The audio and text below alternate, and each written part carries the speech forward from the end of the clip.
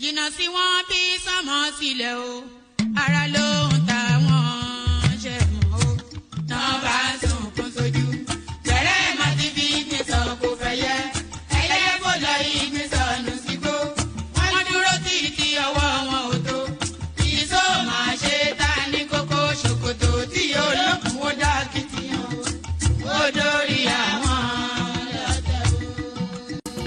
lọ́tẹ̀ o. Ó dórí àwọn lọ́tẹ̀ o. Àbọ̀dórí àwọn lọ́tẹ̀ o. Ó dórí àwọn lọ́tẹ̀ o. Ọmọ iná náà mi arán sí iná. Orí mi dákun má ṣì mí lọ́nà o. Mo tẹríba fàdàgbà o. Àgbà ẹ foríjì ni. Ojoojúmọ́ ni mo ń pọ́n wọn lé. Mo ń ṣèyá sí àwọn àgbà o. Mi ò fojú tí ń rìn wọn láyé. Ọmọdé ẹ má fàgbà ṣe yẹ̀yẹ́. Torí oníkọ́ tó yẹ ọ̀la ni. Ọmọdé ń bọ̀ wá dàgbà o. Màmá ń bọ̀ wá dàgbà o. Ọmọdé ń bọ̀ wá dàgbà o. Wọ́n máa ń bọ̀ wá dàgbà o. Ọmọdé ń bọ̀ wá dàgbà o. Ọmọdé ń bọ̀ wá dàgbà o. Ọmọdé ń bọ̀ wá dàgbà o. Bọ́lájú kòkòrò bá gbẹ́ran nígbó tó bá fúnra ẹ̀ pín ló dára jù o. Kọ̀wé mi á jẹ́ dàgbà o. Èyí mo rí màrò ẹ̀ka gbogbo náà ní ilé ayé. Sùúrù ní ṣẹ́gun ohun gbogbo. Ẹ má ṣèké mo ní ẹ má dalẹ̀. Ẹ má forí wórí ìkìlọ̀ ló jẹ́. Ẹ̀yin forí wórí yìí yóò ṣàbàmọ̀ o. Àwa ò ní ṣàbàmọ̀ láyé o. Nílé ayé o. Àwa ò ní ṣàbàmọ̀ láyé. Àwa ò ní ṣàbàmọ̀ láyé. Àwa ò ní ṣàbàmọ̀ láyé. Dẹ́bìtọ̀ rẹ̀ àtàrà ilé o. Àwa ò ní ṣàbàmọ̀ láyé. Àwa ò ní ṣàbàmọ̀ láyé. Àwa ò ní ṣàbàmọ̀ láyé. Wọ́n gbọ́ pé ọjà tán nílùú Ṣókótó. Wọ́n múra wọn sáré kẹ́rù sọ́kọ̀ o. Àyàn ọmọ ògbóògùn wo. Wọn ò béèrè lọ́wọ́ orí. Orí lọ́mọ mẹ́wàá lọ ìyàwó. Ohun tí ẹ wá lọ sí Ṣókótó. Ohun bẹ lápò Ṣókótó mo sọ. Àkúnlẹ̀yàn ọmọ ẹ̀dá láyé. Kò lè yí padà mo ń tẹnu mọ́ o. Olórí làlá bàrò. Orí làlá bàrò. Olórí làlá bàrò. Mo lórí làlá bàrò. Olórí làlá bàrò. Orí mi gbé mi níjà o. Olórí làlá bàrò. Làlá bàrò. Olórí làlá bàrò. Oríjà jogun ìkànnì wọn rí. Má fi wá fáyé mu nílé ayé wa o. Olúwa àgbẹ̀ wa níyà o. Àmì nílé ayé wa. Ó tilẹ̀ jẹ́ pé ọ̀tá kọ́ ni wá. Ó tilẹ̀ jẹ́ pé ọ̀tá kọ́ lẹ́yìn. Ṣọ́wa nínú àpamọ́ kìnìún. Ejò olóró àkékè. Ṣọ́wa nínú ìdàgìrì ayé. Dáàbò ẹ̀bùn wá fi ṣọ́rẹ́ ṣọ́wa o. Mo sádì ọba bá lókè o. Mo sádì ọba bá lókè o. Mo sádì ọba bá lókè o. Mo máa sádì ọba bá lókè o. Mo sádì ọba bá lókè o. Olúwa àgbẹ̀ wa níjà o. Mo sádì ọba bá lókè o. Kó má fi wá sílẹ̀ o. Mo sádì ọba bá lókè o. Olúwa má fi wá. Ẹni bàbá ilé bọ́lábọ́lá ọmọ sùúrù ìpàdébẹ̀ yọ́dọ̀ báwo la ní lùdì báwo la ní lùdì ìpàdébẹ̀ yọ́dọ̀ àtẹ̀lù lùdì àtẹ̀lù lẹ́tì àtẹ̀lù lẹ́tà àtẹ̀lù bẹ́ẹ̀rì àtẹ̀lù bàrù àtẹ̀lù jẹ̀ta àtẹ̀lù gbẹ́gbẹ́ àtẹ̀lù gbẹ́jọ́ àtẹ̀lù gbẹ̀sọ̀ àtẹ̀lù bẹ̀rẹ̀ wọ́lá wúwúwú ẹlẹ́yìí òótọ́ abẹ̀rẹ̀ gbọ̀gbọ̀ ẹlẹ́yìí òótọ́ àtẹ̀lù sílẹ̀ ọkùnrin ní àtẹ̀lù aláàbàrà dábìlárù ohun bẹ́ẹ̀ tó yóò fún yín lára ìwà ẹ̀rù ló ń ta yín lẹ́rù àrùnìsì wí àrùnìsì tán.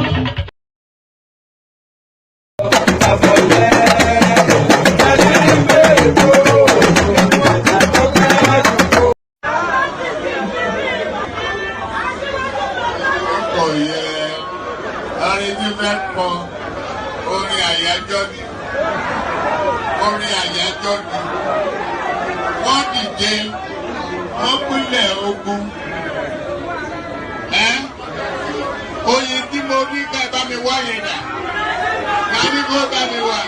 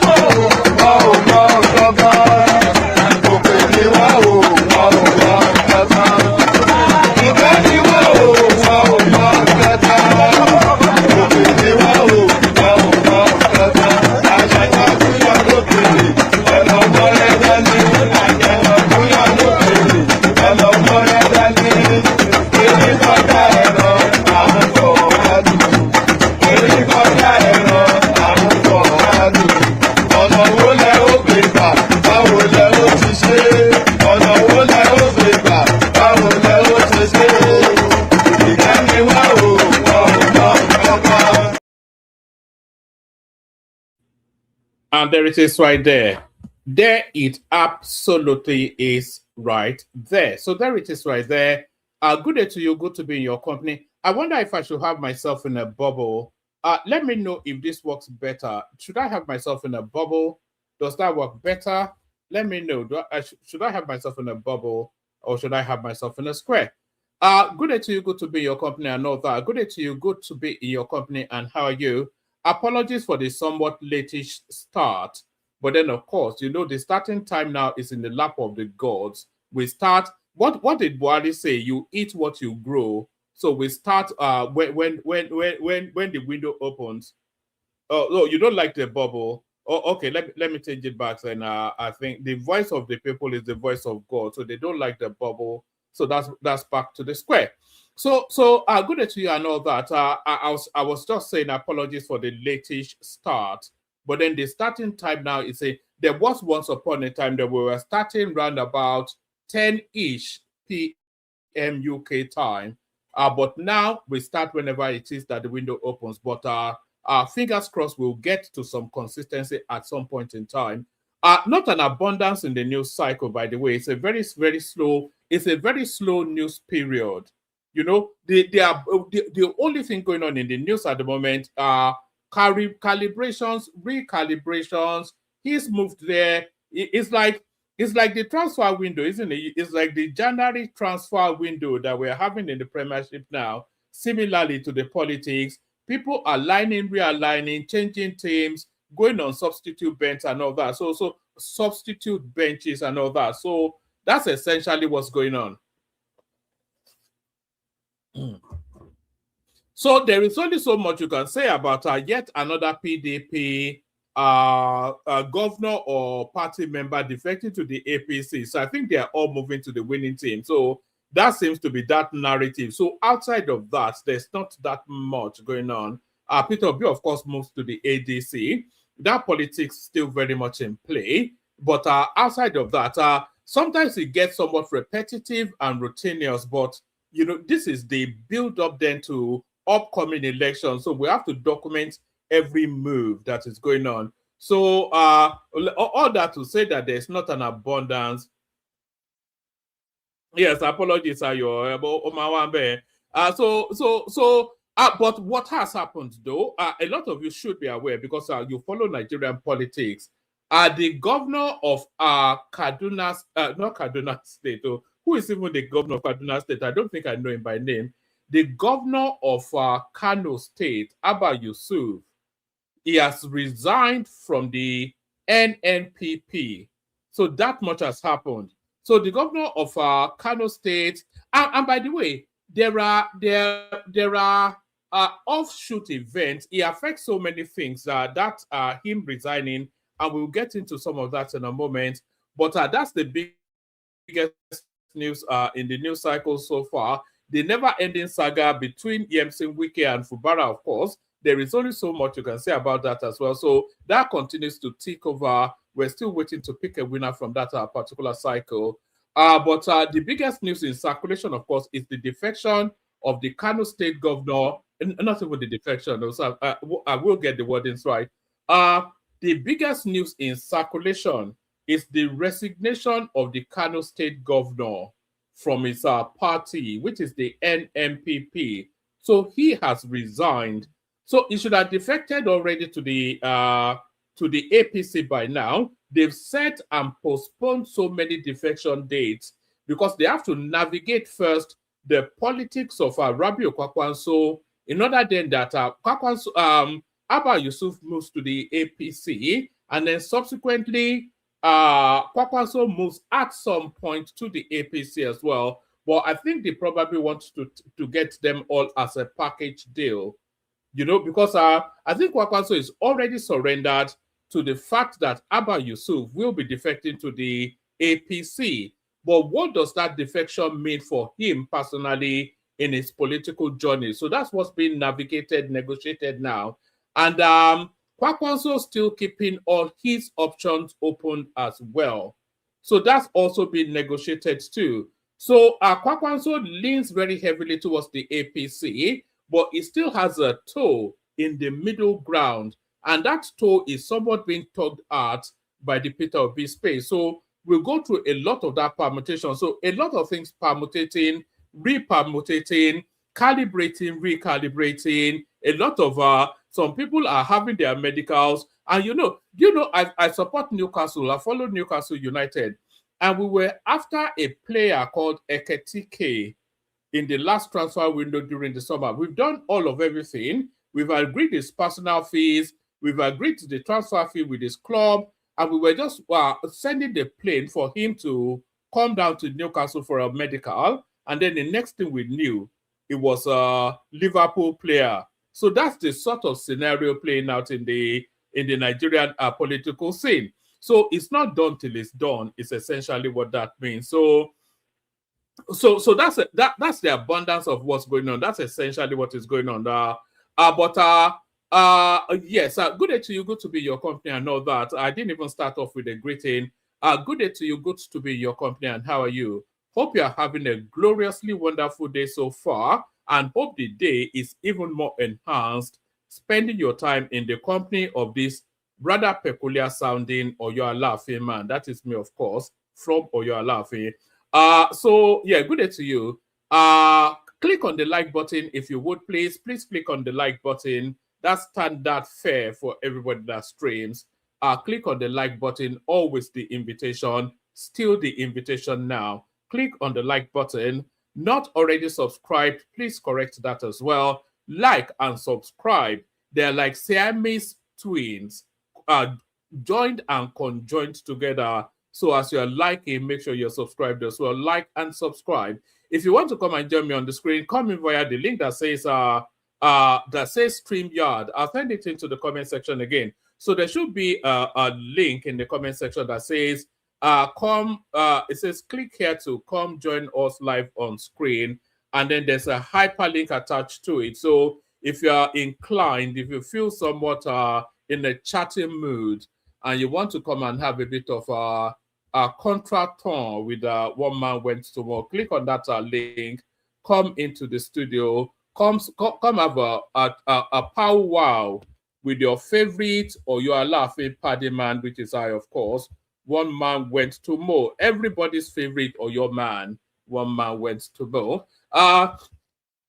So all that. Click on like, click on subscribe, click on that hyperlink that says StreamYard. Share the links just as widely as you can. If you feel inclined, super chat towards the stream. Don't feel pressured to that, but feel pressured to like and subscribe. So that's more where the pressure is. Shall we just get started? Like I said, there's not an abundance in the news cycle, But one way or the other, we've been managing to meander through. And yes, of course, say hello in the comment section as well, so I can acknowledge your presence. Say hello back.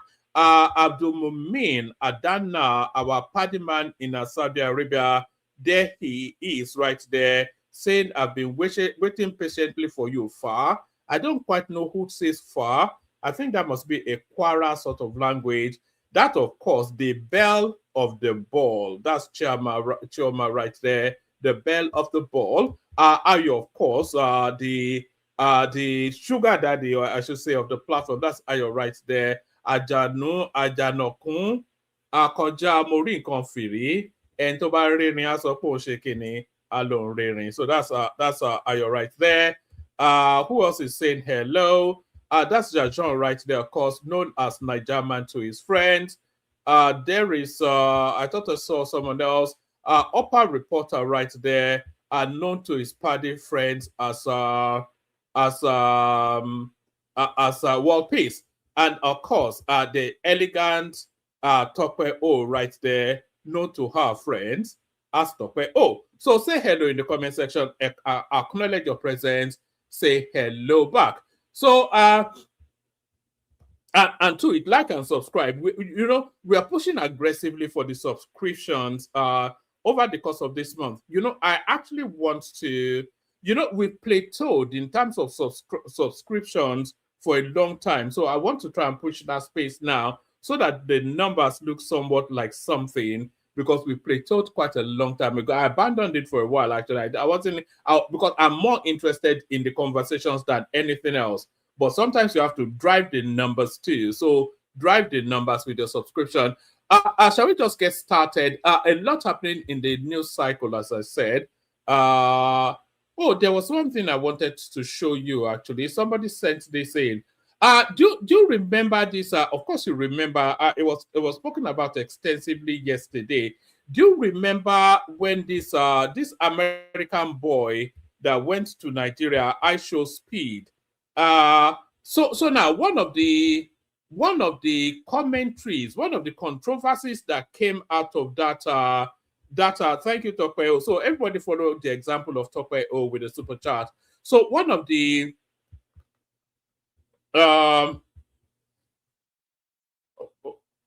one of the outtakes that came out of that particular thing was how Nigerians were begging him. There was a lot of people chasing this vehicle and begging, and that was somewhat embarrassing for the Nigerian state.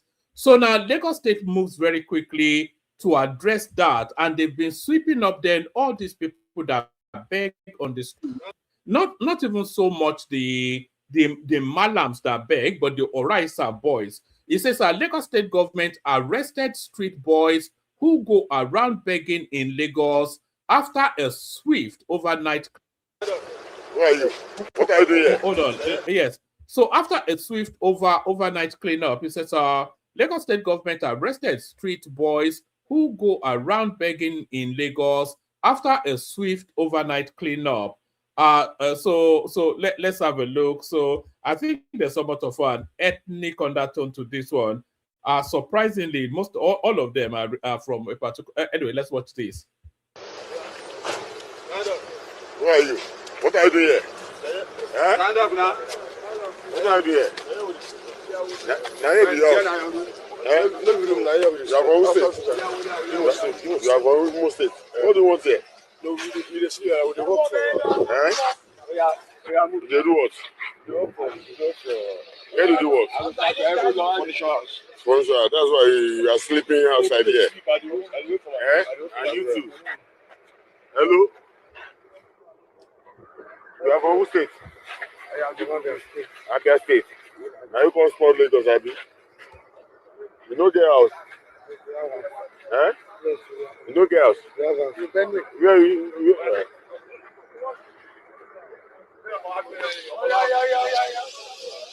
Hello? You have almost state.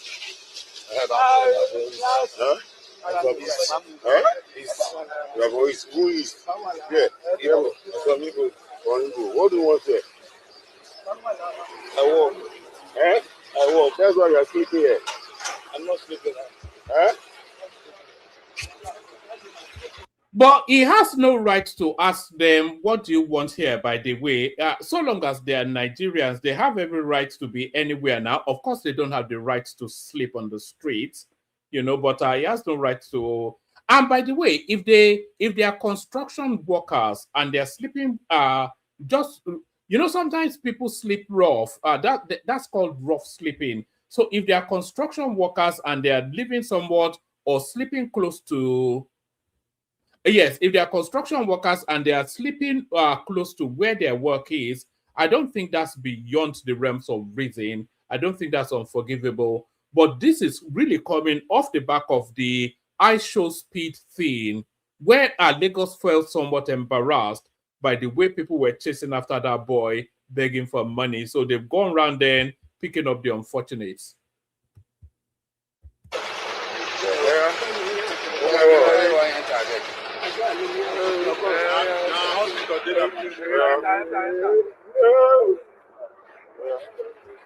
You go,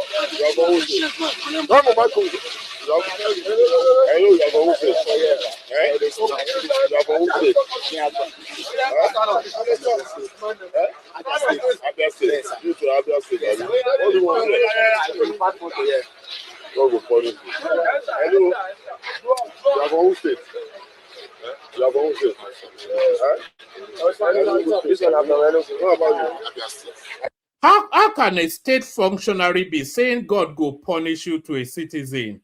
Even if it's a criminal, this is the thing anyway. I don't think I could ever live in Nigeria again. It's just, I'm too removed from that sort of life to, you know, I don't think I could cope anymore. Anyway, so that's that. So that's off the back of the I show speed something. They're now going around sweeping up the unfortunates on the streets. So let's go back to real politics. We were speaking about Kano politics. So let's take we were speaking about Kano politics. So let's take this from Kano politics. It says, did Kwakwanso agree to be Peter Obi's running mate in 2027? Here is what we know. So, you know, it doesn't even matter what party anyone belongs to. The heavyweight in politics are forming their alignments, and then they can move party once agreements are in place.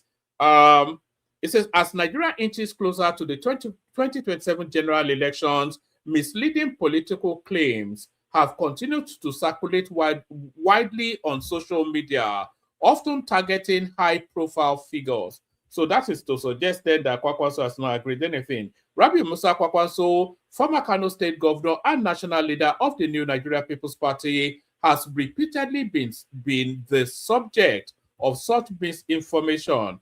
In May 2025, a viral Facebook post falsely claimed Kwakwanso had defected to the All Progressive Congress APC using a doctored video showing him in a cap allegedly bearing President Bola Tinubu's insignia.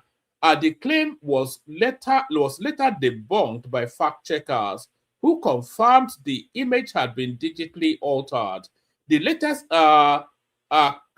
claim alleges Kwakwanso accepted Obi's vice presidential slot. The latest claim emerged from a Facebook post by a user identified as XYZ, who alleged that Kwakwanso had agreed to serve as Peter Obi's running mate in the 2027 presidential election. The post featured two videos. In the main clip, the user narrated the claim, while in a smaller insert video showed Kwakwanso speaking at a public event, though without audible sound. So I think this is some coupled together something. The narrator asserted, Rabiu Musa Kwakwanso said he wants Peter Obi to be president of this country. He said he wants to be his number 2 in the forthcoming presidential election. So even the language is wrong. That would not be, because that's not the language of politics. The language of politics is not for Kwakwanso to say that Peter Obi should be president. Kwakwanso will maintain his dignity into that slot. He will say, oh, there are talks ongoing. I don't rule out anybody, and I don't rule in anybody. Peter Obi is my brother. I have known him for the usual double speak that they double speak. So that will be his journey to Peter Obi. It will not be something like Peter Obi. I want Peter Obi, or I would pick Kwakwanso say something. Who would ever say that I want Peter Obi to be president? Even Yusuf Dati would never say I want Peter Obi to be president. They will couch it and quote it in flowery language and language of ambiguity, language of politics. So it's never that frontal. So it's just some. I wonder how this one actually got onto the news. Actually, right. So it says. So they went to fact check some random guy making content. They say. All right. So that's that. So that is that. Where do I want to take you next? Let me take you to. Yes, let's still stay with Kano politics. And there is some unforeseen impacts of the possible defection of Abba Yusuf to APC. So this is this is a side effect of that. Apparently, it could affect the torso for the Kano Emirates. So, which is something I never gave consideration to. But what this piece is actually suggesting is that the defection of Abba Yusuf to the APC could affect the torso. You know that the Kano Emirate is in contention at the moment, the emirship. So you have Ado Bayero, who was installed by Abdullahi Ganduje. But then Lamido Sanusi, he was installed by Kwakwanso. So Kwakwanso installed. Bayero died. The original Bayero died, who had ruled last week for several decades. So Bayero dies. That was during Kwakwanso's administration as Kano State Governor. Kwakwanso installs Lamido Sanusi as the Emir of Kano. Ganduje succeeds Kwakwanso. Ganduje is a mortal enemy of Kwakwanso. And Emir Sanusi then, he was somewhat mocking and condescending towards Ganduje. So in a fit of anger, Ganduje sacked him out of that emirate, and then he broke the emirates down into 5. And he installed then the old Ado Bayero's son as the new emir of Kano, with the preeminence over the Nasarawa element of the 5-way split. It's a convoluted story, but stay with me. So now, when Abba Yusuf then took over from Ganduje, he then reversed those decisions, and then he got rid of Ado Bayero and brought back Lamido Sanusi. But Ado Bayero, he's refusing to relinquish that stool. So he moved out of the main palace in Kano, but he moves to a smaller but of equal importance palace, still within the vicinity of that state. They call it the Nasarawa Palace. It's not a Nasarawa state, so that's just the name of it. So it is still in contention for that stool, and the matter is still in court. So now, if and in Kano State, they call, actually, let me read it to you. Maybe it will make sense to you. Governor Yusuf's planned defection may rekindle Sanusi Bayero Kano emirship crisis. So yes, this is an unforeseen effect of this tussle for preeminence in Kano State. Yes, the planned defection of Kano State Governor Abba Kabir Yusuf from the New Nigerian People Party NNPP to the All Progressive Congress APC has reignited anxiety over one of Nigeria's most sensitive traditional disputes, the lingering tussle between Emir Mohammedu Sanusi II and the 15th Emir of Kano, Aminu Ado Bayero. Political observers warn that the rumored move could reopen old wounds in the northwest state, where power, tradition, and politics remain deeply intertwined. Beyond the emirate crisis, the defection speculation has reportedly heightened political tension within Kano, straining relations between Yusuf's supporters and loyalists to his political mentor, Senator Rabiu Musa Kwakwanso, a leading figure in the NNPP. Our correspondents reported that Yusuf's alleged defection plan was one of the issues discussed during his closed-door meeting with President Bola Tinubu on Tuesday. Sources further disclosed that the governor has fixed another defection date after several postponements. The Kano Emirate crisis dates back to 2020 when then Governor Abdullahi Ganduje dethroned Sanusi and installed Ado Bayero following changes to the Emirate structure. The move was widely criticized as politically motivated and deepened divisions across the state. Upon assuming office in 2023, Yusuf repealed the Emirate law, restored the single Kano Emirate, and reinstated Sanusi, whilst directing Bayero to vacate the palace. While Sanusi's supporters hailed the move as corrective justice, critics described it as executive overreach. Refusing to relinquish his claim, Bayero later returned to Kano and took up residence at the Nasarawa Mini Palace under heavy security protection, whilst challenging his removal in court. In March, the Court of Appeal in Abuja directed all parties to exercise restraint pending the determination of appeals at the Supreme Court. Since then, little has been heard officially on the matter. Against this fragile backdrop, Yusuf's alleged move to the APC has sparked renewed concerns. As supporters of Ado Bayero, who continue to regard him as the legitimate emir, sees the rumored defection as an opportunity for renewed legal and political contestation.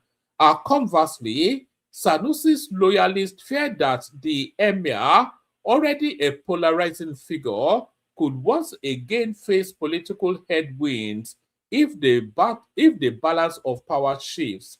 So let me see. Is that much more? Is that okay? Let me just take it to the end. Speaking on Arise TV, editor for politics at Arise TV, Soma Sambo, warns that Yusuf's defection could deepen the Emirates crisis and pose serious security risks.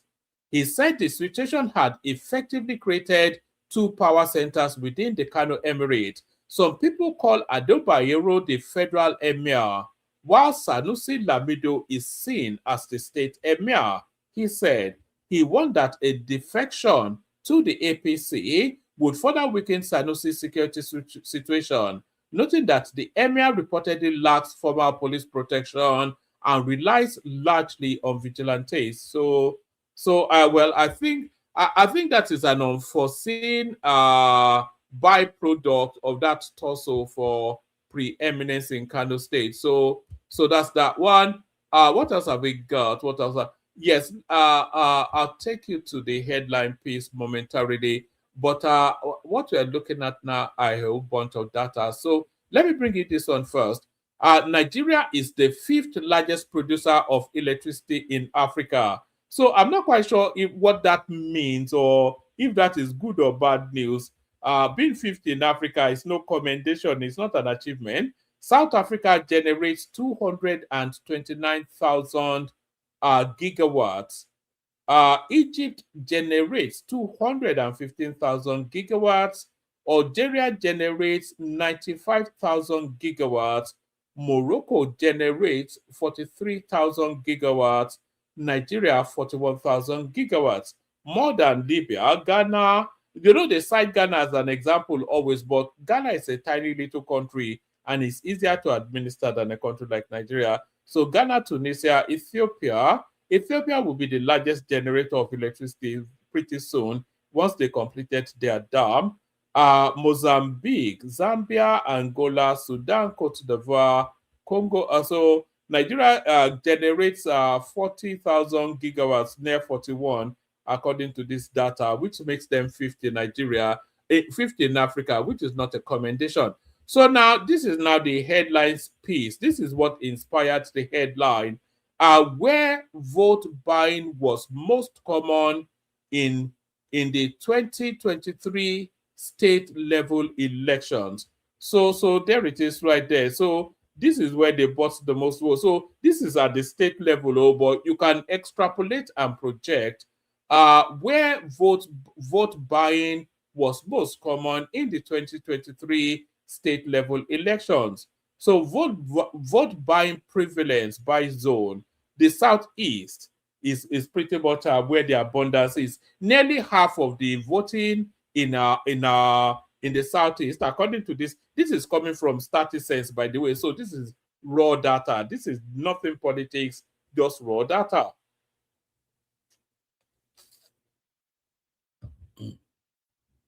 It says where vote buying was most common in the 2023 state level elections, vote buying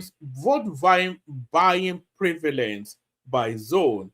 So in the southeast, 41.44% of the vote at the state level, that is to say local government, governorship, etc., at that level, or a good near 50% of the votes were bought and paid for. The Northwest comes the second, but a distant second. Actually, the Southeast is far and away the most insidious space for vote buying, according to this data. You know, it's like it's almost like it's over a 6% differential between the Southeast and the people that came second. So vote buying prevalence by zone. Southeast 41.44%, Northwest 35.42%, Southwest at 24.87%, South 22.97%, Northeast 15.5%, and then North Central 10% approximately. So the North Central is the most straightforward in terms of voting. If you were an observer at a polling unit in the North Central region, you have a 1 in 10 chance of witnessing vote buying. If you were in the Southeast, your chances jump to 4 in 10. This is a Center for Development of so this is coming out of StatisSense, so it must make sense. Let me just give you one little bit more. Let me give you one little bit more, and then we see if anybody turns up. Nobody in the studio at the moment. Well, yes. Let me bring you this one. Can you believe that they've let Mustafa go over the paying of Kudirat Abiola? Can you imagine that? It's just but then of course it's Nigeria, but they've let him go rather over the paying of Kudirat Abiola. Let's take it from here.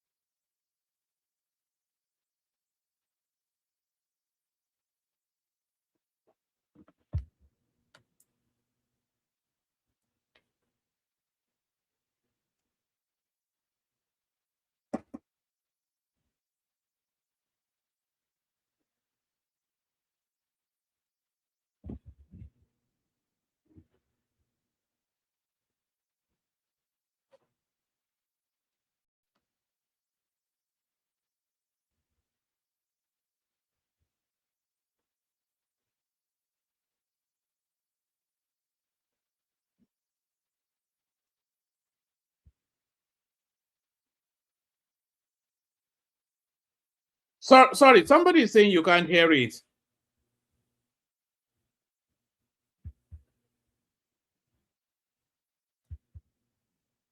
Hold on. Somebody is saying you can't hear it. Can you hear the audio of that? No audio. Oh, all right. Oh, okay. You should have said that earlier now. No. All right. Hold on. All right. Can you hear it now? Let me see. Let me try one more time.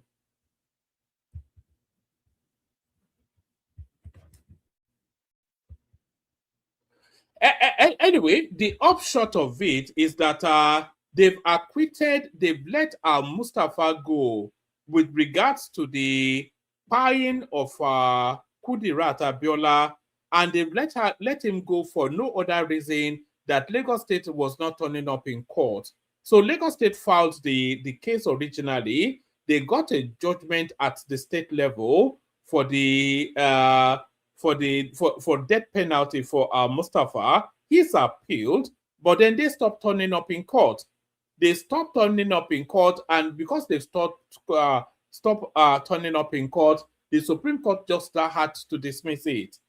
So Mustafa has gotten away with the buying of Kudirat Abiola. So that's what that tells us.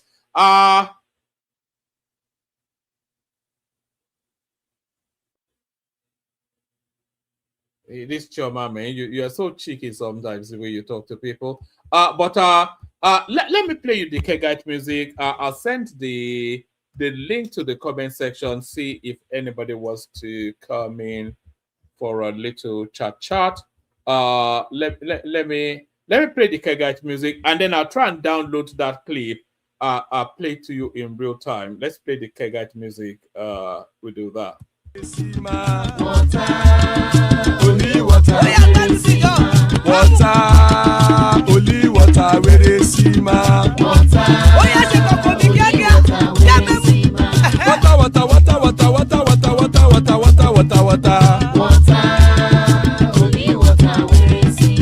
Hapa o naido, hapa o naido. Hapa you don't come o.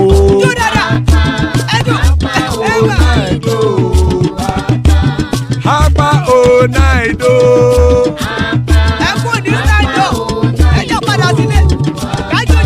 Oro kẹ̀kẹ́ ẹlẹ́mù yé o. Ilé sọ́dí àkẹ́kẹ́ rẹ̀ ẹlẹ́mù rẹ̀ o. Bobby master kẹ̀kẹ́ rẹ̀ ẹlẹ́mù rẹ̀ o. Chifu Wáìlà tí kẹ̀kẹ́ rẹ̀ ẹlẹ́mù rẹ̀ o. Eruku lẹ̀lẹ̀ ẹlẹ́mù dé. Eruku lẹ̀lẹ̀ ẹgbẹ́ ẹlẹ́mù dòde ojàre o. Eruku lẹ̀lẹ̀ Ghana ti dé ẹgbẹ́ bọ́ọ̀dì o. Ọmọ ẹlẹ́yẹ ẹ̀yẹ o ó dìle o. Odúyẹ̀lá ẹ̀yẹ o ó dìle o. Petrosonama ẹ̀yẹ o ó dìle o. Petrosodúnkẹ́ ẹ̀yẹ rẹ̀ ó dìle o. Ẹlẹ́kọ̀ ọ̀run mú ìní o.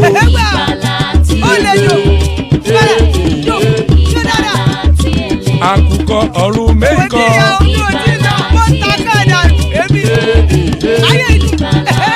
Ikú kò ní ríwà gbéṣe o.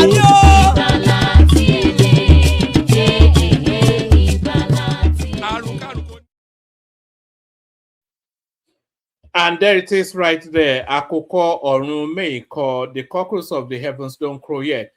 So we've got War Peace with us. So that's your lot. But before I go on to War Peace, let me play you that clip. I've downloaded it so I can play it to you directly. So here is Major Mustafa literally getting away with murder. The Supreme Court's ruling dismissing Lagos State's attempt to revive its appeal against the acquittal of Major Hamza al-Mustafa has drawn sharp attention to the consequences of delayed justice. Al-Mustafa, former Chief Security Officer to late General Sani Abacha, was accused in the murder of Kudirat Abiola, wife of the presumed winner of the June 12, 1993 presidential election, Chief MKO Abiola.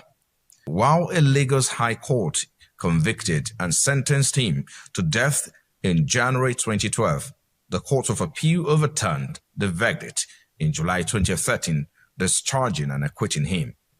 Lagos State approached the Supreme Court in 2014 and was granted leave to appeal out of time, with a directive to file its notice of appeal within 30 days. Records show the state failed to comply for over 9 years. On Thursday, the Supreme Court noted that Lagos State neither appeared in court nor provided any explanation, despite being duly served with hearing notices. The court ruled that the state had abandoned the case and dismissed the appeal. Legal observers say the ruling underscores the dangers of prolonged delays in prosecution, especially in cases of national significance. Beyond Al-Mustafa's acquittal, the judgment raises broader concerns about institutional seriousness, respect for court processes, and the capacity of the justice system to address historical injustices linked to the June 12 struggle. Analysts warn that such lapses weaken public confidence, undermine the rule of law, and reinforce calls for comprehensive judicial and electoral reforms to prevent similar failures in the future.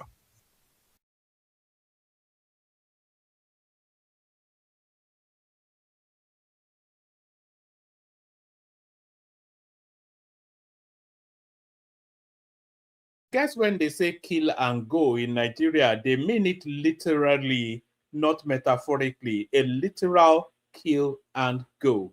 So kill and go, certainly not killing and certainly not going. War Peace, hopefully you're there. Otherwise, that's I'm it. here. Our body now. But it's fine. No. Where's the rest people? They will join us anyway. They will join us at some point. It's usually somebody to kick it off and start it off. Somebody was talking about you. Was it yesterday or something? What were they? Oh, yes. I think. No, it's not anything important actually. I think they were talking about how clean Tokyo was or not. Okay. Anything. And then. Okay. But what's going on where you are? Nothing much. I've been reading, following your news read up. Let's say headlines. Yeah, that of high speed that came to Nigeria, though.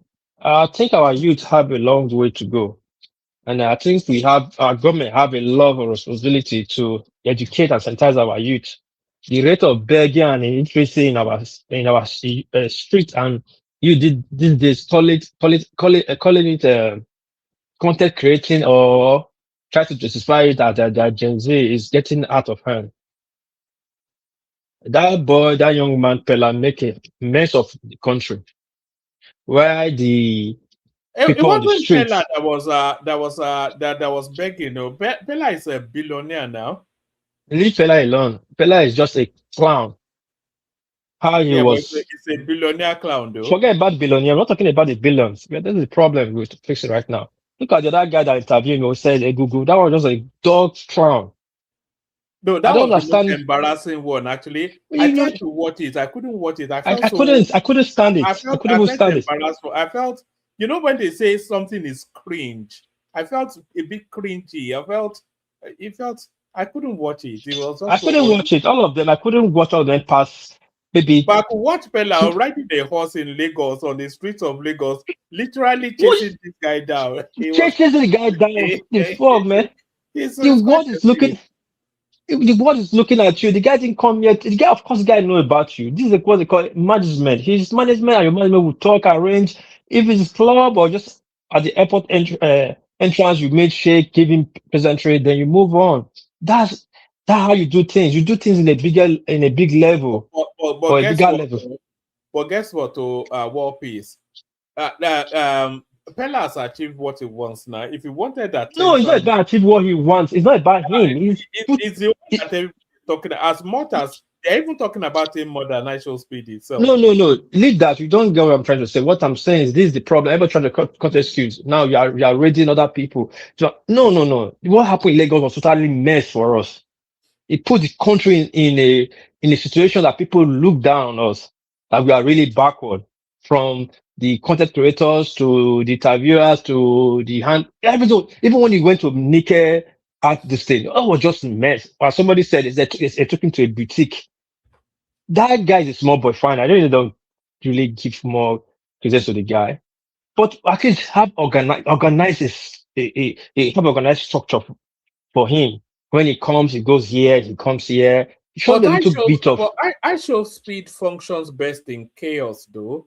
That is his brand now, chaos. But he didn't come for Africa stuff. He didn't come from chaos. Look at the pattern when he went to South Africa and rest. You see, he went for the cultural display, to showcase cultural display of the country he goes to. When he came to Nigeria, he came to Lagos, obviously the most busy state in Africa. But what was cultural about it?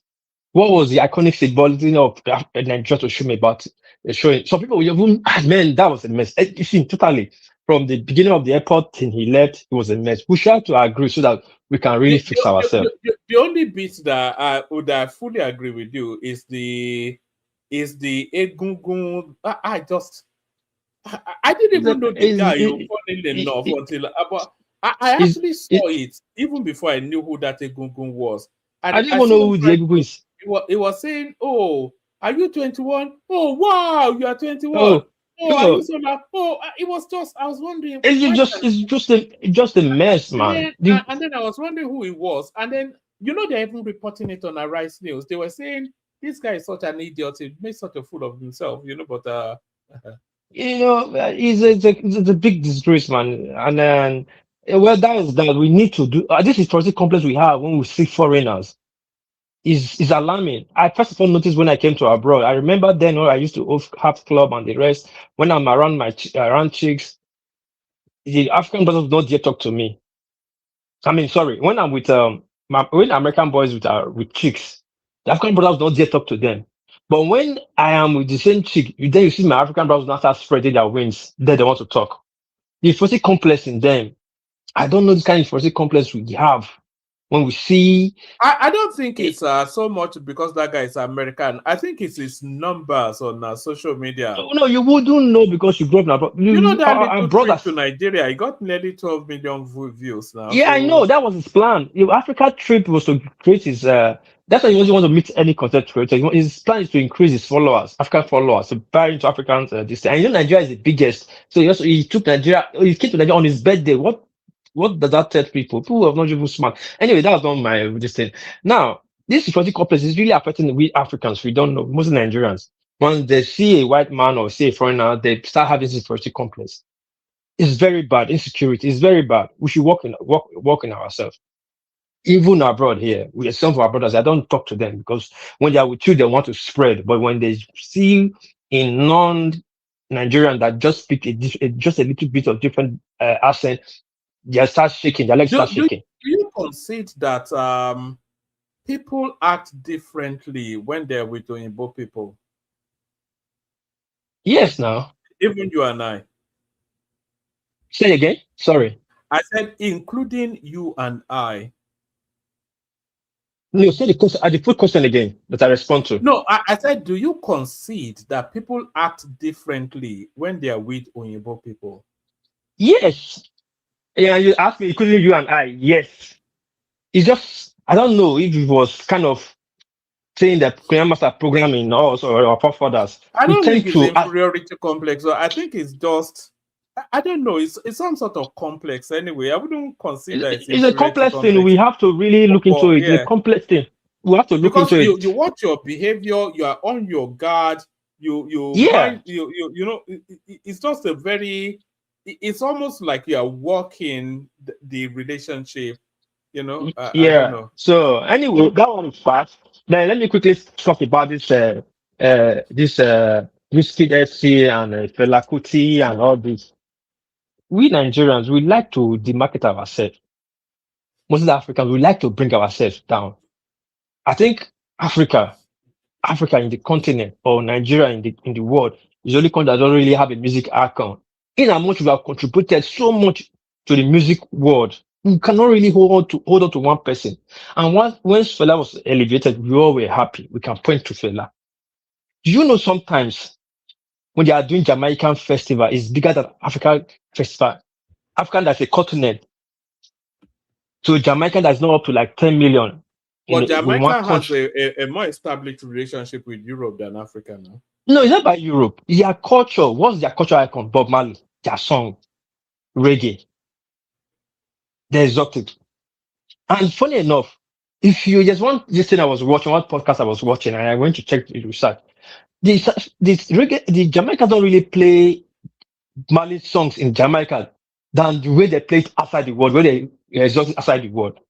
Now, what does that tell you is that we have to have somebody we project that I mean stand for us when it comes to our Afrobeat or African song. When that stand for us. Fela, yes, when he was alive, they didn't like him more. There was no, there are too many heroes that people don't really like when they were alive. But when they're gone, what they did shaping the world, he guys is the one person there now that is we are all holding on to. Fela Nicole Kuti. I think I can hear you. and yes, I think Fela, Miriam Makeba. Do you remember Miriam Makeba? Yes, of course. Many people don't know Mary Makeba. Yes. People from the and East. then there's one other one from Francophone Africa, something Diouf. I think they stand as icons of African music. But then Fela stands alone as an evergreen. Fela is the biggest star that Black Africa has yet produced in music. Yeah, Fela is the art himself to be studied. It's an institution to be studied. All these new artists that is coming up, they're just singers. They're not really musicians. I wonder why this. I don't know who this whiskey is, but I'm assuming it's one of those. Oh, baby, shake your bum bum. Is it not one of those? Yeah, the song that you will not listen to in the next 10 years. Most of his songs, most of his songs is sampling now.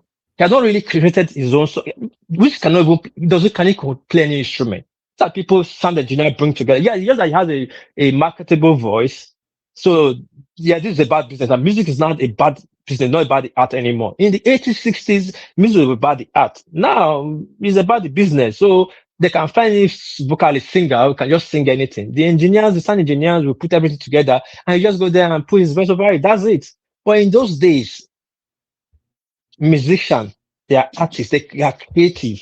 They write their song, they create it, they publish it, they play the melody, the tune, everything from A to Z. They were trying to sell this guy, this Wizo Kid or whatever his name is. They were trying to sell him as a Grammy-winning artist, and Fela Kuti never won a Grammy. But then it is now imagined. And by the way, Fela is going to get a lifetime achievement at the next Grammy. They've already said it. He's going to go into the Hall of Fame. I think it's already on the Hollywood something. So, but this guy that they're selling him as a Grammy artist winner, he didn't actually win Grammy for music. Or do you know? I know he was nominated for the Grammy is the best something video. Video. Yeah, and it wasn't even his song. It wasn't even his song. It was Beyonce or something. Yeah. Beyonce and Beyonce's daughter, Blue Ivy, that including him. They was actually showcasing Blue Ivy. Because a collab now, he was just among the song. That's it was the blessings of this. Him, when they were describing him as a Grammy winner, I thought he did some. Then I was feeling somewhat like, am I totally out of the loop that I don't even know his song? But he didn't actually even do anything. He's just a ridiculous little boy, greater than Fela. Yeah. They said they are taking down the tweet now, actually, but people. He's just being stupid. He's just being too arrogant. That is for that anyway. That one is past. Now let's come to politics. People don't know. If people don't know history, history will repeat itself. Not like Nigerian politics is very interesting and dirty and smart and trivial and all that. Well, the ADC treatment will happen again in Kano. Do you remember the ADC treatment during the Obasanjo time? That was so powerful in the West. ADC party. Remind me. Tinubu was in ADC then when he was a first-time governor of Lagos State now. So when Obasanjo was coming for second term, ADC. It convenes ADC governors. I think ADC have about 5 or 6 governors in the 5 or 6 governors in the West, and they have senators and the House of Rep, and they were powerful. But Obasanjo was able to convince them to discount to PDP to support his or to throw their support to throw their support behind him to come for a second term. I don't know what guaranteed them, but that led to the crumbling of ADC. ADC was powerful, was forced to reckon with then after PDP, and there was not much really about ANPP then. But they went to all the camp to PDP, and history was next for the rest. Yeah. So now Kwankwaso is having problem in Kano. The governor wants to decamp to APC. When he decamp to APC, that Kwankwaso movement, I'm seeing it when in the next 5 years it won't be anymore. It will be gone. Because it could well go in this cycle depending on how Kwankwaso does. I think Kwankwaso, he may be overplaying his hand somewhat. Yes. He may find that it's not as important or as relevant as it once was. Yeah. Now, he doesn't know there's a crack already. Man, why are you saying that? Because it's been stripped somewhat naked. A lot of the Kwankwaso movement have defected to the APC. The governor of the state, Abba Kabir Yusuf, he has resigned from the NNPP, which is to tell you it's on its way to the APC. So all of the structures around him, and by the way, it doesn't. Kwankwaso movement is not in any party. How do you mean? We know it's not a party. It's not in any party. Mama, please, before you explain, let me quickly say this and let me give you the floor. Kwankwaso movement, we know it's not a party, it's Islamic movement. And Kwankwaso himself is able to morph into politics. But that Emir, Bayero, and Sanusi struggle then have divided that movement from the beginning. There's a crack already there. Now, if this guy decamp now, Kwankwaso will not have that base movement again to use to win an election. Though it's still Islamic or religion movement, but there's going to be a big divide. Anyway, let me use the platform for my sister. I want to watch, do some stuff for my kids. My sister, please go ahead. One man. What peace? Happy New Year. Anyway, one man. The Kwankwaso movement is not in any party. It's with the man. But there is one funny thing about that Kwankwaso movement. Why I said it's not in any party is that when the man is not the head, it's either he's contesting for governor or senator or president, they will vote for him. Hello, are you there? Hello? We are listening. We can hear you. Okay. But when he's a member of a party, not contesting, he's not in any ballot, that Kwankwaso doesn't vote with him. I don't know why.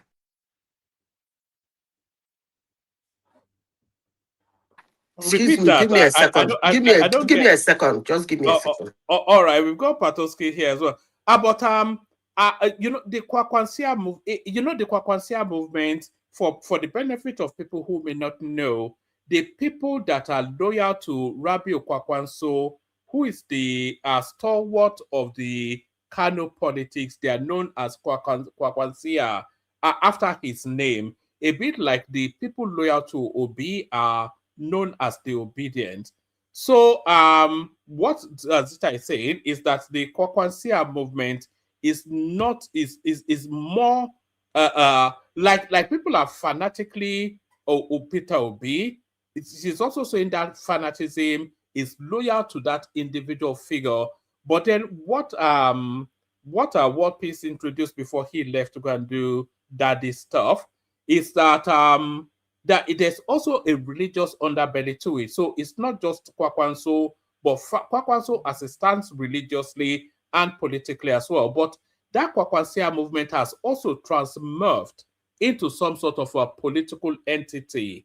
And people within that political entity, they follow because they follow Kwakwanso ideologically, politically, because Kwakwanso's politics ideologically leans towards religion and towards the people. So it's essentially a left of center religious politician within that kind of structure. So that's what leans him. But Kwakwanso is getting increasingly mainstream, which strips him of that religious piety. So a bit of that chunks off, and then it's now transmorphed now into more of a political figure than anything else. And as a political figure, is malleable to the excesses that makes people gravitate to or from politics. And as the governor that oversights that state now wants to politic differently from Kwakwanso, he also a product of that Kwakwansia movement, who also commands loyalty within that movement, is able to. Yes. Oh, sorry. Let me just quickly chip in this one. You see, what is happening to Kwakwanso now is similar to what happened to Aminu Kano. Aminu Kano was as strong, if not more stronger, if not even stronger than Kwakwanso. Because that time Aminu Kano was controlling the whole of Kano, which is the whole of Kano and Kaduna. Kano and Kaduna, which is current Katsina and Kaduna and Kano and Jigawa. And Aminu Kano and Michael Imodu was a Labour person, and they were popular with PRP. That's their party then. But the point is that with all his Aminu Kano, Talakawa, this thing, his politics did not extend beyond that circle, and he could not be the president of Nigeria. This Kwakwanso that is making all the noise, I think he's overestimating his capacity. You cannot be dictating just because you have Kano. And unlike now, that they are even they've divided the Kano and all the vote with him. In Aminu Kano's time, Aminu Kano had a strong hold on Kaduna and Kano with Abubakar Rimi in Kano and Barabe Musa in Kaduna. But when there was a problem too between the Modu caucus and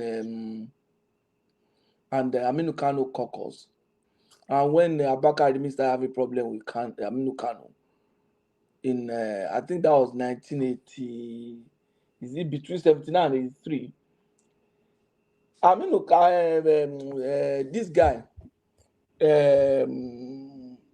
Abubakar Rimi, left him. You understand? So the question is not this Kwakwanso is this one. He has this na lie. His vote is not beyond that place. If he's humble and he wants to really make significant impact, he's just join Obi. They will not win, no, but at least it will be relevant because his own goal is not 2027.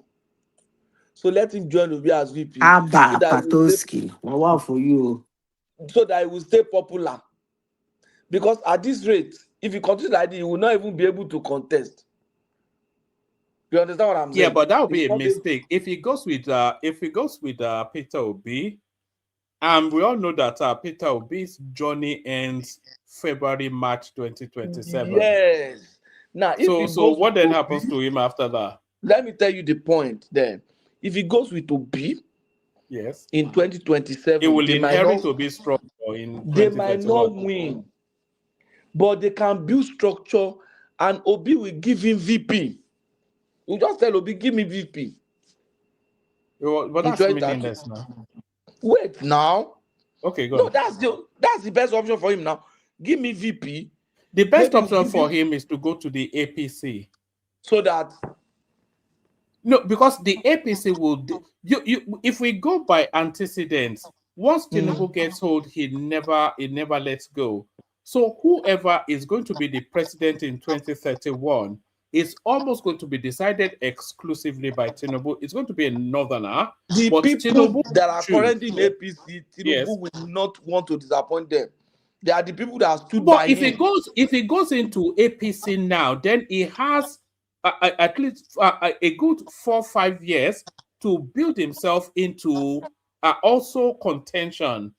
You know, What I'm saying is that there are yeah. people in that APC when Buhari was there, marking their time, who supported, who rally around when they were northerners, they were in Tinubu caucus when Buhari was. Overtaking is allowed now. It's Wait overtaking now, not allowed. Yeah. They were Buhari caucus, they were supporting Tinubu then. When Buhari was giving Tinubu problem, they stood by him. When Kwakwa also moved out of APC, they stood by him. When they didn't want Tinubu to win ticket, they stood by him. And during the election, they stood by him. And 2027, they will still stand by him. Then this guy will just come. No, now. That's why he's even having problem join. Why didn't Adeleke quickly join APC? The APC people say they don't want him.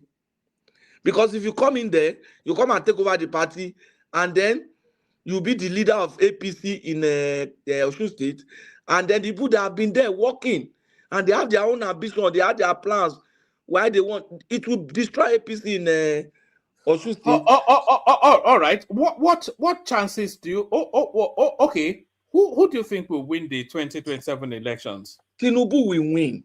Okay, hold on. We're going somewhere. Then what chances then do you think the opposition has of wresting power from Tinubu in 2031? No, or the APC? Tinubu does not even need all the power again at that point. One, he will be old. Two, his interest, I don't know, except because someone like Obasanjo, his interest will not be as fierce as it is now. Its interest will be even more fierce because then he will have a legacy. He will have a legacy to defend. We are speculating, but what I'm saying is that, and then, mind you, Tinubu will be an incumbent. Incumbent is always having things tough. Let's be objective. No matter how well they do, people are very unappreciative. And look at what's even happening now. Tinubu is trying his best now, but some people will just not want it. They'll say, look at it, things are bad, things are this, you know. No. What I'm saying is, if you are saying Tinubu will win the 2027 elections, and all the factors tell us that Tinubu will win, then APC would lead the country into the next cycle of election, which will be 2031. So by 2021, Tinubu will be all powerful because he has nothing else to contend for other than to, and then he will use all of his influence to determine who succeeds him. Might not be, no, you are just speculating. And you have to be within that structure in order to succeed. You are talking of 16 years of APC. It's not necessarily going to be like that. You understand? Some people now that are in primary school and that are in secondary school, they will be able to vote that time. Some people that are voting now will no longer be able to vote. Some of them don't go. You understand? Some people in junior high school now will be qualified. They will be able to vote. And their thinking will be different. If they can sustain Obi's tempo with young people, let him run with Obi. They will make. Are you buying into that narrative that Obi controls the youth narrative? I'm not buying. For what you make I land my point now. No, make your point, but okay, actually, carry on. Then I'll come in after you. It's not a narrative, it's just my idea. I'm just thinking. No, we're bouncing ideas together now. We're you know. Yeah. You see, if I am the one, I want to be president in 2031. There is this guy who has a rising tempo now. That tempo is not going to be useful for him in 2027. No matter how Obi try, it not going to work because it's not going to be sizable enough. And you are standing against someone that is very strong and tough, who has relatively good performance, but is somehow, I don't know how that's going to turn out, but he will not win. They will, if he works with Obi, anybody that he works with now will not win. So whether it is Obi, but if I'm the one, I would rather work with Obi, and we'll be able to do more numbers than we did before. If you see your numbers improving, it's encouraging. The people following Obi will say, we're almost there. Come. If Obi, sorry, let me just run this. If Obi had gotten just 1 million votes in 2023, by now Obi then would not dissolve. But Okay. because they saw 6 million, they cheat us. You know, if Kwakwanso join them, they can rev up to like 9, 10 million. Maybe there will be Okay. more turnout for voters. They will still not win. But by 2031, I'll just tell Obi, give me VP. I know you can't run now, but you are my All right, president. let me ask you Give this me question, and VP. I think Zita wants to come in as well.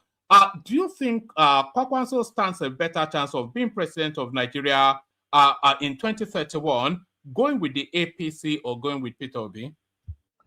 Me, right? No, going with Peter Obi, he stands a better chance. Because Than if he going with goes the to if he APC? goes to APC, they will not give him the chance. All right, The Zita, you people, wanted the to come in. northern, there are northerners there who have interest, and they You will not know, allow him. If they allow him, he will win. But he will not get that chance in APC. you see, maybe the way I say things sometimes confuse some people. I came to this platform on several occasions. I said that Kwankwanso is an unstable politician. Most people attacked me. And today I'm still hearing people saying that he thinks too much of himself. It's actually ridiculous. But let me say why he thinks too much of himself. I have said this severally here. Anytime I say it, people knock it off. A man who got 1 point something million votes is walking in and out of Aston Rock, making deals. People are going to him. I'm not talking about going to him for kangaroo or trying to deceive him. He is the one knocking out everything. He doesn't know when to say no and when to say yes. But somebody who got 6 million votes is not moving in and out of Aston Rock for deal.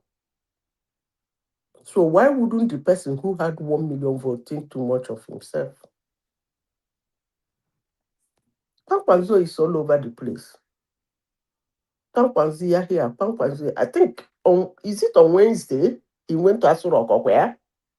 What man, if I'm right? Hello? Hello? Can anyone hear me? Yeah, I can hear you. Uh-huh. I think on Wednesday he was in Asurok. And in fact, since this year, I think every week he's in Asurok. He went to Asurok, came out before the governor now went. And this is a man who had only 1 point, like the whole Nigeria. I'm not saying he got the 1.1 million in Kano State. He got 1.1 million vote in the whole of Nigeria. And that 1.1 million vote matters so much to politicians. But the one that got 6 million votes is the one they keep telling, queue up. You are not getting the ticket. It is an article that we have it. So what is going on? Maybe the politicians are seeing what I am seeing, that people in this platform don't abuse me about. Kwankwanzo's vote is solid, but they don't follow him. I'll keep saying it. You see that his vote in Kano, if he's on the ballot, he will get it. But if he's not on the ballot, for some reasons, they don't vote him. They disperse. They vote anybody they want to vote. Is it not in that Ganduje won him? Because he wasn't on the ballot. Is it not in that Kano state? How many times has that man even moved party? Has moved. He goes in and out of party, from one party to the other, from one party to the other, from one. He keep moving in and out, goes to PDP, come back, he goes again, like that. But if he's not on the ballot, those people don't vote him. This time around, in 2023, he was on the ballot. That's why the Kwankwazoya voted for him. I said it, if you pick him and make him a member of your party, you're not going to get that vote. So why am I saying this? I'm saying this, that if Yusuf, the governor of Kano State, join APC and APC wins Kano State, it's not because of Kwankwanzoya. It's because of Yusuf. Because Kwankwaziya movement don't follow Kwankwaziya if it's not on the ballot. I rest my case. Make una continue. 1 million vote important, 6 million vote no important. One man, when you reach my turn, I go speak. One man, before you even continue, give me 30 seconds, please. Well, if anybody can you guys hear me? 30 seconds. Because one lumping element, one miscreant was allowed to host the show yesterday. And he took his time to denigrate Abeokuta by being picky about Itoko, and he did what he did yesterday. I didn't hear what No, don't. It's the one man. Yeah, I was watching it back. That moron. No, one man that really upset me because I had no plans to come yesterday. But this moron picked Itoko, that was a band that nobody lives in, and that was the basis of him denigrating the whole state. And he kept going for 20 minutes. And I'm like, what is this guy doing? I'm talking about forefather, that idiot. And you should not allow him to host any show on this program anymore because it was a moron yesterday. By the way, I only came up to. What do you mean it was a moron yesterday? It's a moron every day. Thank you very much. Whenever his time is not a moron, that's why we love him now. No, it was just annoying. Why pick on my hometown for God's sake? By the way, I came to congratulate Ogun State once again. We are going to start producing oil and our seaport, and that was approved by Tinubu today. Once again, Ogun State. Was it today or yesterday? I saw that in the news cycle. Yeah, no, they signed Akwa standing with some Oyinbo people trying to. Yeah. No, the one with Tinubu. I mean, oh man, did you see that video? No, I did. Oh no. Do you mean the Shell video? Yeah, the Shell video. Oh, is it in Ogun State that they are? It's always Ogun State. So, to my friend Aizon, our oil is not going to Ogun, just to let you know. So everybody will today. So we are oil producing now. Everybody will collect today. I mean, Lagos is also all producing. Exactly. Now. And we are by oil the way, producing now. In Ogun State. Exactly. And that also comes with also having a deep sea port, the biggest now coming to Ogun State too. So that is performing. For you, all this anti-Ogun BS on this platform, you forefathers, so only mango in. I actually came for you. No, Pato, this guy was showing Itoko now. Itoko of all places to describe Ogun State. Itoko of all places. One man, roll that map up, please. I'm checking something. I saw something and that's now. And now where nobody lives. And it kept going. I'm like, what was all that yesterday? But Ogun State, but now I hope that we don't make the same mistake they made with Apapa, because of course traffic will now move towards Ogun State. And I hope that it's well planned. And we've always been the gateway state and been the pace setter, can then lead, and Lagos can fall to number 2. We love you, Lagos, but it's time for Ogun to take charge of Nigeria. Thank you. So thank you, BT. So this is the last elections. So I think we're establishing that it's a one state man and it controls Kano State, and I think he had a little bit of a presence in Jigawa State as well, even though Tinubu won Jigawa State. But those are his figures right there. He got 58%, nearly 59% of the votes in Kano, and Ganduje could only get about 30%. Ganduje being Tinubu's public face there. Peter Obi got 1%, but nobody else. So yes, I think that's the point you are making. Is it Zeta? Yeah, if he's in the ballot and he can only get that, he's overrated. But it is what it is. But a million vote is a million vote. So look at the whole Nigeria. Not him being a presidential candidate, but him being somebody that can move the election. A million votes can move the elections now. No, I like what Tinubu did. He went with the governor. If the governor decamped, that's all over. Do you understand? Because the governor will be able to get that vote. If not... No, the governor will never be able to get all of Kwankwaso's vote, but he'll be able to cut into it. And if you add it to Gandute's votes, then they could match Kwakwanso. The governor might be able to get up to 60 votes, 60%. From what I'm hearing, and the force behind, politics, my go either way, but the force behind him, the senators in that state, the local guest chairman, the House of Reps in that state have supported him. So, I mean, he can get it. He can. Just on, and by the way, can people please make sure they are liking and subscribing? Help the enterprise. We have targets to meet. We are not One man, sorry. Sorry, let me encourage people to subscribe first. Can people please like and subscribe to help the enterprise? We want at least 10 new subscribers today. Sorry, BT. Yeah, you always have to live stream. Is that deliberate or I don't know? It is deliberate, yes. Okay, because I'm not okay. I'm just trying to figure. Okay, sorry.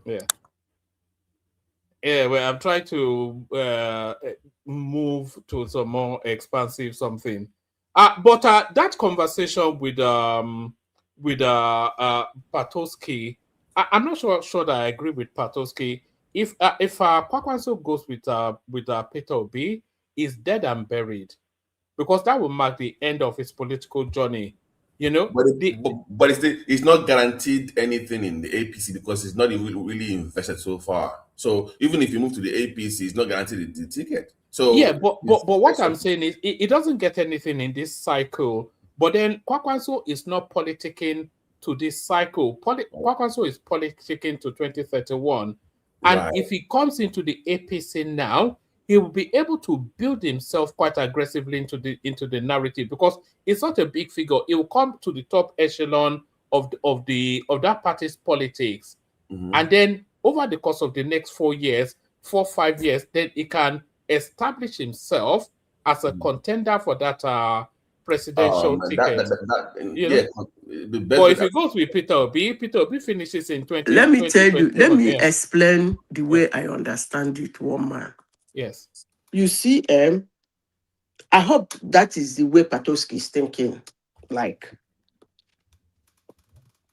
before this thing, Patoski is saying that you might not have the space. There are already a lot of people. That's not actually the problem. In politics, you pick somebody for 3 reasons. Somebody you pick might make people walk away from the party. Some big wigs might get angry. The person's capability to get back as many as he can get from those who got angry. That is the second.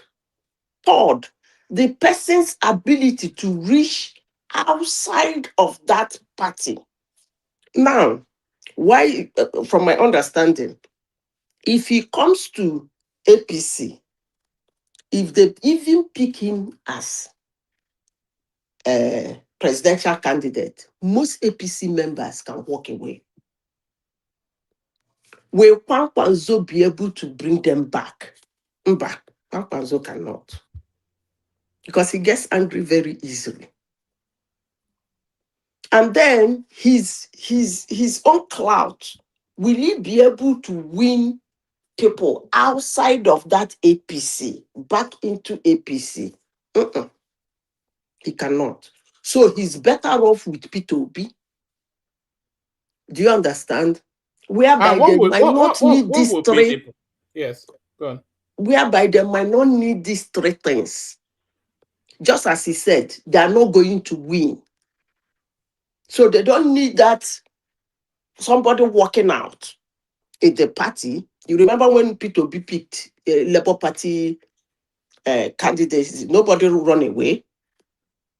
So it's that level. Nobody will run away. They don't need to win people outside into their party. And they don't need to win Nigerians into their party.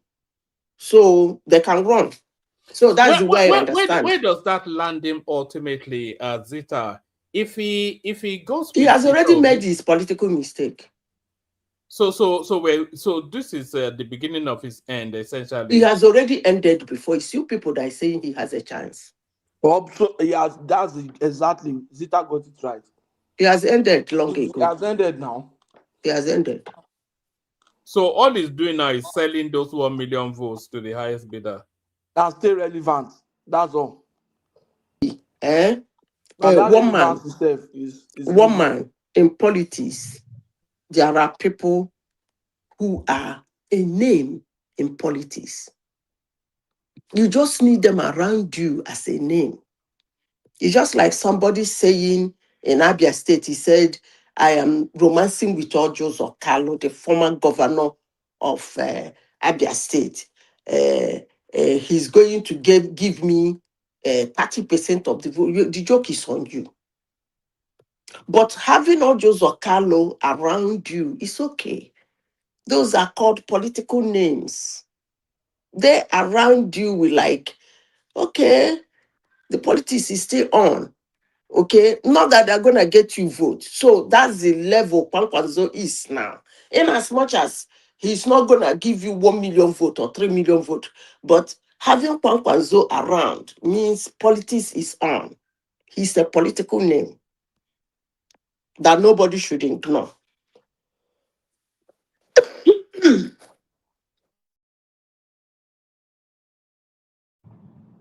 All right. Can I chip in something? No, I was just going to come to you. Yes, let's hear from you, Comrade Omori. Yeah, Comrade, let's hear from you, Comrade. Good evening, everybody. Good evening to you. Yeah, Madam Zita said one thing, and she ended up almost contradicting herself. Sometimes it's not by the size. It's not by the size you have, but what you're able to do with it. Having 6-point-something million votes is one thing. Sorry, are we talking about politics, or are we going X-rated? What are you? Where are you taking us to, Comrade Omori? What size are you talking about? No. Just generally, I made the general statement. But then, if you compare that one to the number of votes, it's almost in everything you do, right? It's not about what the amount you have, even in terms of finance, right? It's not necessarily the quantity of money you make, but what you are able to achieve with it. I've seen people, they do security, but what they have achieved back home, they're able to do some of the things they do. So in politics too, it's not the number of votes you have per se, which is very necessary, but then the way you are able to strategically negotiate your way. Somebody said he has lost that completely, he's gone. Kwakwaso is not gone. If he has made a mistake in the past, he has realized that he's looking for a comeback in terms of relevance. This is why you see him negotiating what he has with what he has. We are hoping to get better from where he is today. That is one thing in politics, and that is something that is surviving Wike today. If not for the strategic move made by Wike in 2023, if Wike had joined Obi in 2023, by now he would have gone into political oblivion. In fact, Wubara would have sent it to jail. A journey of no return, political return. So, it's not just about what you have, what we're able to make. Obi made 6-point-something million. Of what, how has he been able to leverage on that 6-point-something million between 2023 and now? What capital and political capital has he been able to, derive from there? So, you might look at Kwakwaso as having only 1 point something.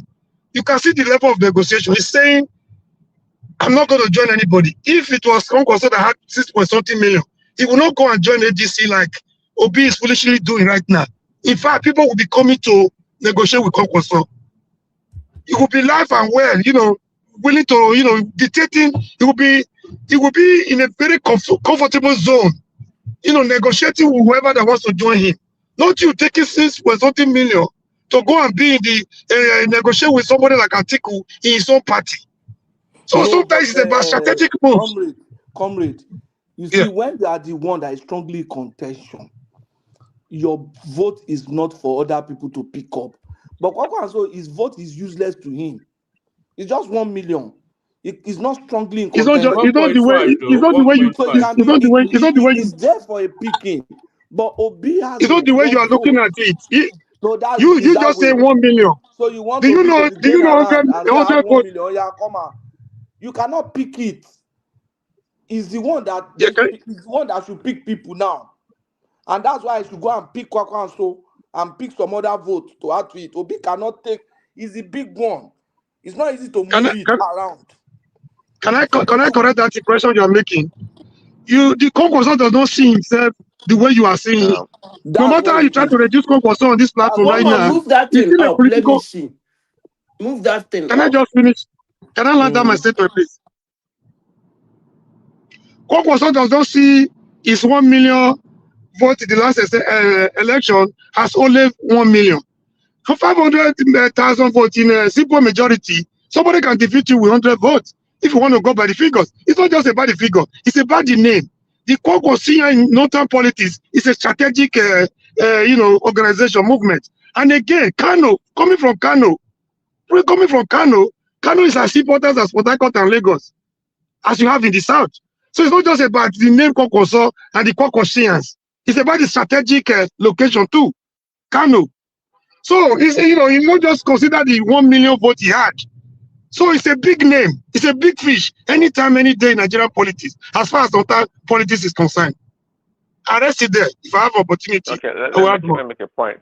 So that's a good point, comrade. And by the way, comrade, sorry, comrade Prince, everybody, we're just free flowing. So just come in here. We can, but Prince, carry on. So don't wait to be called. You can just come in. Okay, thanks. Yeah. I was going to say that now. Remember, Buhari had his 20 million votes for like how many election cycles, and he couldn't do nothing with it. So to comrade's point, Concourse's 1 million votes is quite strategic. Actually, it's really important, especially again coming from Kano or the Northwest. So yeah, Obi can have 6 million votes for the next 50 years and do nothing with it. So it is important in that regard. And how well do you even think, if you look at the momentum, by the way, one man, they have the Abuja LG Council election coming up, and Obi has shown himself. So that would be a test. No, honestly, That's something Obi Krerenke again, though. He's campaigning seriously for the guy. So it's and Obi God versus help him. Obi versus Wike, Abi. Exactly, because that is a test. Because he has to, not about him winning necessarily, but they have to at least show that there's a momentum behind Obi. Because so far he's been losing with everybody he's been campaigning for. But this one, that person being in the ADC is, like I said, you got to show workings, man.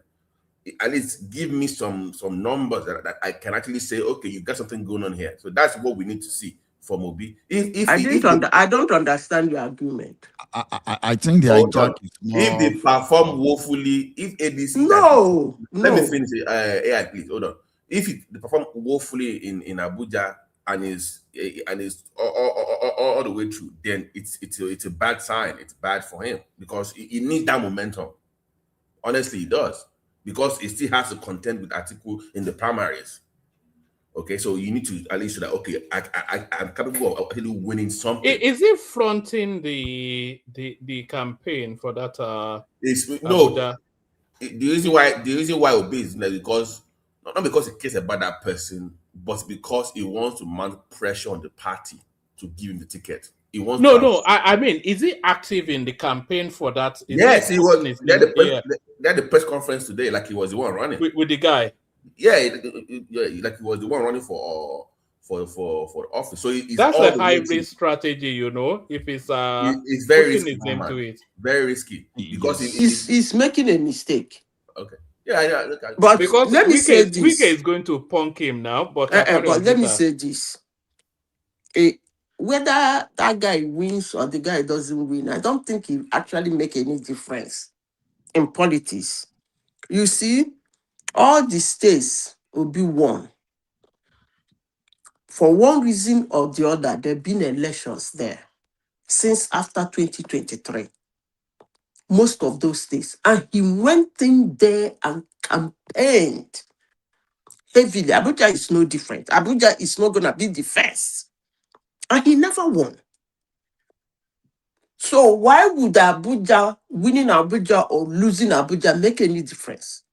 Edo State was his highest supporter. He campaigned massively for the Labour Party candidate in Edo State. Sorry, Zita, just to hold you to that little nuance right there.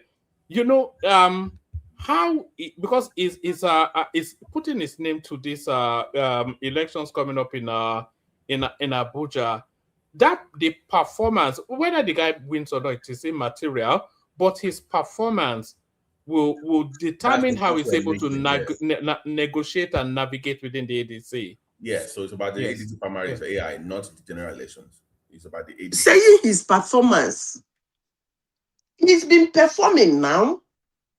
No, not that. AI is not getting what we're trying to. You people are trying to use Abuja as a test run on him. No, not us. The ADC. You know, it's in the ADC now insisting and demanding. But he campaigned in Anambra now for ADC. But he is now fully in the ADC now. He's declared for the ADC and he's declared his intentions, and people are pushing back against him. And he's telling us that he above all else has the potency to galvanize voters. So he's not gone to Abuja to assert that claim. How it performs there will determine how it's able to. It will tell them how strong he is. It's going to impact on his ability to navigate that APC primaries. I think you people are new in politics. It doesn't work that way. It doesn't work that way. You see, if after 2023 election, Obi went to low, maybe shipping in like Atiku is doing, or rather Atiku was doing, this thing you people are saying would have been yes. If he wins or loses, it will affect his ADC ticket. But politics doesn't work that way. Obi has been active since 2023. He wasn't relenting. So if you people are saying the win is on him, then he has not been relenting. Whether it is ADC, whether it is LP, the guy has been campaigning. Recently, just 2 months ago or 3 months ago, there was an election in Anambra. He campaigned heavily for the ADC guy. He was not in the ADC yet. It's different. Come on now. Come on. I don't understand. Anyway, never mind. I think you people are not understanding what I'm saying. See, Obi is a one-scope politician. So the scope is not for him to help you win LG or help you win state. The scope is to help hijack the presidency. That's only one scope. So you will see his supporters, they are not buying to all this story of you are sponsoring one person for local government chairmanship or whatever. No, I think that the scope is only it's a big mistake on their part. It's the biggest mistake they are making, and they don't want to realize it. Before they realize it, it will be too late for them. You don't play politics like that. In Edo, you joke with your candidates when you were supporting the party, the candidate of the opposition. In Anambra, he said it doesn't matter. Wherever he will just go there and raise somebody's hand. It doesn't matter. If you understand what I'm saying, he is the one doing it. Whether it's any, in fact, the fact that it's the same strategy that has been failing the like of Shorel and let me explain. The fact that he has campaigned in different parties even makes it better. Because if he has win that LP, win that ADC, win WV, he raised WV man hand, the WV man win. He raised YP man hand win. It makes him more relevant. Because it's him. It's not the party. It is him. Not the party. It doesn't really matter the party. It's him. Wherever he campaigns, does he win? That's the answer. Not party. But, well, politics is different from mine. Let's bring AI into the conversation. You've been unusually quiet, my man, and you're contending the same name with Zita as well. One of you will have to, by one of you, probably you, we have to. AI, are you there? The male version of AI. He's such a fan of yours, Zita. He's decided to mimic your name. How are you? I'm doing fine. I'm doing fine. I'm just listening to the conversation.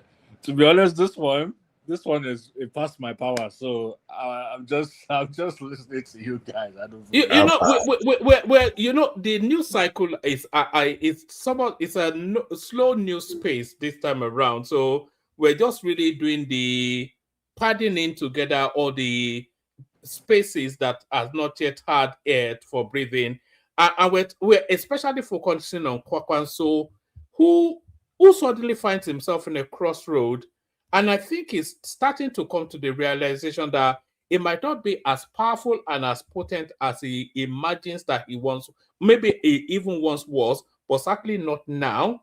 And he might not have the decision on his direction of travel, and he might need to move a lot quicker in order that the politics does not leave him behind.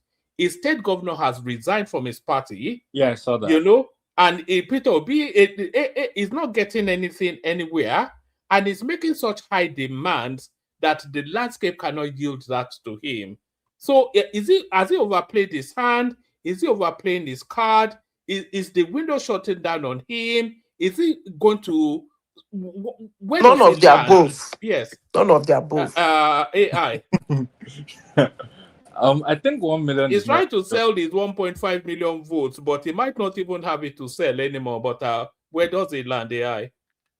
I don't even know where he's gonna land, to be honest. I heard that he wants to be VP to P2B, but even P2B, I don't even know. I don't, you know, I'm done with the idea of an Igbo presidency, to be honest with you. For me, it doesn't make sense anymore. I don't even want to hear that topic. I'm Igbo. I don't even want to hear that topic of Igbo presidency anymore. You know, it's something that, you know, they've been talking about for years. And for me now, it's just a useless point now, in my opinion. Because when the leaders are supposed to do the right thing and band together and say this is the person that we want to consolidate and vote for, they don't do that. I don't know why Igbo society is like that. You know, they can't. In the North, you see in the North, when they've decided that this is the candidate they're going to vote for, they vote in blocks. They don't, there's no, and that's why I respect, actually, that's why I respect Hausa people a lot. Because an Hausa person, once they give you their word is fine, their word is bond. They don't, what's it called? They don't contradict what they've maintained. But for Igbo people, you guys will talk. Then you see somebody go behind your back and you know, make a deal with someone else.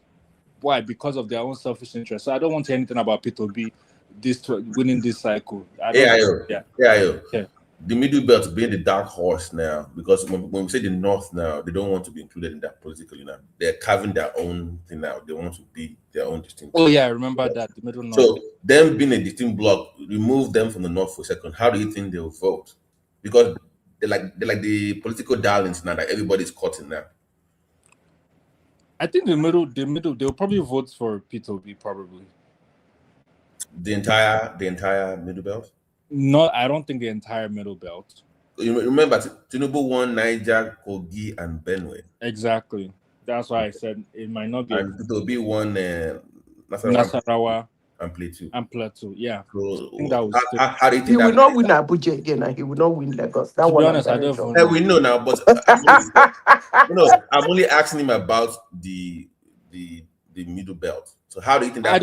I think my prediction is that full stop 2027 Tinubu is going to win. I don't see how Tinubu is not going to win.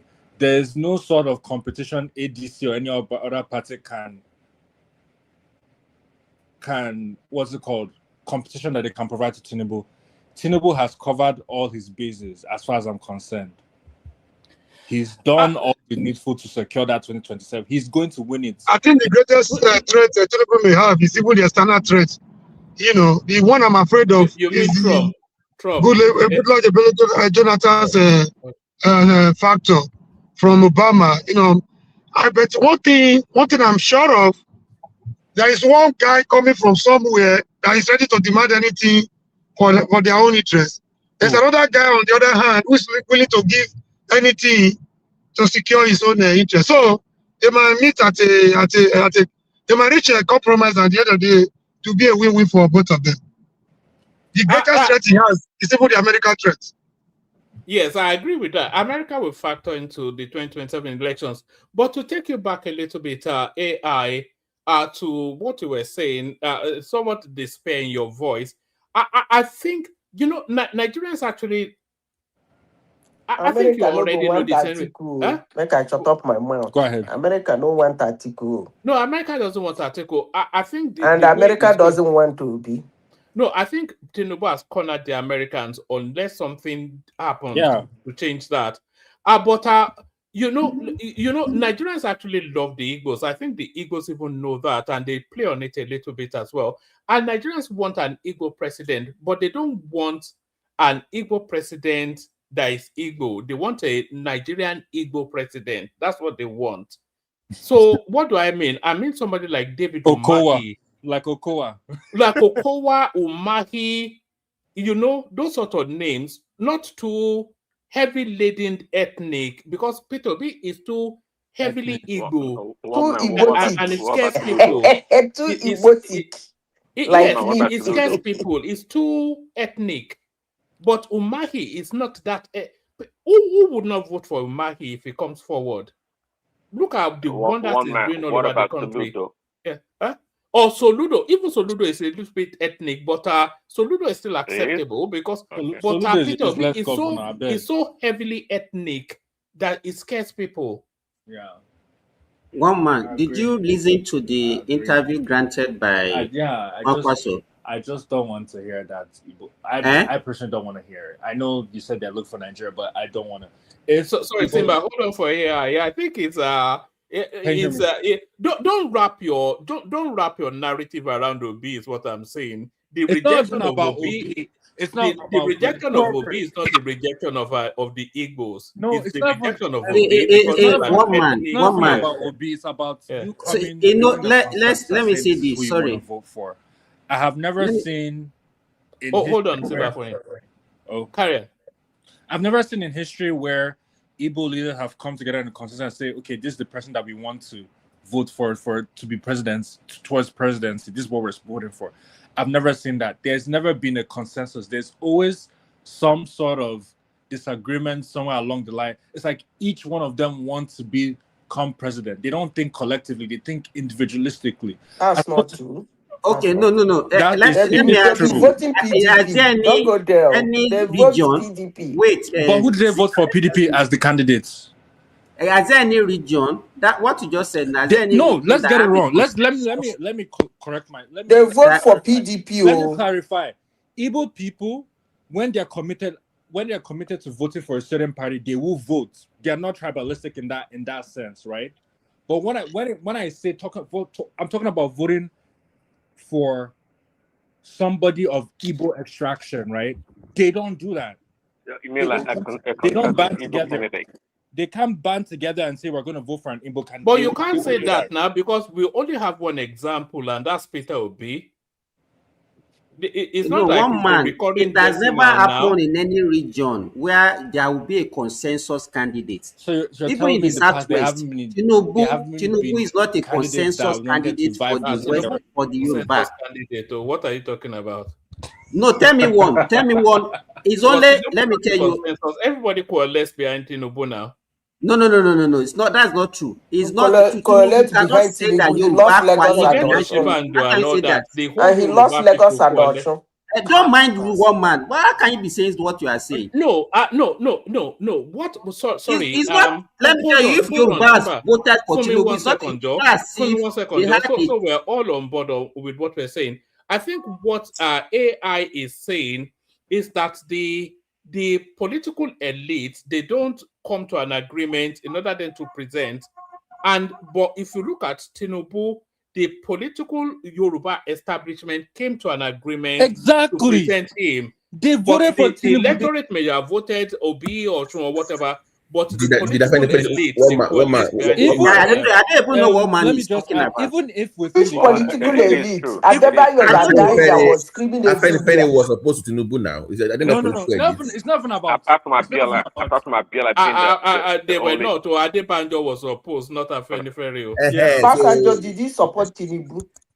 Adeleke, did he support Tinubu? I don't even know the elite Come that on is now. talking about that supported Tinubu. Adebayo was screaming everywhere, abusing Tinubu. All of them, all of them were against him. Hold on, Simba. Yeah, we can hear you. Okay, when we say consensus candidate, it doesn't mean 100% absolute. It doesn't make any sense. It's not exactly. But I agree with one man. I agree with one man that but it's majority. You see, they come together, they band together. Even if they have their look at the percentage, and look at the percentage will be got. Even if you say the Yorubas massively support Tinubu. No, of course you can't say that now. No, Yorubas don't massively support Tinubu. The Igbos even supported Obi more than Tinubu now. More than the way Yoruba supported Tinubu. Yes, you might have a significant portion of them that might not like Tinubu and they don't want to vote for Tinubu. That's fine. But there is still another significant portion that are still for them. And even if they have internal agreements, right? Internal disagreement about who they want to do.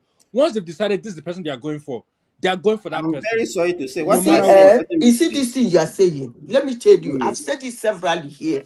And whenever I say it, the Yorubans knock it off.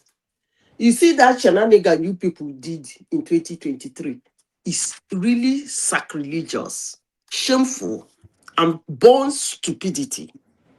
That's what you people did in 2023. That your brother, hold on, let me finish, please. Because that your brother came out to contest. Actually, he is in the history of Nigeria, I think he is the Yoruba man. I say Yoruba man because he has been a governor in a state in Nigeria that come out to contest for an election, struggle to get that primary. You Yorubans went mad. Who? No. Let me finish. When are you going to finish now? He showed in the results. Come on now. He showed in the results. So I don't know what you people are talking about. He showed in the results. Sita is 100% right. What are you talking about? He showed in the results. So what are you people talking about? What are you arguing in the first place? He showed in the results. Yeah, he shows in the results. For the first time, he came out.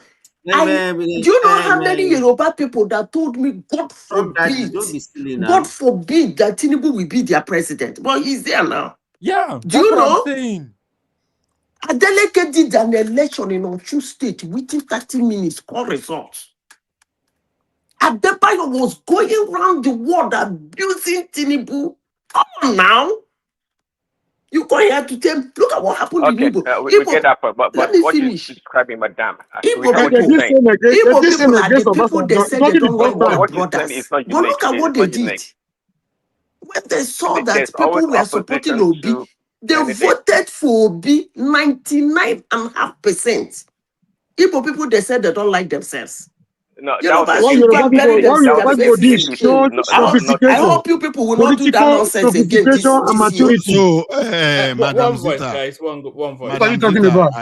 Madam Zita, I got you. Because I know that one man... I hope you people will not do that nonsense again. Come to it wasn't nonsense. It wasn't nonsense. It shows sophistication politically. Whose sophistication help? So for your mind now, you think you're sophisticated. I don't believe all of you they talk at the same time now. It shows sophistication. I beg, please, let's please. Everyone they talk over one another. I beg you. Okay, well, let's take charge. Let's explain what's it out because I was trying to understand.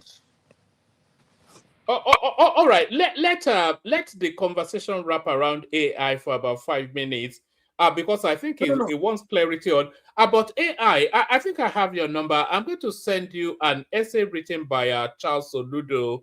A lot of the answers to the questions that you may be contending with are in there. It's a useless figure, so I don't even rate anything. He's an academic, though. Whatever. It's an advanced mind in terms of intellect. I'm not seeing the intellect. One man, can you give me a chance to talk? I don't know what. Maybe intellect on paper. All right. Let's hear from. Sorry. Simba. Let Ola make his point. You come in. But yeah, I want to understand what Madam Zita is saying. I really want to. I was trying to understand. All right. Then let's do this. So if somebody could explain that, condense it into a snapshot. No, because I think somebody else was replying. Parables. That's somebody else was trying to reply. Somebody else, I think, is Egbon was trying to reply to Madam Zita. So I want to. I think he probably has an explanation to what happened. So that's what I want to unpack. I really want to understand where Madam Zita is coming from. Hold on. AI. Ask her a question to what you want to understand. Let her address it. Ola comes in. I think Simba is keen to come in as well. So let's structure it like that. So put it to her just exactly the point. Yeah, you want Madam Zita, I was just curious, like what you mentioned in 2023. What happened regarding a lot of them. Yes. Can you explain that again? You said a lot of people said that they would, God forbid, Tinubu will be president. Yes, most Yoruba friends of mine. Yes. Most Yoruba friends of. I'm not talking about 10. I'm not talking about 20. Did you care to ask them the reason why they said so? Did you care to ask them the reason? Hold on. They are not giving me reason. They didn't give me any reason. So you think they don't have right to decide who they want to vote for? Hold on, please. That is not the point, sir. Please, you ask me a question. I'm trying to explain something to you.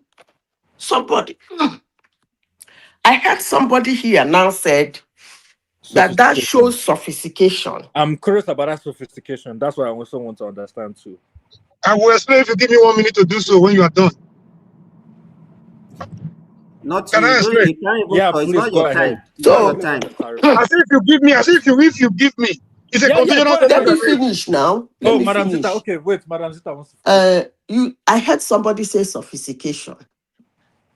In Nigeria, if there is any tribe that is sophisticated when it comes to politics, it's the North. Yeah. And whenever their person come out, they vote. You see what they call you Rivers people call Owigiri. Yeah. They do what is called Owigiri. One man, when it gets to my turn, I want to talk about Nigerian politics. I want to do an explanation that most people seem to ignore. When it gets to their turn, they come out like Owigiri. These are people who agree to disagree. They agree to hold firm even when it is not comfortable with some of them. That is what is called sophistication. They agree to hold strong. Madam, that is the direct opposite of sophistication. That is the direct opposite of it. I'm talking about politics now. Please. Yeah, politically we are talking about sophistication. It depends on the area you are talking about sophistication. There are sophistication in fashion. There are sophistication in academic. There are sophistication in English language. There are sophistication in everything in life. We're talking about we are talking about politics. Please. So I want to really understand. Yoruba, make una not go do that thing una do in 2023. Same as sophistication. They abuse your brother. They walk about, they abuse your brother. They insult him. They laugh at him. They say, God forbid. He's sitting down there now. Come on. So I want to understand, can you expand on that sophistication? All right. You're referring to me, right? Yes, exactly. All right.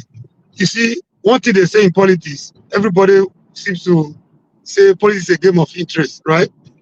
But one thing that bothers me most is among Nigerian politicians and followers is that sometimes they try to narrow that interest to microcosm of their selfishness and greed, tribal and religious bigotry, without considering the overall interest of what politics really mean.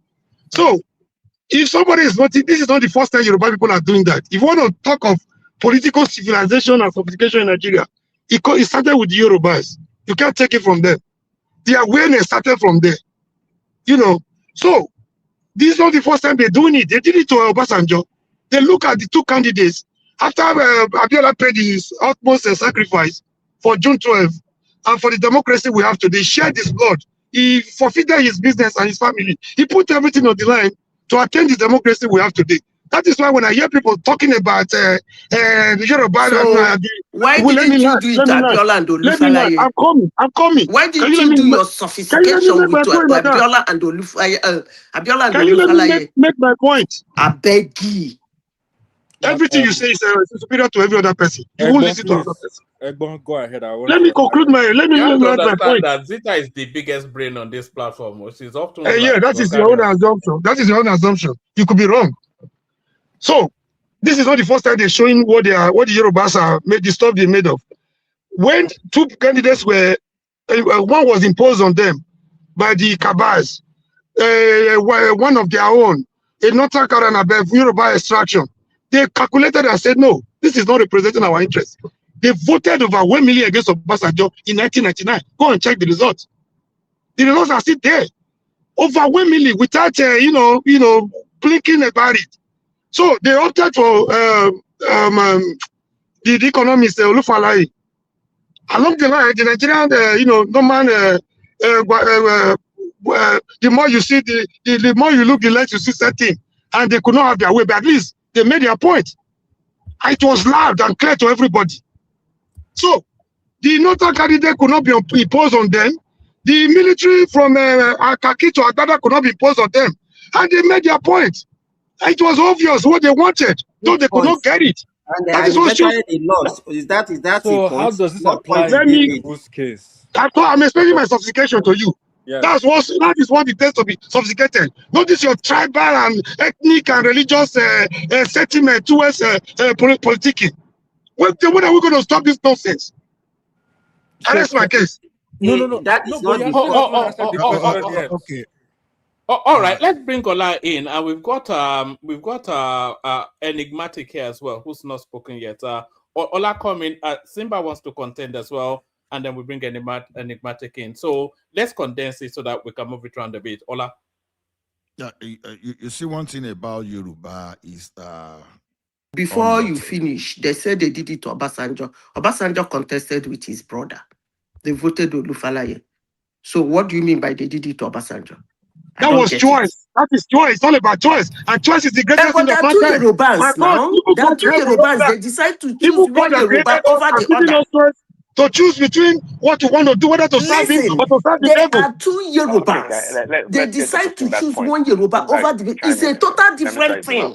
Madam, are you this tribalistic? I'm see this one for the first time. Being tribalistic. It is not that you are not speaking to the point. You are not understanding me. Obasanjo is a Yoruba man. Olufalaye is a Yoruba man. The Yorubans decided to vote for one Yoruba man and leave the other. So why are you saying they did it to Obasanjo? It's not about choice. I'm just giving you an example of what they did in 1999.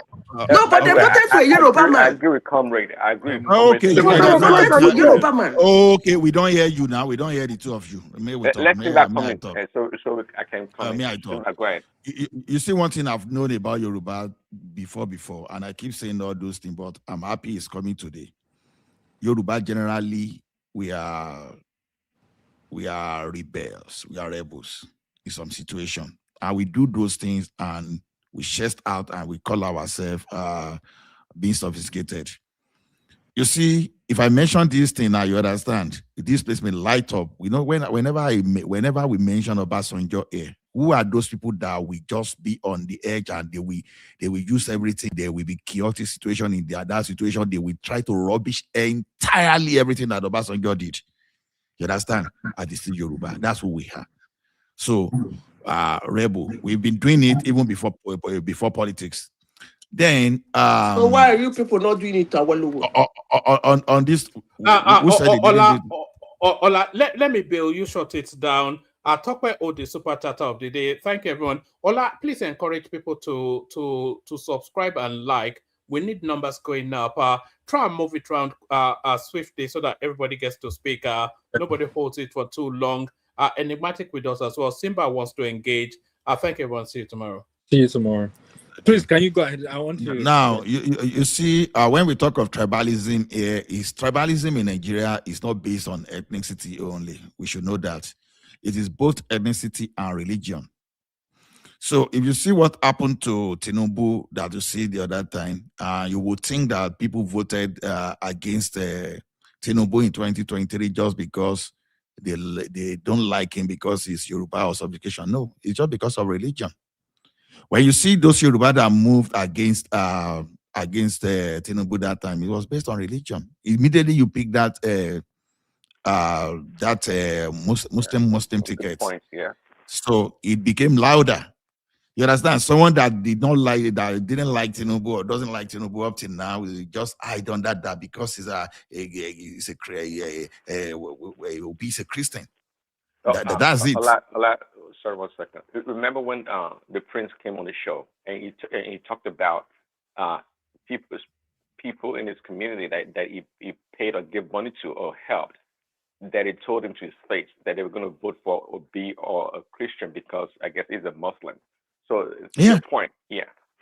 No, those are the factors. Because when people talk of tribalism, they think it's all about ethnicity only. No, religion is part of tribalism. So you're saying that people voted for Tinubu because of the Muslim tickets? Some Yoruba that voted because they voted against it because of Christianity. You are not saying Muslim. You are not saying they voted for him. Is that what he's talking about? They voted against Tinubu because they voted against him.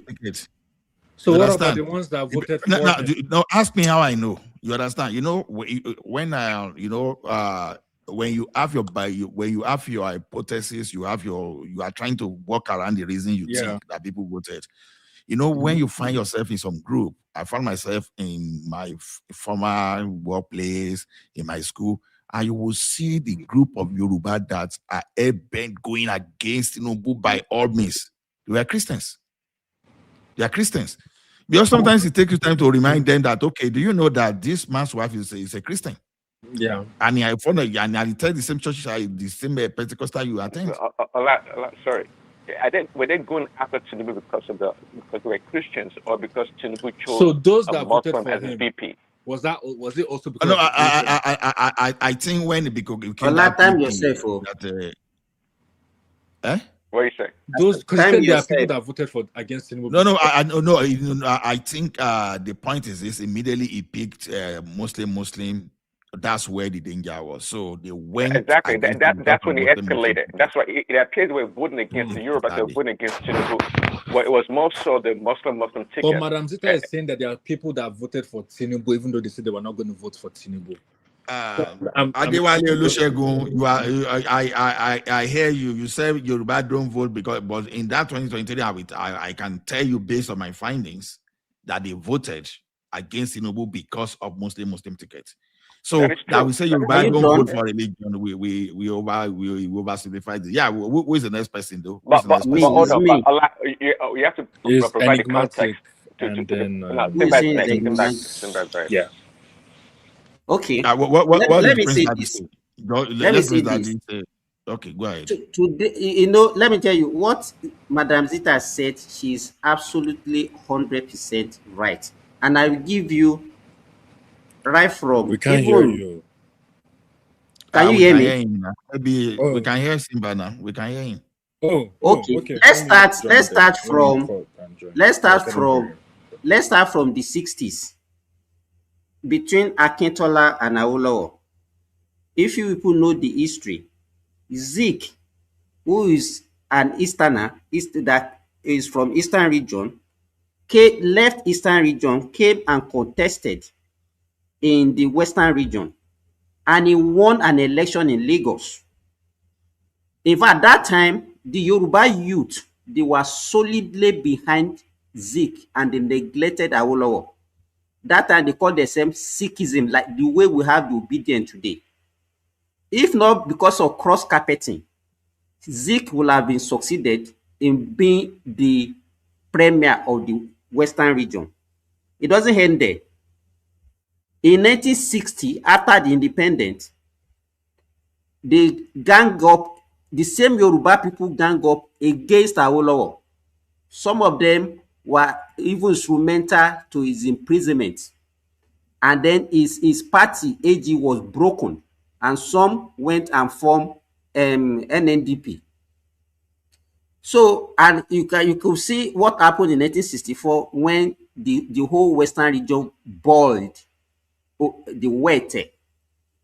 You understand? The same thing that Obasanjo did to Awolowo made Awolowo to lose an election in 1979, the so-called two-third majority. That was when I can give you line by line when Yorubas work against themselves. There's no sophistication. The Yorubas are precarious, arekereke. Is our own way. Yorubas that voted against Tinubu in 2023, they didn't voted against Tinubu only because of religion. Yoruba that hated Tinubu. You see them online. One of them came here the other time, called himself what did he call himself? That used to come and champion the woman here. It's only among Yoruba that you see people that they can come out boldly and against their own people. So I don't know what people are terming sophistication. It's not sophistication. We are just areke. We are very precarious set of people, No, and it has not been working for us. It shows maturity. It shows maturity. So they don't have right to make their choice. They don't have the right to make their choices. Let me tell you, the man that raised this question is an Igbo guy. The Igbos, every time they be supporting their own. In fact, if you see a tribe that be supporting their own, that is not even correct. That is not even true. You are being selfish. You are being selfish with the truth there. Simba, tell us when the Yorubas gravitated towards Zik back then. What did Zik offer the people? I mean, what was his message that they liked? He must have offered them something. That's why they went for Zik. Whatever reason, what I'm saying, look at the question he raised. He said Igbos doesn't support their own. Do you understand? That other people does. And I'm telling him that it's never like that. Even Yorubas don't support their own. And I've given you examples now. Simba, what can you offer any Igbo person now to vote against Obi? What can you say? What can you offer? Sophistication, my F. No sophistication in Nigeria politics. Why is it that every other region they cling to their own, but when it comes to Southwest, they are doing sophistication? Somebody will not say sophistication. Even Igbo people surprised me in 2023. To their own, then they have done very well nationally. They don't cling to their own. Obi is kind of a phenomenon, like maybe they've never had somebody. They've never had it like the way because they shut them down. I don't understand what is going on here. Is it all about hold on? It all starts from that. It all starts from that region. How were they shut down? How? Because they never emerged. I mean, they owned the PDP for many years. How come they did not present a candidate? They did not take the money and for their own selfish reasons? That's their problem. They preferred appointments. Yeah, it's their problem. So if they so like themselves, they should turn down the money and push for their own candidate. They don't even care about infrastructural development because they never appreciated even the second Niger bridge. They prefer appointments and stuff like that than selfish reasons. Which is my problem. Why did we as Igbo people, or why did the Igbo political elites prefer appointment to presidency? And that's why it says it's selfishness. If you look at it ultimately, it's selfishness. It's not even self-preservation. It's just selfishness. It's a regional conversation. Every region is having a conversation. Even the middle belt people, the North Central, they are having their own conversation now. They do want to do all this stupid Arewa nonsense again. They are trying to, differentiate themselves and demarcate themselves from the city Arewa. Enigmatic, to answer that, brother, it is not selfishness. That those infrastructures will not put money in their pockets, and by nature, my brothers from that side, they like money than anything. But Baba, isn't that the definition of selfishness? Is that not selfishness? What are you saying? Is that not selfishness? I'm Igbo. That is selfishness to the highest order. Mr. What's his name again? Let me explain something to you. Do you know at the time, right? I think between OBJ and Jonathan, right? That is why they are still mad. They cannot get over that Jonathan stuff. Even part of the offshoot of the hatred they have for Tinubu today is because of Jonathan. Do not forget that there was a time that they had for solid 8 years, right? Solid 8 years, they were the deputy Senate president. There was nothing to show for that. For solid 8 years, they were this deputy house speaker of the house. Nothing to show for that. Who? Igbo people. The Southeast in the Oh, history yes, of Of exactly. course, they've been senator several times. Yes, that's Senate that's hold on, my president let several me problem. run it. times. That's Let me my run it down problem. for you. How Let me can run it you down. be? How can you occupy those position for 8 years? Hold And on. if you look at, if you go back to Southeast, there's Let me run nothing it to down show for for you it. now. In the history of Nigeria, they've had seven ministers of aviation, right? 7 ministers of No, aviation. Igbo people have hold. How many times have they They've been had Senate they've had president? they've had Senate president. There was a time under Jonathan's government, right? In the entire federation, they had that was the peak of their political patronage. But the point is that when you want to speak about certain things, they will tell you we don't have it. Why is it that they are not having it? And when you try to put them back to this type of conversation, they don't want to listen to that conversation because they've had the opportunity to do a lot of things for their people. So now that you see, like a Buhari, when he came the last time, he was championing everything to the north. Tinubu is doing a lot of things now. Okay, look at this coastal road. Do you guys notice that whenever people are trying to scrutinize the coastal road, I think it goes through 10 different states, right? 10 different states between southwest and south. So the only scrutiny comes to the coastal road, but you will never hear any scrutiny, right? That goes to the Badagry and the Sokoto road. The Sokoto one actually crossed 11 states. The one in the south crossed 10 states, right?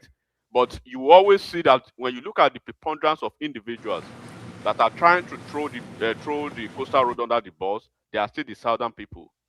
So they're always doing the ones that the southern people are actually the one sabotaging themselves. But you will see the northern people, they will keep quiet about their own project. Was it not in this Nigeria that Buhari carried a whole rail project, took a rail project out of Nigeria and was taking it to Niger Republic? Right? So this is the conversation that people should have. If you are telling me sophistication, if sophistication is generalized sophistication, if you see it as a globalized situation, yes. But do not tell me that the Northwest are not sophisticated, the Northeast are not sophisticated, the Southeast are not sophisticated, the South are not sophisticated. It is only Southwest that should be playing sophistication politics. Who does that? That is stupid. No. Can I ask you a question? Can I ask you a question based on what you just said? Can I just ask you a question? I'm not asking anybody. I'm just talking. I have a general question. Okay, what's the general question? Okay, assuming I don't know when we're going to stop dwelling on all these things that don't really matter. We are dwelling on frivolity instead of we pursuing the object pursuing shadow instead of the main object. So I'll give you a vivid example. If you present somebody, for example, now the way PC is going, like I don't want to give an example of what we have in Edo, for example. The way you do politics in Yoruba, I think that's the same way we do it in Edo. But let me not even go that way. Like what was imposed on us now, that investor that was imposed on us as a governor that doesn't even know his left from his right. Assuming APC throw somebody like that from the Yoruba land in 2027, for example. Assuming without considering, I'm coming. No, mention the name. No, hold on. You are just saying one. That's not my point. The current governor, a little digression. That's just a little digression. That's not my point. Correct governor of where now? That is not my question. Maybe you ask my question. So, assuming APC politics now, like if you join APC, your sins are forgiven. Throws up somebody like MC Oluomo for being loyal to Jagaban as the presidential candidate in 2027. Assuming without considering, Jabba is saying, I don't want to run. I want to be a kingmaker this time around. He throws up somebody like S. Oluomo from the Yoruba land. Has somebody like, who do I mention from the East now? The Minister of Works, for example. If I say Peter Obi, I know there will be serious, let me say Minister of Works. So, people are saying, Yoruba people are saying, this man is more, from what we have seen of this man, we think he's more politically, qualified for the job. So if they vote massively for the current Minister of Works, you guys will be blaming your people for not voting for MC Oluomo.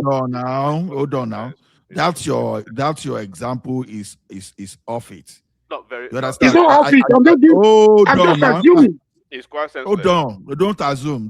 When we want to assume, we have to assume no insult intended. We have to assume reasonably. I'm not insulting anybody. Are you saying no? I'm the one saying it because I am the one using the word reasonably. That's why I say I'm not insulting. So now, are you saying if the northern people present Bello Turuji, that the northern people will vote for Bello Turuji, or if what's the name of this guy that used to be the boss?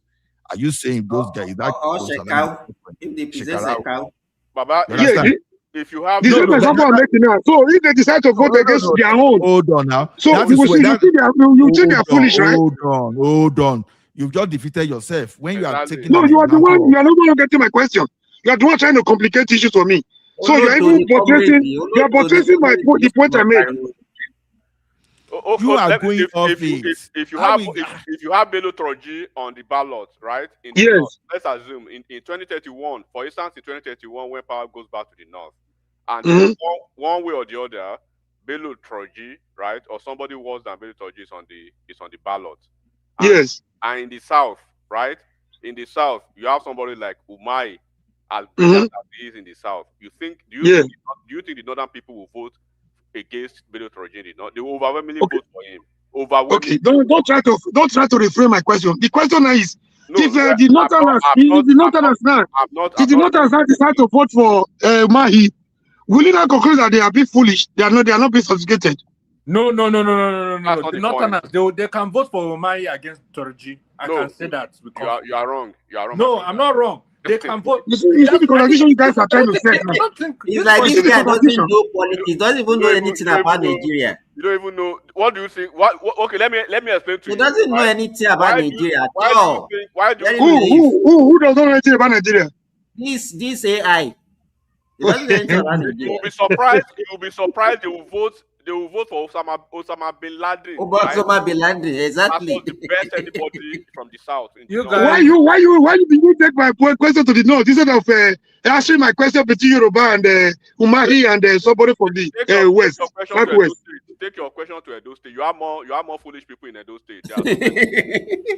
Look at what is coming out. Look at what you are speaking from your mouth. Of course, now. If I repeat the same thing now, you think you have monopoly of what you just said? I disagree.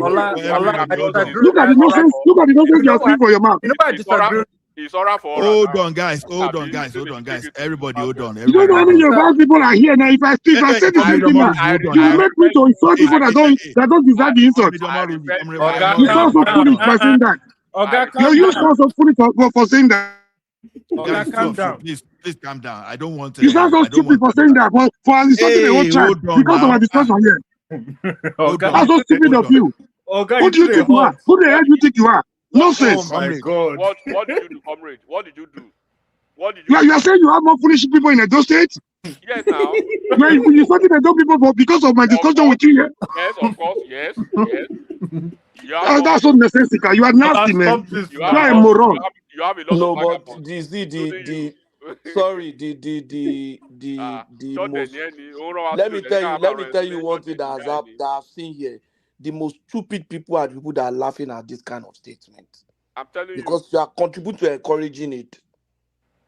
Instead of trying to set you, I heard some people laughing in the background. What's funny about it? They cannot tolerate the same thing. They give it to people.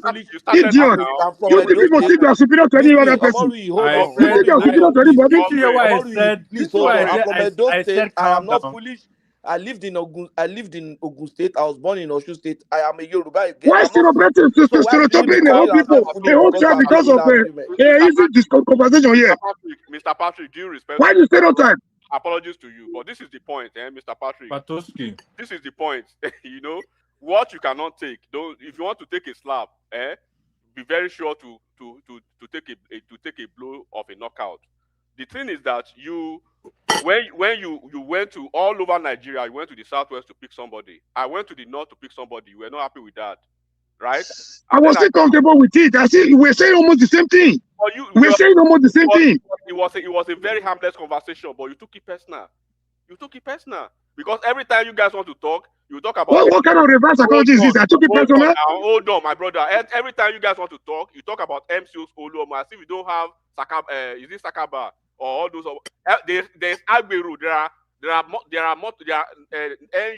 whatever, the transport workers. I didn't even need to insult the man. I was just giving you two different personalities. I was giving you another personality in Edo State. Why? I mean, it is conversation. It's very harmless. You say Edo people, you have more foolish people in Edo State. Now you generalize the whole thing. It was at the level of the conversation we were having.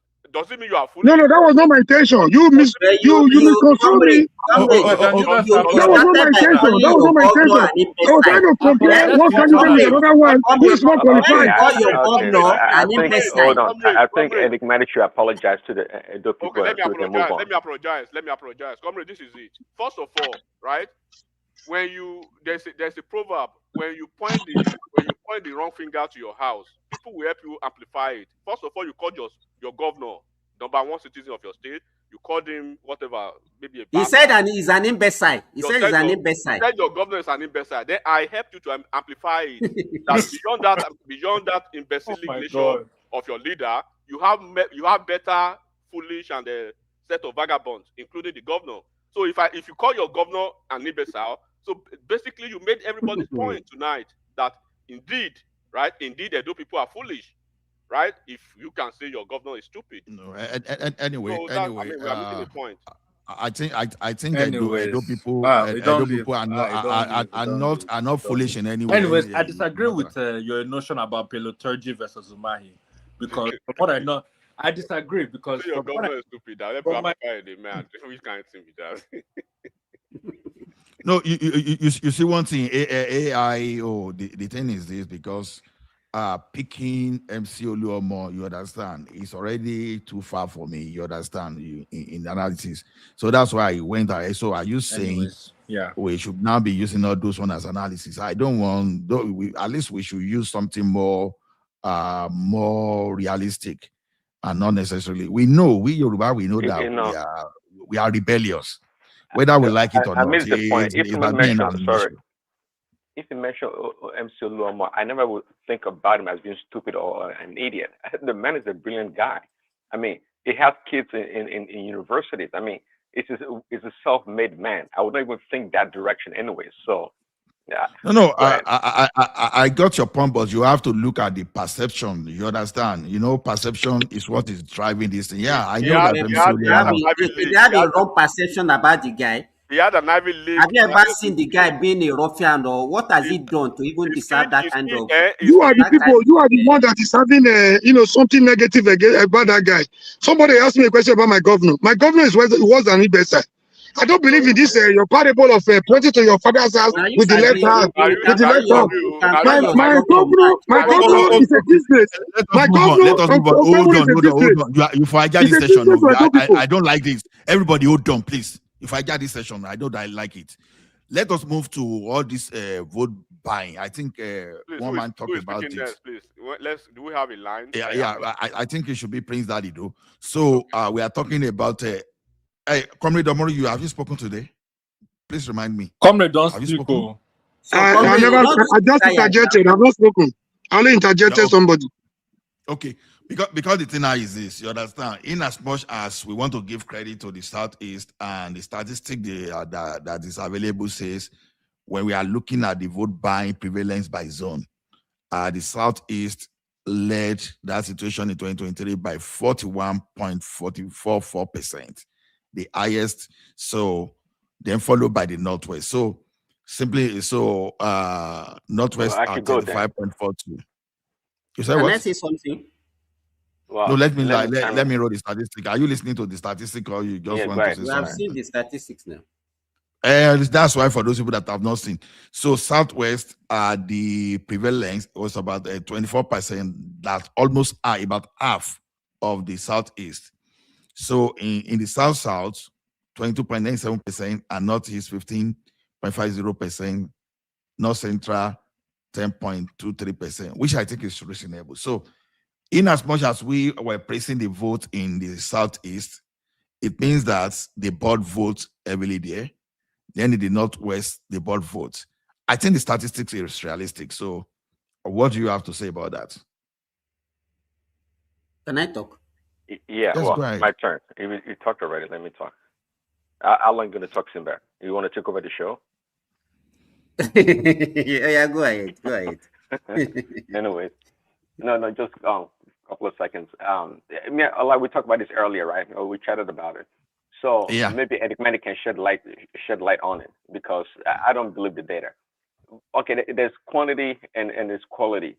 Well, maybe I can agree that a lot of people they paid a lot of people money to buy votes in the southeast. But in terms of the volume or in terms of the amount spent, I don't believe it was in the southeast. And again, I'm still questioning how they were able to gather this data. How did they come about this data? Who was reporting this data? That they feel so comfortable or confident about the data to be accurate. It's to me still iffy in a lot of ways. We know. I mean, there was so I much think energy. I think the observers on ground, right? You know, they used to be. Okay, let's reverse the statistics. Let's say it comes out that okay, in the southwest has the highest. Will you believe the statistics? Yeah, because because we have more convincing to do. Just like we said. Oh, hold on. Just like we are saying earlier, right? We are saying earlier that the Eurobats were a lot of the Eurobats were in opposition to Tinubu for that reason. They have to convince them, so they have to pay money. Just plain and simple. So we all know this past election, with the obedient and the fervent nature of the supporters. Let me speak to that. Let me see this. And me, I always go back to history. You understand? The master of propaganda in Nigeria are the Southeasterners, and it was started by Zeke as far back as 1937 when he came back from Ghana, when he started his West African pilot newspaper. If you know what happened during the Civil War, right from the Civil War that started in July 1967, by the second week of the Civil War, the Biafran are already losing the war. But because they have people that are doing the propaganda for them, they are showing to the whole world that they are still winning the war. Meanwhile, they are losing the war. Not until 1968 when the federal government has to mount their own propaganda against them. Let me tell you, whatever you see in Nigeria, they are a very loud set of people that whatever they do, they will now they will propagating it to as if the other people they are the one doing it, and they will make other people to look as if they are biased, they are corrupt, they are doing. You understand? So that's kind of thing that they are very good at. In fact, if you look at it, anytime during Abiola, who are the people that they use against Abiola to mount propaganda against the June 12th?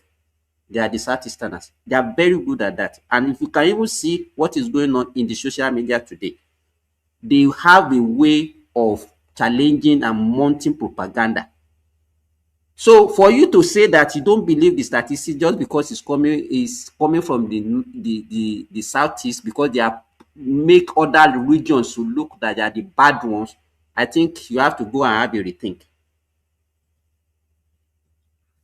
Prince Daddy, one thing that I want to add to that, you know, yeah, they did for 2019, and Yoruba there was 19%, Southeast was 19%, North Central was 21%, Northwest was 23%, and South was 24%.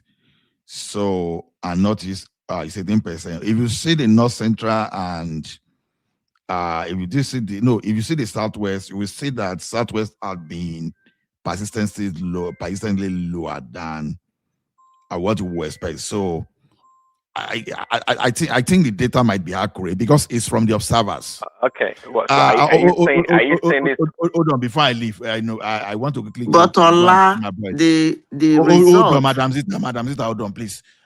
Simba, can you please help me standing for me now? I'll be back like in the next 15 minutes. Okay. Yeah, thank you. Yeah, I was gonna say. But so this Prince Daddy, the result it shows in the result now. The statistics what shows in the result that there's more bribe in the southeast, vote buying in the southeast than elsewhere. It shows in this. I wouldn't call it vote buying. I would rather use the word massive rigging. I won't call it vote buying.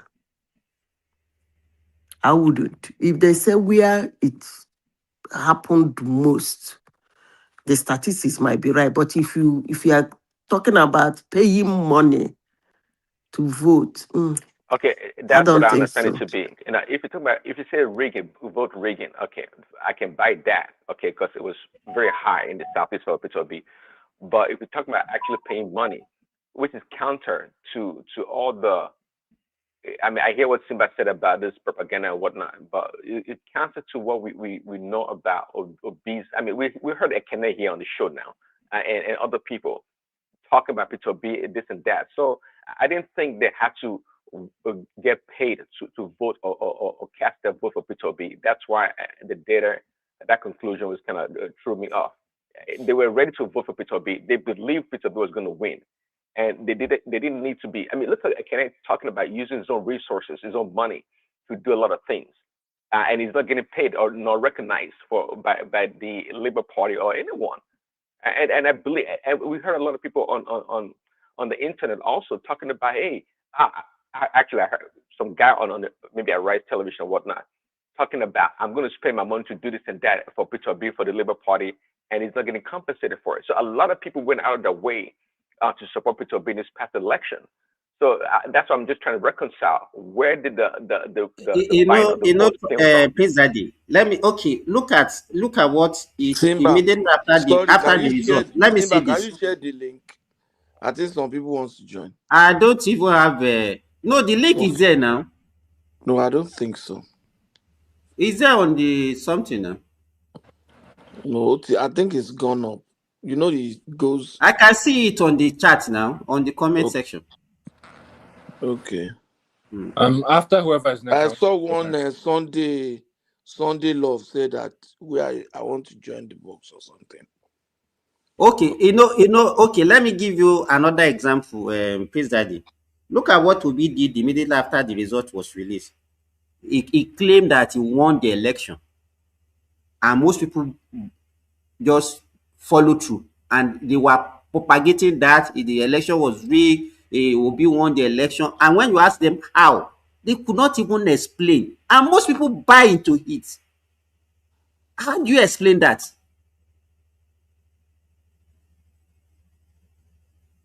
That was I guess that's part of the propaganda you were talking about. We know he didn't win the election, but again, we just focusing on the southeast being the most vote buying region in this past election. That's what I have a problem with. Okay, and again, maybe a lot of people got some little change here and there, but again, who knows? Who knows? Perhaps Northwest I think was where they spent the most money. They all rigged the election. Actually. No. I want to say something, right? I do believe there was vote buying in the East, right? But it was not Labour Party, it was APC and PDP. Remember, you have people like Hopus Odima, you have Ojus Okalu. You have figures like that who are actually paying money for people to vote APC. So it's not even from LP side. It's more. That's very wrong. Let me just tell you. I think I sent it's not very wrong. There's evidence. Yeah, I said, hold on, Drew. I sent it to one man already. I don't know why one man has not beyond the vote buying stuff, right?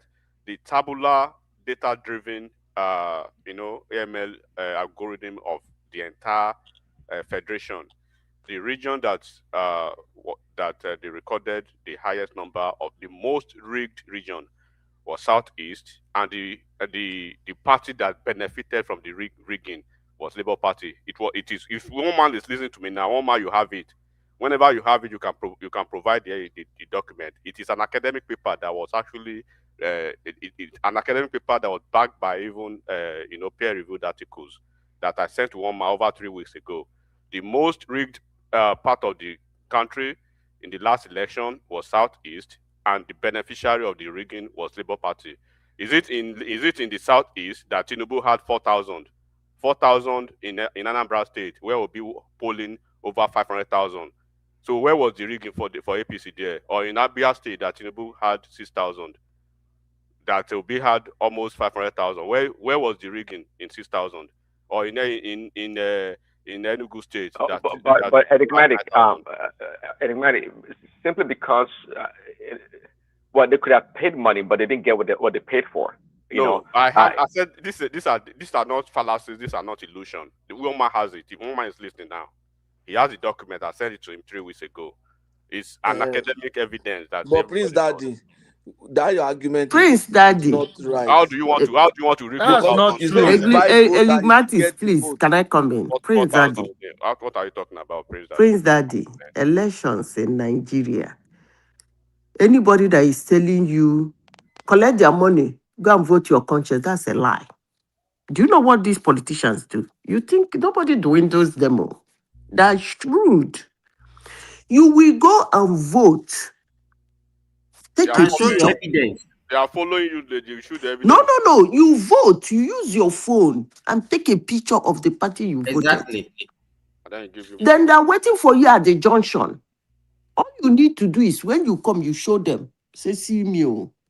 Oh yeah, they give you the money. It's not a question of going about everywhere, giving people money. Go and vote APC or go and vote LP. They don't do it that way. Even Madam, okay, hold on. So enigmatic. So again, I guess to you, all that noise for Peter B. That I mean, they were going to vote for Peter B. Or Peter B was going to win. And all the videos, even people that give interviews about, they're using their own resources, their own store, their own this and that vehicles to support Peter B, and they're not getting nothing back from the LP party. Did you buy that? Hold on.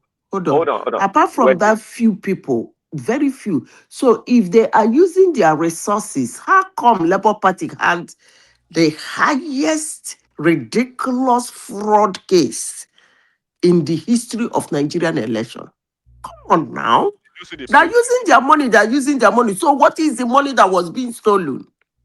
I beg, they do this. Hold on. Again, I'm trying to reconcile with people like our friend here, Ekene, saying that he himself he uses his own time and resources to campaign for Labour Party, and there are many people like Ekene. So the question I'm asking, how come? I mean, why did they need to get paid if they're more than happy to do it for free? Bam. Look, sorry, Joe, enigmatic. Let me quickly respond. You see, that's why that said, don't call. If you call it vote buying, you might be getting wrong. Just call it rigging. It is in the real sense, those people in the south is a rigged. Seriously, forcing people. Do you know they did not allow APC and PDP to vote? Exactly. And they killed an aspirant. A candidate. You said forcing people to vote. Yes. Now. But if I already have made up my mind that I'm voting this candidate, they didn't allow.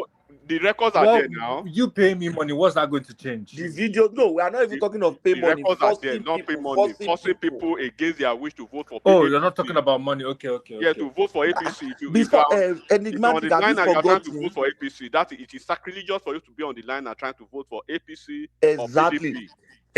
You will win your ass or do something bad to you, and it's there. Exactly. And imagine you forgot that towards the election, we saw videos of obedience showing guns and everything was if you come out and everything when we was now. So everything was there now. Look, so okay, but guys, now you guys are going on a different tangents. I thought the article was about vote buying, not rigging. That's why Madam AI said that article. The article I'm talking. This is a data-driven report, right? I gave it to. I don't know why one man is not even using it yet. This is not the vote buying you are seeing. Look at what happened in the last Anambra election. Was it not Gala and Mott? Was it not Gala and Mott that was incentive, right? Was it not Gala and Mott that was incentive in Anambra State? Did we not see it live? Right?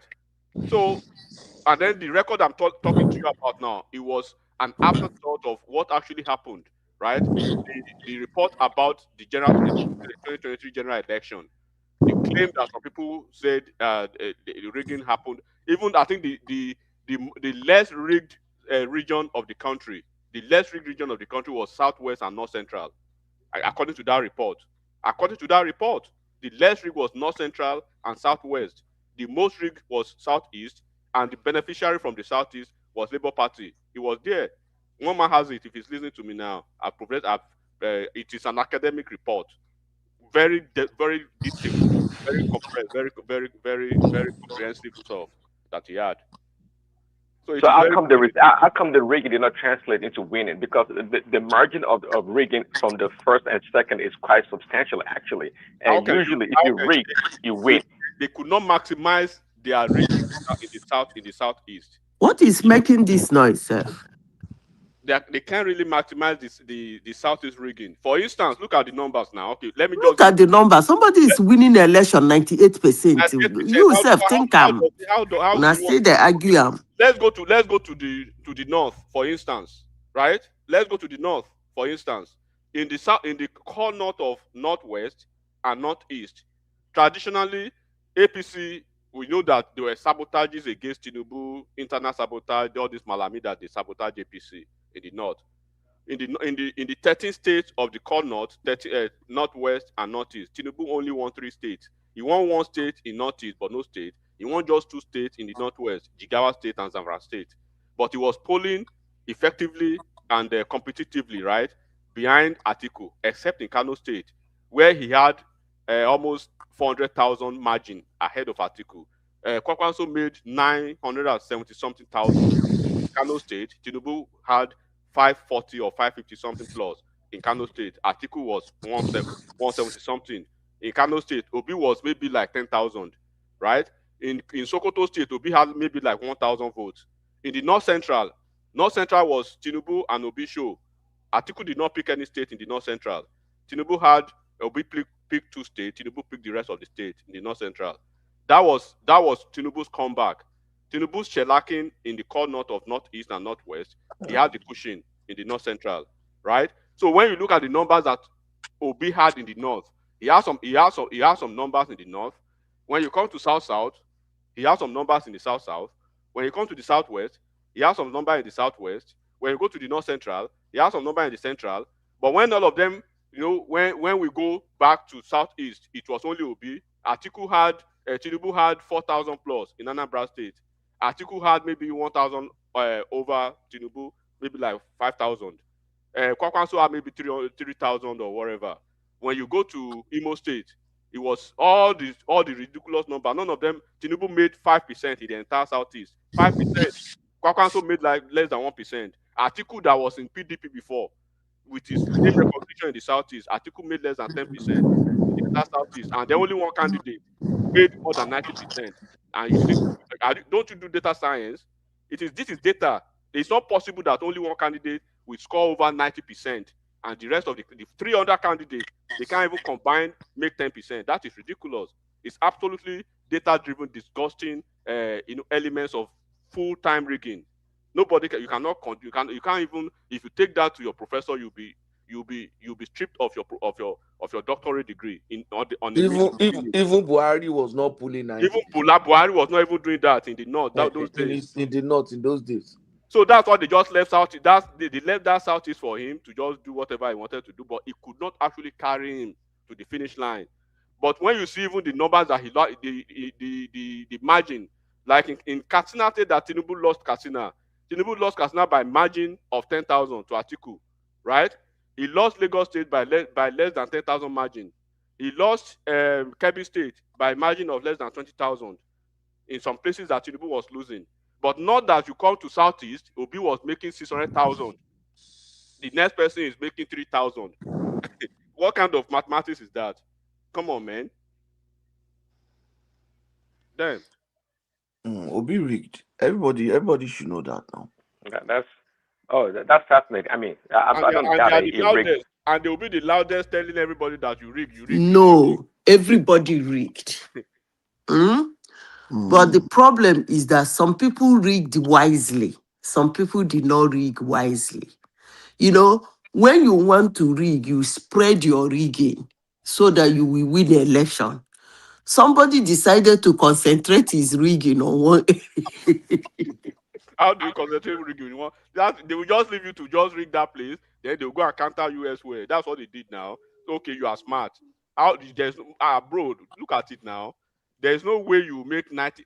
When you look at the data, and you try to tabulate it with there is something I wanted to say. Any processes, you cannot make that anywhere in the world, anywhere.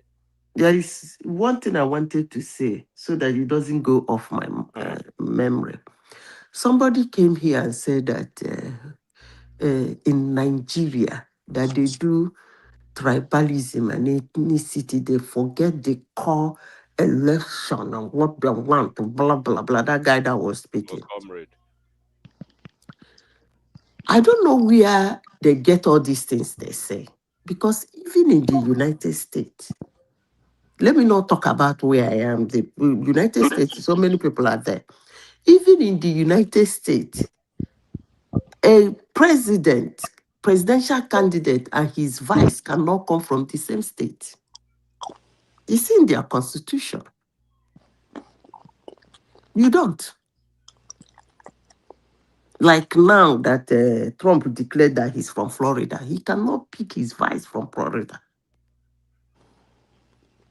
I mean, people just come and say something. What the Yorubans did in 2023 is actually ridiculous. It's unforgiving. And I believe they shouldn't do it again. I am not saying that they should have carried all their votes and give to Tinubu. If not, why not? But what I'm saying is the way they came after him. People don't vote their candidate. Okorocha has contested for president. Most Igbo people did not even know that he contested for presidency. They voted in PDP. On several occasions, some Igbo people have come out to contest, but we don't go after them that way. They said Igbo people don't like themselves, they don't vote themselves, blah, blah, blah. But our candidates, Igbos do come out to contest for president. We don't go after them the way Yorubans went after Tinubu. Did you see that what that letter Debayo did? Come on now. I'm not saying 10, I'm not saying 20. Yoruba people I know during that 2023 election, remember, God forbid, Tinubu can never be our president. He's sitting down there. Today, most of them don't even look at my face. Some of them, when they see me, they pretend as if we never had that conversation. Adeleke did an election within 30 minutes, or Ochu State was one of the first that got the results. He gave it to PDP. And somebody come here, are you saying Yorubas? But you people have been voting Yorubas.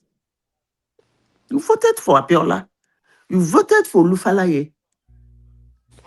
At least in recent times, the one we know.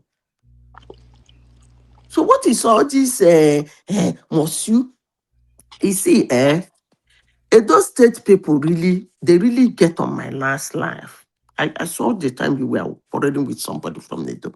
You see this obedient movement, then we are the one that started it too. I have 4 friends from Edo State. 2 of us are not in good. What is their anger that I didn't join them in obedient? They owe me. I don't blame them. They started this obedient movement. They carried the B on their head. And that man came to their state, campaigned for ordinary governor. They couldn't. But this is a man that wanted to be the president of Nigeria. They trusted him to rule the whole Nigeria, but they didn't trust him to give them a governor. The same thing in Anambra. He won, is it 98% vote in Anambra? They trusted him to be the president of Nigeria, but they don't trust the person he's bringing. They don't believe he has the wherewithal to choose a person for them. Shebiuna say the test run is in Abuja. Then go meet Wike for Abuja. Wike na madman. Then go meet them for Abuja. When is the Abuja election, I beg? Hello? Hello? Hello? I can hear you. Yeah. I said, when is the Abuja election? Oh. I don't know. Maybe Enigmatic knows. I'm not paying attention to That Obi have started campaigning. You say you're not paying attention. You didn't see. Obi is a personal non grata now in my You didn't you see the cut and join pictures that were posting online of the crowd he pulled. You didn't well, see. You didn't see those edited pictures. let him win the They've election. started again. They never learn. Everything is they always have issues when you are talking to fact and specifics. They want to believe every other part of the country is doing something wrong, except only one region of the country is doing something right. How smart are they? Can you imagine that? Let him come. Let him go and do whatever he wants. Wike is there for him in ABJ. He's going to face Wike. They don't like Nigeria. They just have the convenience of who they expect to be the leader of the Nigeria. That they are so confused. They don't even know what they want. There is something about the North I want them to lose in this election. I've been saying it severally here. There is something about the North I want them to lose. Not only their politics. Not is not a factor again. You have to understand that, madam. Let's see how the result come out. The North is not because what I will call the belt of the North, right? Like when you wear a traditional cloth like a dashiki, right? The pants are usually held by a string of rope. The rope that holds the knot, right? The rope that holds the knot is the mid those North Central people, and the North Central people they are trying to get away from the North. Ignimatis. So as soon as that is happening, that's why you see the North being paranoid about. Okay, so who untied the rope on the Shokoto? Is it Tinubu? Is it Tinubu that did it, or they themselves? He has exposed them to let them understand they can actually self-govern themselves beyond the narrative of the Arewa agenda or Northern agenda, because they usually sell this Northern agenda. No. You're not getting the issue. Let me tell you one thing about the North. Mm-hmm. I don't think they've lost it, but I pray they do. I can tell you authoritatively that the North I don't think Central so. people, because Let me tell you something. I was giving it. Most of those guys, they are even telling everyone who cares to listen that by 2031, when power will be returning to the North, they are going to pose a big challenge to stage a very big to the Fulanis, for the ticket that comes. Listen, you people would have asked me, what is this thing I keep saying that is going for them? I've never heard you see, I don't easily trash humans. I don't. Let alone people who has been holding strong and firm for a long time. You see, Northerners do agree, not because it's comfortable for them or convenient for them. That is one thing that is going for them. But because they want to hold firm and hold strong. And that's what I want them to lose. But you are not getting the point. The holding strong. You right? think they've lost it? No, they've not. They still listen, Madam Sister. The holding strong. The holding strong is incumbent upon the three northern regions, the tripod now, holding on the same space. But one of the tripod now is completely trying to find its own space. So that's why you see. Can I explain? There's a core northern agenda now. The core northern agenda, they are basically defining themselves. The core north, that is the core north of the northwest and the northeast, and the north central people are telling them, count us out of this. You don't understand what I'm talking about. Maybe we are on the But same. if you give me time, I will explain to you. I understand. You said it before. No, you don't. I understand. You don't. Well, I understand my own. You see, let me tell you something. You see, I made mention of Yorubas here. I made mention of the Igbos. And I said, there is something going for the North. Most times they come together not because all of them are comfortable with the coming together, but they come together. You are still trying to trash that thing I just said. I repeat myself again. May God keep us alive. Northerners come together, not 2027, because all of 2027 is them going are to be. comfortable with the coming together, but If they you come look together to hold Madam Zita, firm. if you look at the South now, right? When you look at the South, when you look at the South, it's a no-brainer to tell you that Southwest and Southeast cannot work together, no matter what. That is, it will always be impossible for those two regions to work together. Yes, in the North, there could be some semblance of arrangement that will bring the North Central back to the fold. But from what is been going on now, the North Central they see an You are opportunity still, you are not understanding. When I'm talking about the North, I'm not calling North Central. Please their remove North Central from the North. I don't know what you mean by North Central. North Central is not North. What are you talking about then? I'm talking about the North, the Northeast and the Northwest. That's what I'll be talking about too.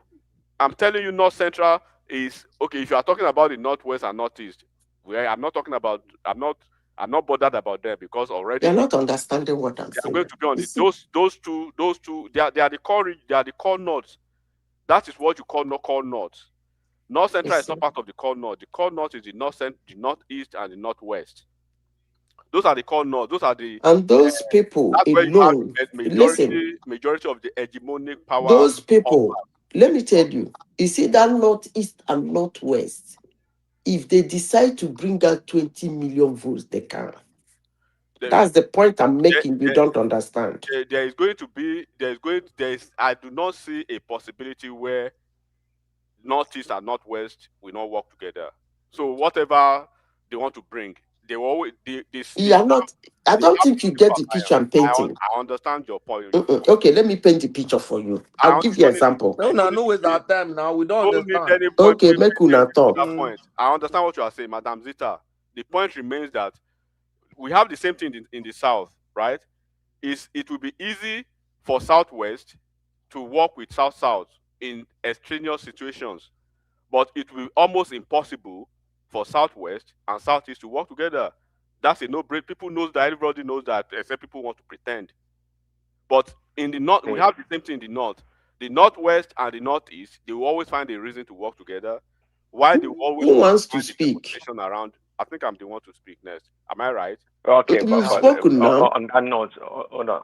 I think it might be next. But on that note, see, the problem with the North, that one North identity has always been a problem for the North Central. Okay, and because they always have the one ethnic group or one tribe, let's say the Fulani people that lead them all. Okay, and that's why it appears that they always have consensus or they're always together.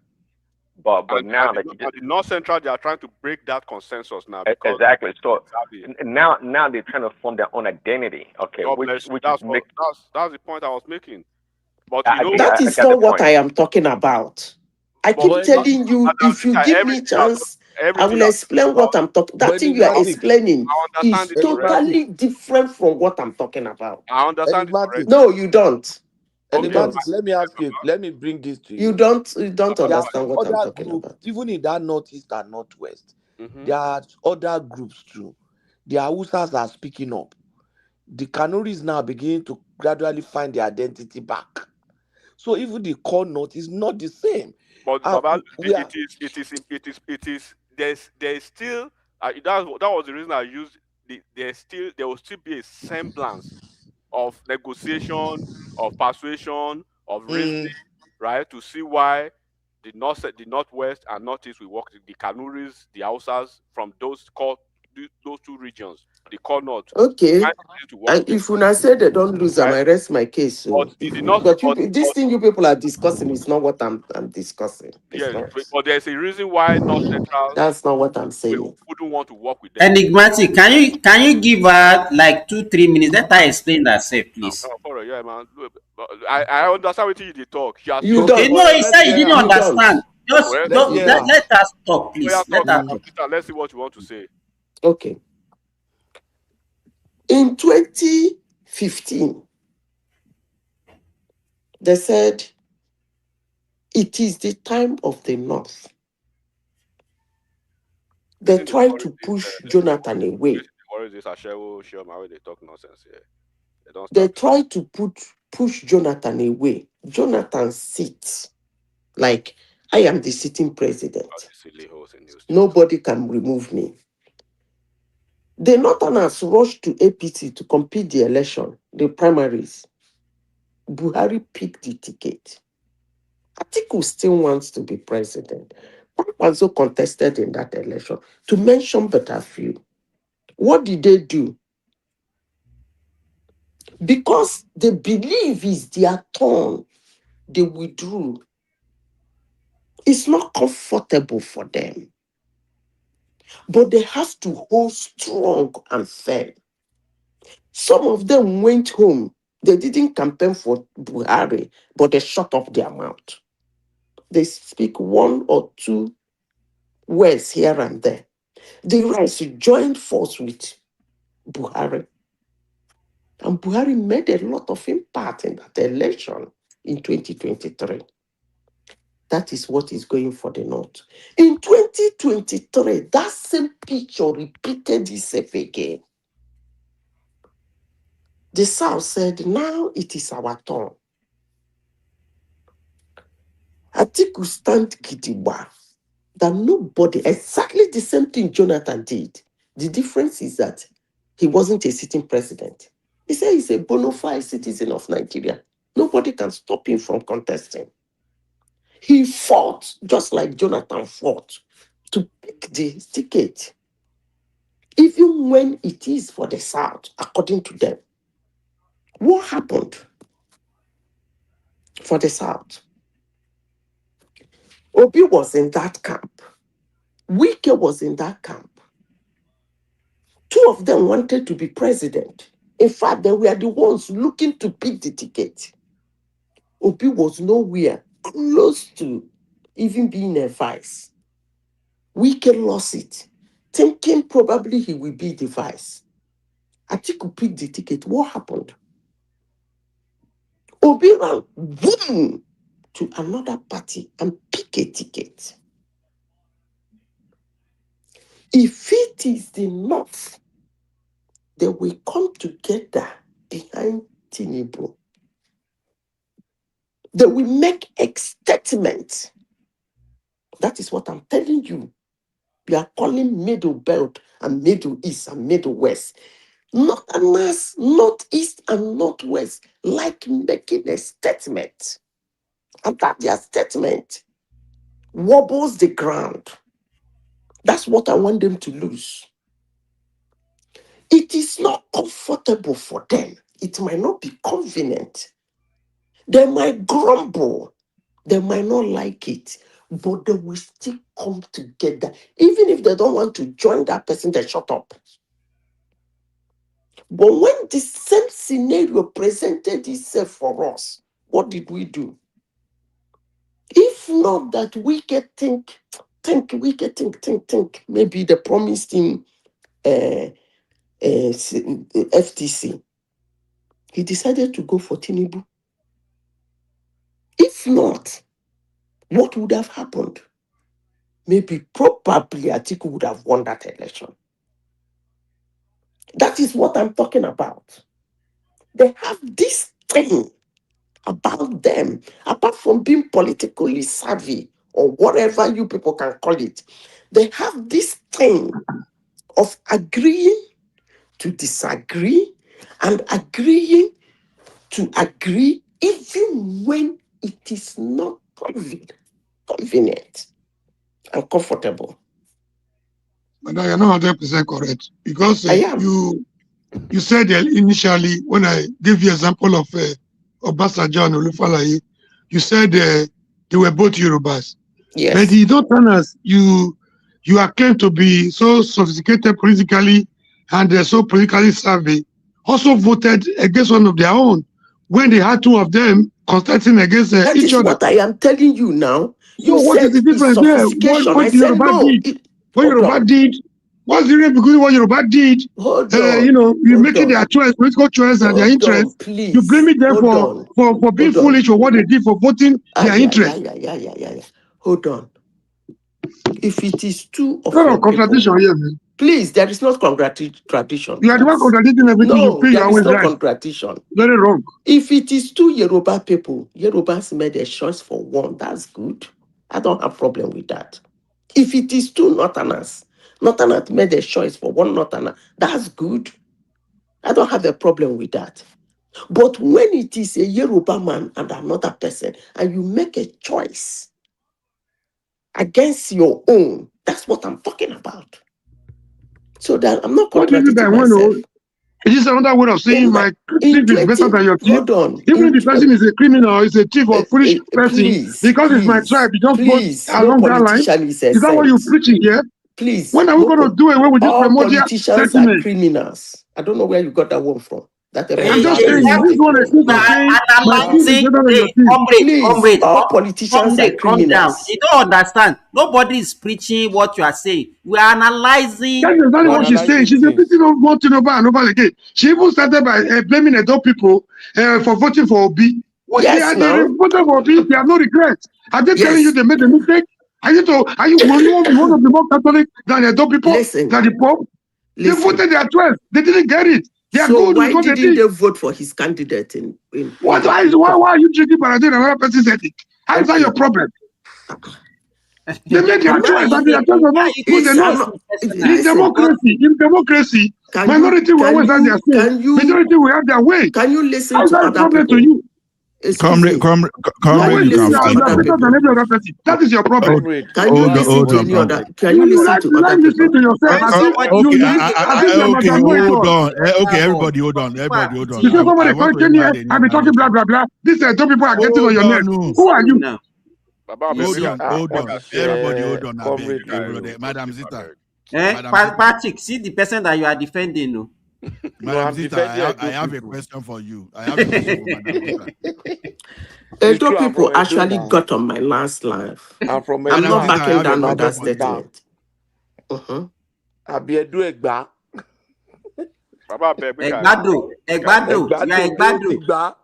Can anybody hear me, please? Am I talking to myself? Yeah, hola, Anglo. Okay, Madam Zita, you know, I like one thing in, I like one of your verses. The thing is this, you've been talking about demystifying the North. You know, I don't really mind the North being demystified in the Yellow man 2027. No, I have my reasons. Because these guys, especially the Northeast and the Northwest, they've only contributed to the backwardness of the country. They've not contributed anything positive, at least since 1999. So what I'm saying in essence is this. If they can be demystified in 2027, is it not okay to give them their dose? You understand? Or that's what I'm praying for. No, what I'm saying that, okay, Atiku now has consistently gone against all the constitutional conventions. Do you want to see what do you mean by constitutional convention? Which constitution are you talking about? Which constitutional convention are you talking about? Where we say constitutional, hold on now, rotational, Baisha. No, nothing is not in our constitution. Hold on, if you don't understand what they call constitutional convention, then you ask. I understand now. It's not written. It's not written. That's what you're saying. You understand? You know, it has always been constitutional convention within the political parties. Exactly. It's not even, you can't even call that one constitutional convention. Please. Don't argue. Don't argue.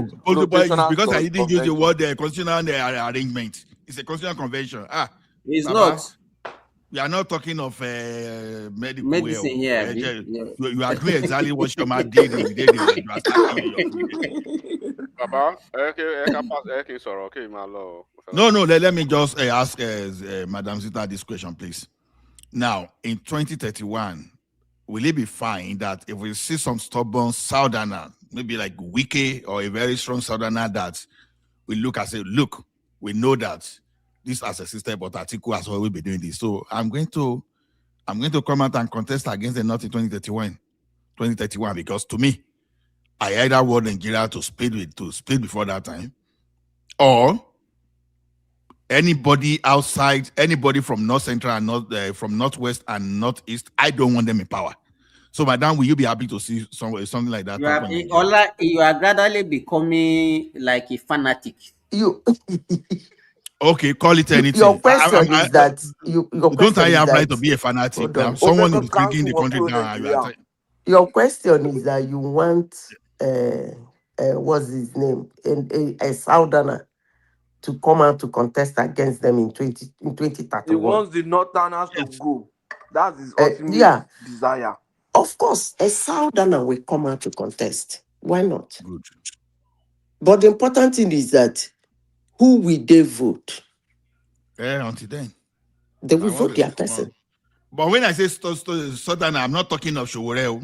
I'm talking of a strong one. I'm not talking of a serious politician like Showore. Okay, mention the one you talk. Showore is better than your candidate. Who is the strong person in the south? I hear you. Showore is the only different candidate among all of them. If it makes you happy, I'm not talking about whether better. No, you don't need to talk about it. It doesn't need your validation. I hear you. He just like fight. He did see there your blood. He know if I'm not fighting. I can't tell you.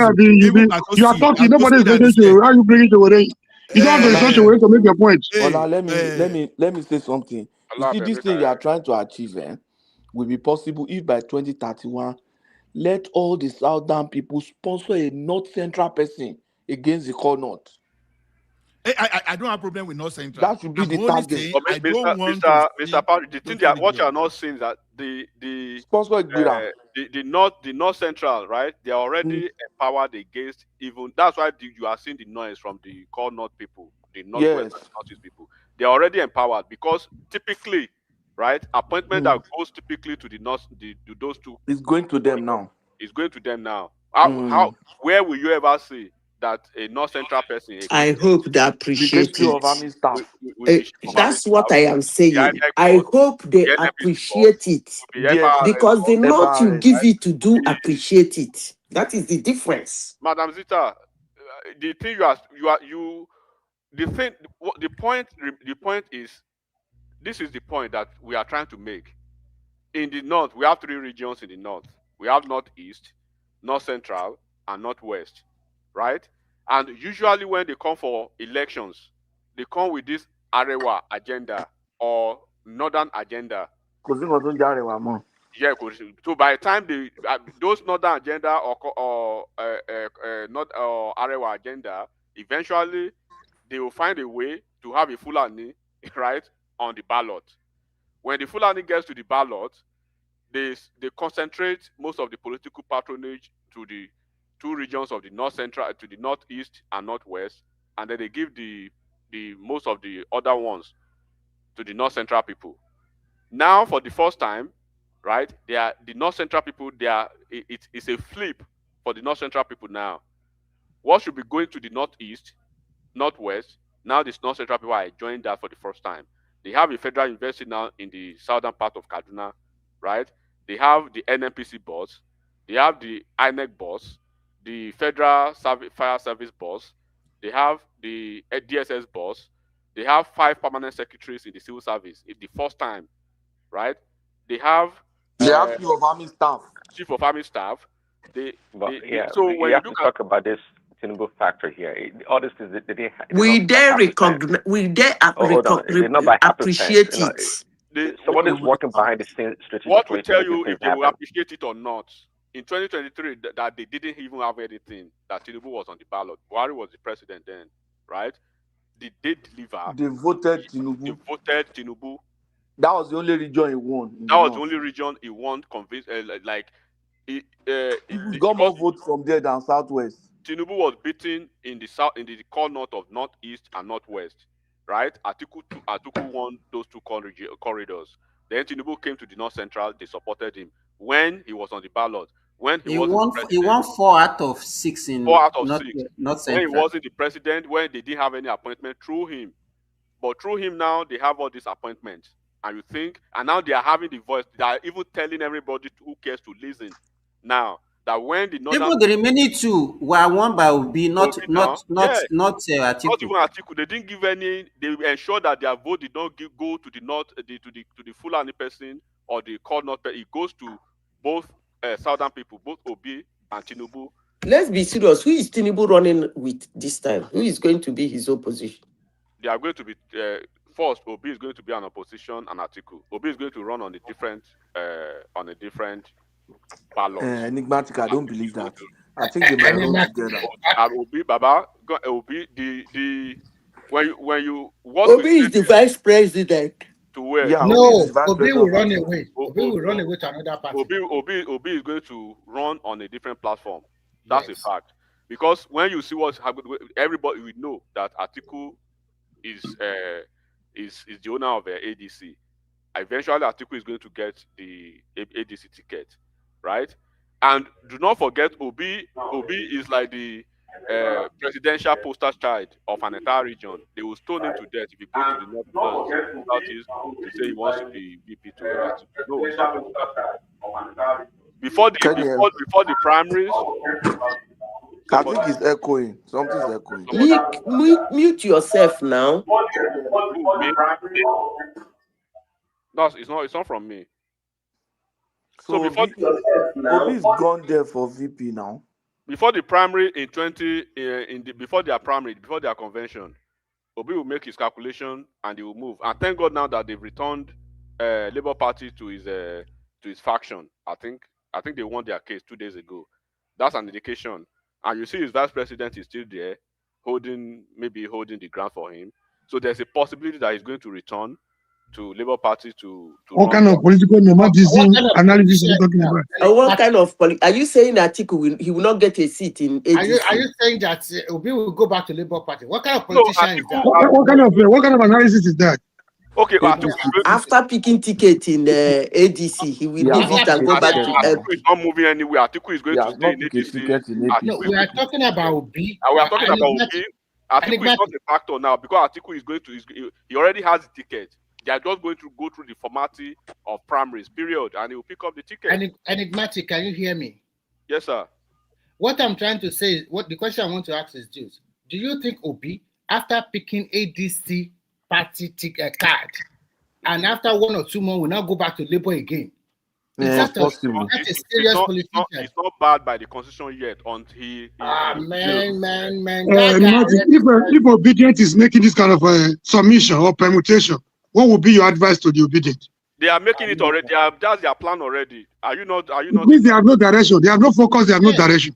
Do they have focus ab initio? Are they focused? Do they have focus ab initio? Do they look like serious people ab initio? Are they not political nomad? If you are there to advise them, what would be your advice to them? Like what you are saying now? I won't be in a situation to advise them. No, even Obi cannot even advise. But enigmatic. Obi cannot even advise himself. That is a very wrong analysis. Enigmatic. If you pay attention to what Zita is saying, assuming with what Tinubu group is doing now, because to me, they sell a dummy to him back in LP, and if he goes there, because that why is everybody quiet? That Atiku Obi ticket is a dangerous thing. Now they are selling the dummy to draw him back to LP to repeat 2023. But my challenge is that with no strong contender. Can you hear me? We can hear you. Can everybody hear me?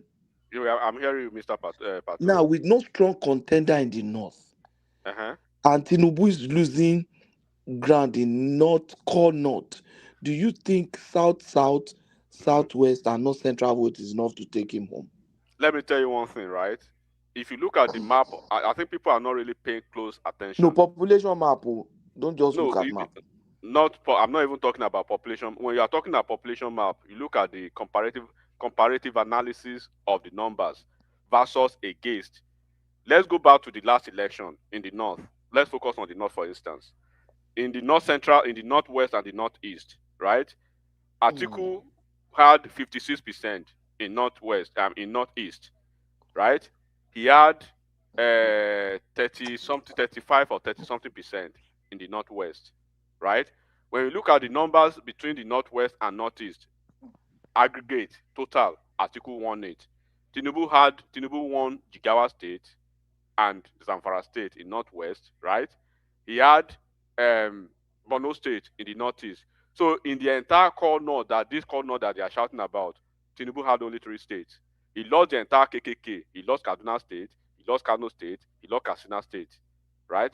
So now the entire core north of northeast, northwest, Tinubu had 30%. He was polling 30%, 30%. All Tinubu needs to do to replicate is just focus on maintaining that 30% to 35% in those 2 regions, right? Poll effectively and competitively behind Atiku. Do not give him too much margin. Where Atiku is scoring 500,000 plus, for instance, you following with maybe 4 something plus. Like in Katsina State, I just give you an example. In Katsina State, Atiku had 10,000 margin, right, ahead of Tinubu. But when they came to Kano State, Tinubu made almost 300,000 margin, right? So most of the state that Tinubu was losing to Atiku, they were not really quite a wide margin, except in Kaduna State. In Kaduna State, Atiku had like almost 600,000 plus. APC had 300,000. So Tinubu, from what Tinubu is planning now, when you look at from his map from the west, from the south, is trying to draw his map through southwest, right, to the south-south. South-south, they are fully on board because south-south they are being pragmatic with their own approach. They want to be competitive to pick up the vice president ticket in 2031, and they want to retain all their political appointments. They have high-flying political appointments in the federal cabinet now. In the National Assembly, they had the Senate presidency, and they hold most of the top juicy position at committee levels. The same thing in the House of Rep. And parastatals. Enigmat, let me ask you. Yeah. Can you bank on the vote from the south? Can Tinubu, if it's made absolutely. No. It should. I think if I may advise him, he shouldn't bank on those people are undecisive. No. Don't say that. Let me give you the numbers. I'm going to the numbers. That's why I'm telling you what is happening now. The interest, right? The interest of the dynamics. Even when it was tough, look at this. Even when it was tough in 2023, right? They were pragmatic, they were matured, and they were calculative. Their next door neighbor, do not forget their next door neighbor is the southeast. The entire southeast, they contributed 127,000 to the coffers of APC, right? When you go to the south, when there was nothing they could play for even in APC, they had the reason to be mad at Tinubu because he was the one that orchestrated Jonathan's ouster from office. Regardless of that, Tinubu won a state in the southeast and in the south. Obi won 2 states. Atiku won 2 states. Obi won maybe 3 states. So in the south, right, they contributed almost 900,000 votes to Tinubu. They had no reason to contribute anything to Tinubu at all. They contributed like times 5 of what Southeast contributed to Tinubu. So in the Southeast, in the South, that they never had any political interest, that they were not playing for anything, they had 900,000 plus to APC. Now, what is the new dynamic? The entire region has collapsed into APC because of two factors. The 2 factors is they are trying to ensure that they solidify and they consolidate on what they've been able to do. They started it in 2023. They are in the phase of consolidation. By 2027, right, there will be a position of cushioning the effect of what they've been able to do. Part of cushioning the effect of that is that they've moved as a region to the APC now. They want to they want to ensure that when the ticket goes to the north in 2031, do not forget it's going to be a direct fight for who picks the VP ticket between them and Southeast, because Southwest will be out of the equation then. The only thing Southwest will be fighting for then will be Senate President. Southwest will be fighting for Senate President. Southeast versus South-South will be fighting for who becomes the VP. Between you and I, they are positioned, they are well positioned to pick the VP ticket now. By virtue of what they've had now, do they want to lose it? Look at what they have in the cabinet. They have Wike as the Minister of FCT, a de facto governor. They have the Minister of Petroleum, state. They have the Minister of Gas, state. They have the Minister of Aviation, right? They have the Minister of Trade, state. They have the Minister of Regional Development. And the same Minister of Regional Development, right, is the same region, is the same ministry that is the supervisory ministry for NDDC. You know what NDDC means? And it's the same supervisory ministry for the entire regional development in the country. When you are talking of the Southwest Development Commission, Southeast Development Commission, that ministry control, very powerful ministry. So look at the cabinet positions they have. Then when you go to the legislative part of the government, they are solidly represented, the Senate President, and like I said earlier, they have very top flagship committee chairmanship in the Senate. Then when you go to the House of Rep, they have the same thing. They have board parastatal appointments. In Rivers State alone, they have more than 50 appointees from Rivers State.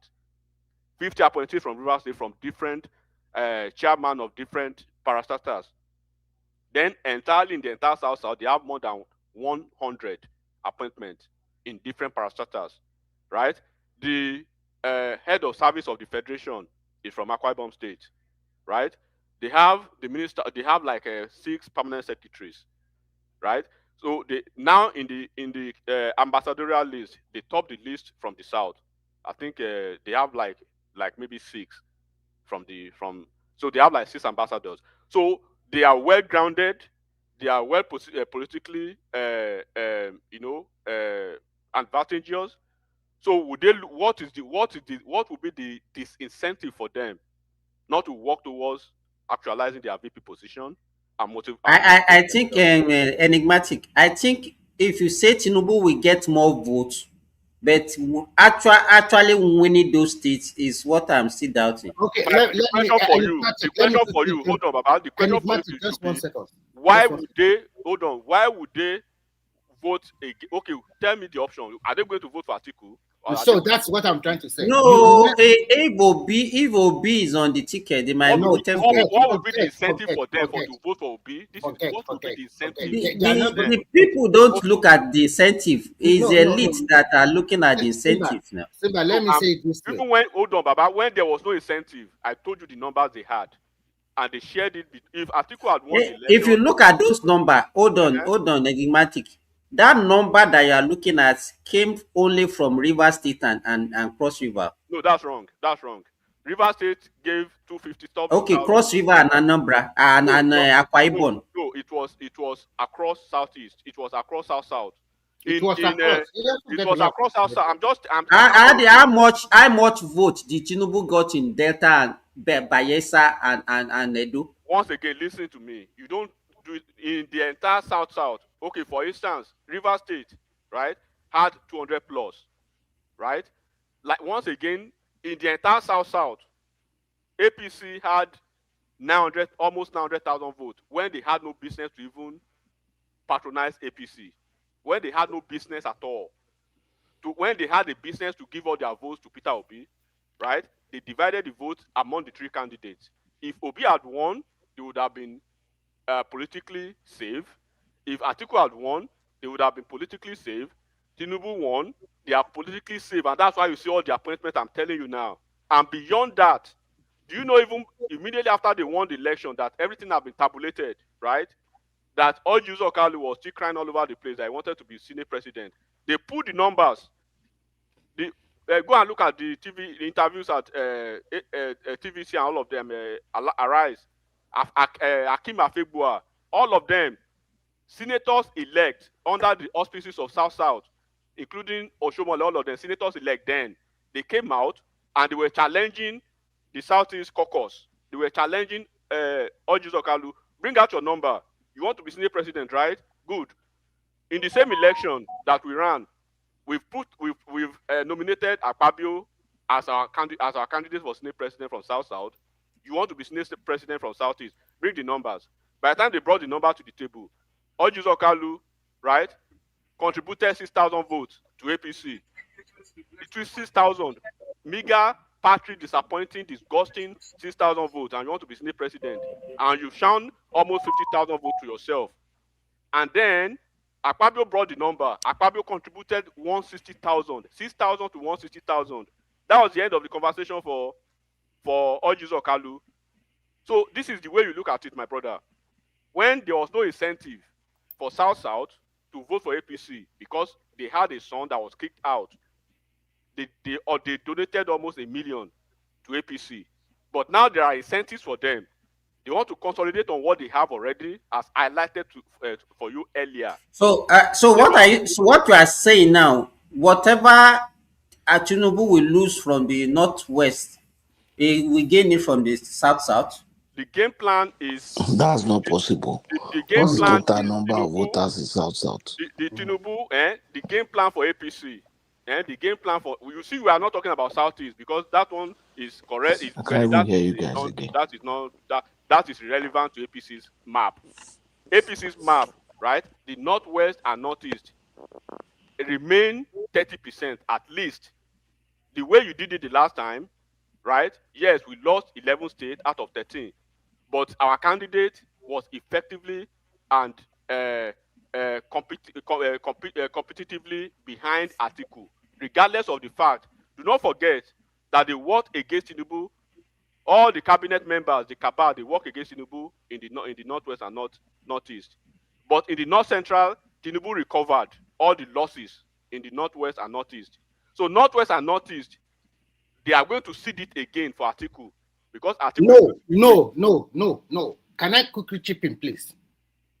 Because there is one factor you are not taking into consideration. What's the factor? We are talking about 2027 and 2031 election here. There are so many big wigs from the northeast that they are daring to go for 2031 election. I don't want to be audacious to that level. I'm just no. What I want to say is that those people, they will show their muzzle. I'm telling you, I don't want to be audacious to that. I want to keep it narrow and conservative. Okay, that's what I'm doing. I want to focus on the conservative data of the nature of the data. For instance, some people are beating their chest that in southwest and that in southeast, right? APC is going to win any state. They say maybe APC is going to win like every state. Or probably win Imo State. So I am not the person that will be so audacious like that with the numbers. I will say APC will not win any state in southeast, but instead of APC polling a paltry 5% like they did it last time, APC could do better beyond 5%, maybe 20% or 25% maximum. I will not be one of those people who will be so audacious to say APC will win one state in Southeast. Already, you know, they hate APC in Southeast. They hate Tinubu in Southeast, right? So if Tinubu graduates from 5% to 25% in Southeast, that's a big win for APC. Then you can move out, we can move along. Now the Southwest and the South is covered. Then you go to the North Central. Then you do the same thing in the Northeast and Northwest. Northeast and Northwest, yeah, I understand your point that there are some political people who want to do things in 2031, Northerners and blah, blah, blah. Yes, if that plays out, that's a positive. But for now, I'll keep it at the minimal level of the crush numbers. The crush number remain 30%.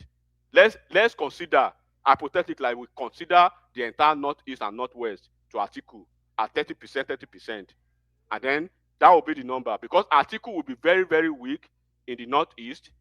When Atiku comes to the Southeast, Obi will be on the ballot. Obi will eat its numbers in the Northeast. Nobody is going to send him in Northwest, not in South and Southwest. And what happened the last time in Southwest is not going to happen. because immediately all these people get some number, they show their color, right? And then people are going to pay back. So this is the way, and this is the way it's going to happen. And this is the map that you see APCs.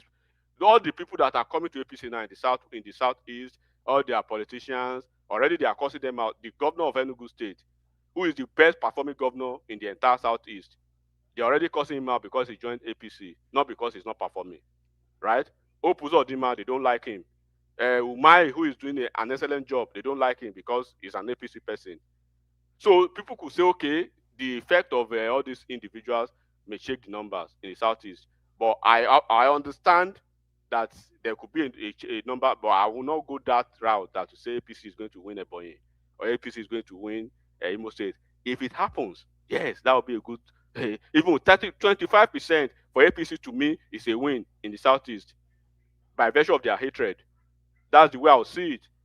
So, and that's does it. And then we are not seeing the effect and the effort of the opposition. Obedience are fighting the articulate are fighting the obedient. Who owns the ticket? They are fighting for the title of who owns the ticket. Does Atiku want to Matthew, let's look at it this way. Let's say the impossible ticket to Obi. It's not going to happen. Forget that, bro. No. Let us have. Okay, that's why I said. Okay, let's play that a second. Yes, that impossible now happened. They have been saying that they have a joker. They want to surprise. No, let's say that surprise is that Obi got the ticket, ticket for ADC. And so what do you think will happen in the north? Automatically, what will happen to the northern voters? Automatically, you nuke the energy of the north. They will just hang out and let Tinubu finish his 4 years, and then they go with their 2031 agenda. Period. Obi will just be dry. They will leave him. Because I don't know if you have watched that interview between Shehu and Kwakwaso. They put it to Kwakwaso that can he be a running mate to Obi? You know what he said? He said it's not possible.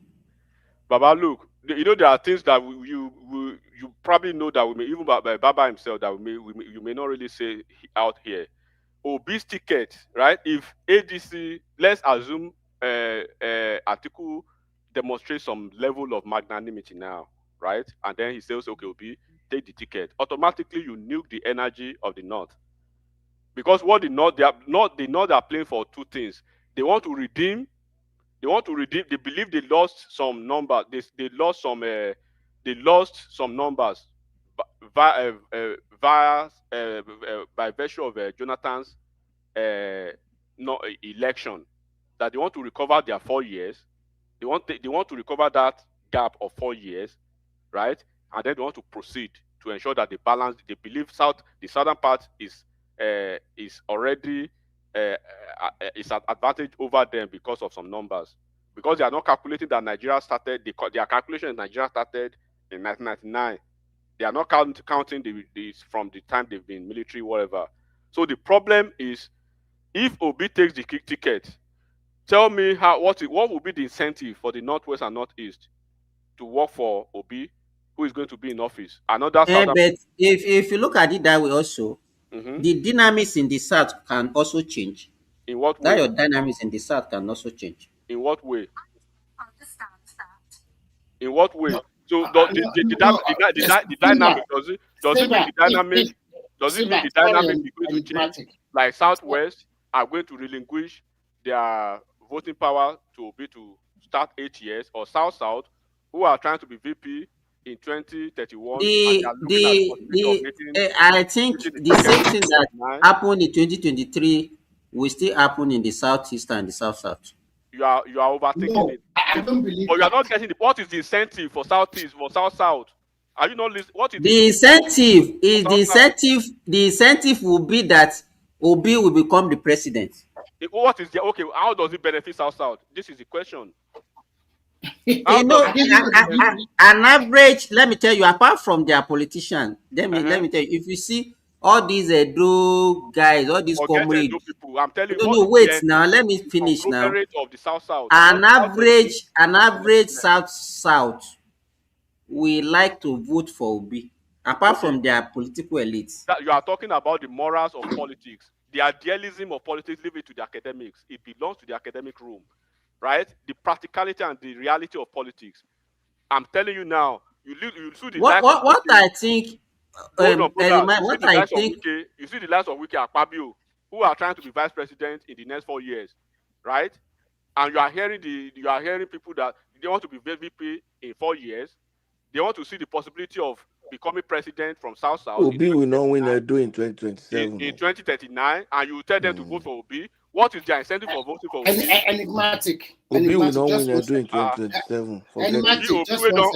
Obi, then we don't the cause, we don't even, just because they won election the last time. Enigmatic, 1 second. They were causing out the Oba of Benin. They were causing out the Oba of, because they won Lagos by 10,000. Nobody listened. They've basically thrown everybody under the bus. I think for ADC as a party, having Obi on the ticket will be suicidal for them. No, they will never give him. They will never. From day one. They will rather give Amechi than to give Obi that ticket. They know what they are playing. Let me tell you, I told you that. They will immediately they hand over that, because when I listened to what Kwankwaso was saying something, he said that that story of Biafra IPOB of 18 is still in their mind. And he said that he wouldn't want to They don't trust those. Just wait now. That he wouldn't want to be a vice to somebody that they still have that Biafra apron string around them. It's not, nobody will give them power. Forget it, brother. They can. The only thing every region is contributing its own quota, right? The southern part of Nigeria, they are contributing their own quota with the north, right? And the people want, just how many days ago, right? They want to be Biafra. All of a sudden, Obi came. They want to be president. Now they started the genocide. This thing. Do you know the genocide stuff was actually a campaign? The northern people, they saw it as a campaign against them. Do you know that? Mm-hmm. So a lot of things worked, and the guy he did not control the affairs of his obedience. They were erratic. How can you be talking somebody that cannot even control his family? You are talking that he should control the obedience. They've been erratic. Or even the ADC they just came 2 days ago. They've been trying to push them out of ADC already. Enigmatic.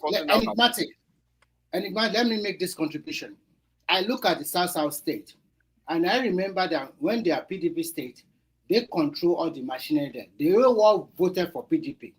And when you look at them now, all the machinery of the political parties in APC, including their senators. Hold on now, you will see. Let me finish, I beg you. So this time around, all of them are in the APC, including the councillor chairman, everybody. And they always vote according to party line. So I can bank on them that they will vote according to party line. Unfortunately, PDP is dead. Most of those people, the person that I think is most unfortunate in this calculation that we are doing is Kwakwaso. That guy is losing ground, and he's losing. It's stupid. I'm sorry to use this language. If I were him, after that 2023 election, I should have taken ministerial post under Tinubu so that he can give me a leeway against 2031. You know what he said? He said he would have wanted to be a vice president that is jobless. He's looking for a job. The role he's playing, Kwakwaso is playing. Don't forget, Kwakwaso is Ashwaju's person, and that's why they don't even trust him to come to, because they think he's going to be a mole in ADC. Yes. So, and at the end of the day, if he go to ADC, what are they going to give him? They are not going to give him the presidential candidate. Kwakwaso is not going to go to ADC that he knows. He won't go there. He won't get the VP, right? Number one. And then they are not going to win the election. So these people are calculative. They are not auditioning to be popes. They are career politicians.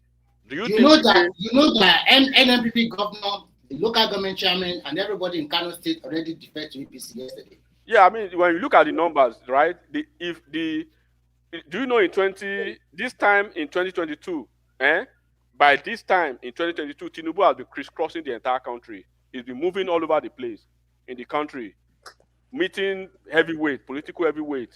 We see opposition now. They are not even doing anything. One of them say is washing toilet in the airplane. Logun. Kiwa our Ogun Kori Repa now at the oil producing state. You are welcome on board. You are welcome. Where is the oil? We are not only oil producing. We are not only oil producing. We are not only oil producing. Àti major road light rail. No. Àtúní light rail, àtúní port. Ẹ gbàgbé ẹ̀. Kí wá jọ ẹ pé wá lé lórí ètò ẹ̀jọ̀. May we rest, Gary. May we rest. We don't know. I think anyone from Southwest and South should be proud because that coastal road is going to is a game changer. Okay, enigmatic on that. Should Southwest and South go together while we allow? How can we mark the Southeast with Northeast and Northwest? Is it possible? I think Southeast they want to they say they want to go to Israel. Are they not? No. If we can make it geographically happen, maybe because it's possible now. We're producing. They share boundary with the North now. Southeast share boundary with the North now. Anywhere where those people want to meet them. But that's not they also share boundary with Israel too. Anywhere they want to go, they can fucking they go. share boundary with Israel. They do not come to the they share boundary with Israel. They also say they are from America now. But they said that deep port coming because they also building a deep sea port in Ogun. I think that would be the deepest in Africa. They are starting one in Ondo State as well. So thank God because Ondo to me has been a disappointment for the Southwest. I mean, they for some reason I don't know what's going on. I want Ekiti and Osun. If you want left for now, they'll be okay. No, Osun is a Osun. We can patch Osun with the people of the Southeast. They can go with them and go to Israel. If you want left. Badu, wallahi. Enigmatic. Badu. They can join the Southeast people and go to Israel. Kwara. Kwara gone first sack they want to come back to Southeast. No, I want to know serious. No.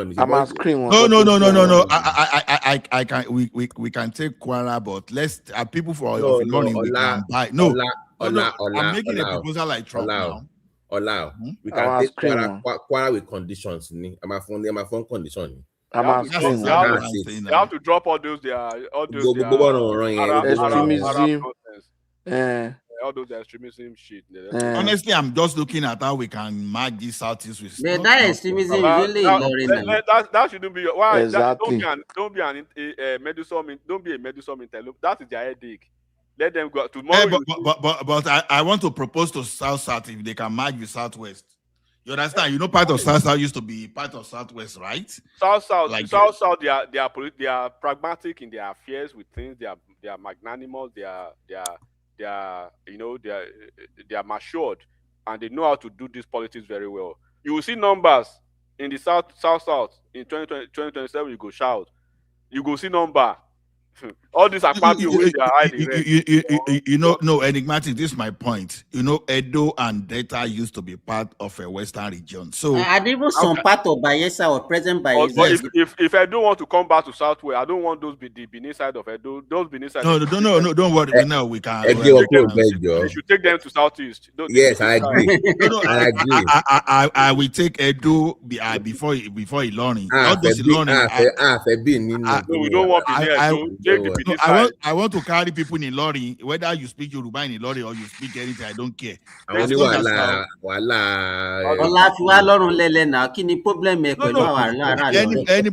Anybody that like carrying load on his head, you can merge Kwara with maybe Simba, you know what? In that ocean, no. You know there are some part of Kwara we need to. You know, Obajana is Yoruba, right? Baba, leave them. Let them go and join them. Obajana is in Kogi now. It's not in Kwara now. Simba, Obajana is Yoruba speaking. That's what I say. Go and meet your Obajana is Yoruba speaking. Go and meet your people. Can you also enigmatic? Go and meet your people in the Nigeria Republic. Simba.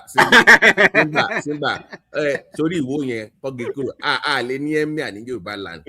No. What we are going to do about Iwo is this: we are going to. No. We are going to depose the. Okay, I'm asking. So anybody that is Emir there, Emir, we have to go back to Sokoto. So we have to install over there. So like Ilorin, like only Ilorin of Ilorin. So okay, if Bayelsa want to join, Patrick, do you remember that Lawal tried that in that time in between 1919 and 2003? Yeah. He wanted to depose Emir at that time. Okay, we can. Alorin of Ilorin Lamani. Cross River Nicola Mobashi Mashi Nimbiba because we can actually negotiate with the Aqua. Look at this guy, he's already looking at the map. You understand? You're laughing, bowing to. Ola, I said something is wrong with you. You are already a fanatical this thing. Okay, I'm telling you. See, I know I want the South. Ola, you're already drawing map. Yes, now Cross River is the only person. Cross River is the only people I pity. Cross River we have to go with Southeast. No worry. After 2027 election, you will see they will resume their Biafra. Okay, let me tell you now. What will be the fate of the Middle Belters? No, I'm looking at how we can negotiate with some people, with some part of Nasarawa, then with Benue, then some Benue and Plateau, Taraba. No, I don't think we are going to have much problem with Nasarawa, so we can take Kogi. We can the Southeast can become like Lesotho within Nigeria, within our country now. So that means that unfortunately, Cross River we have to go with them.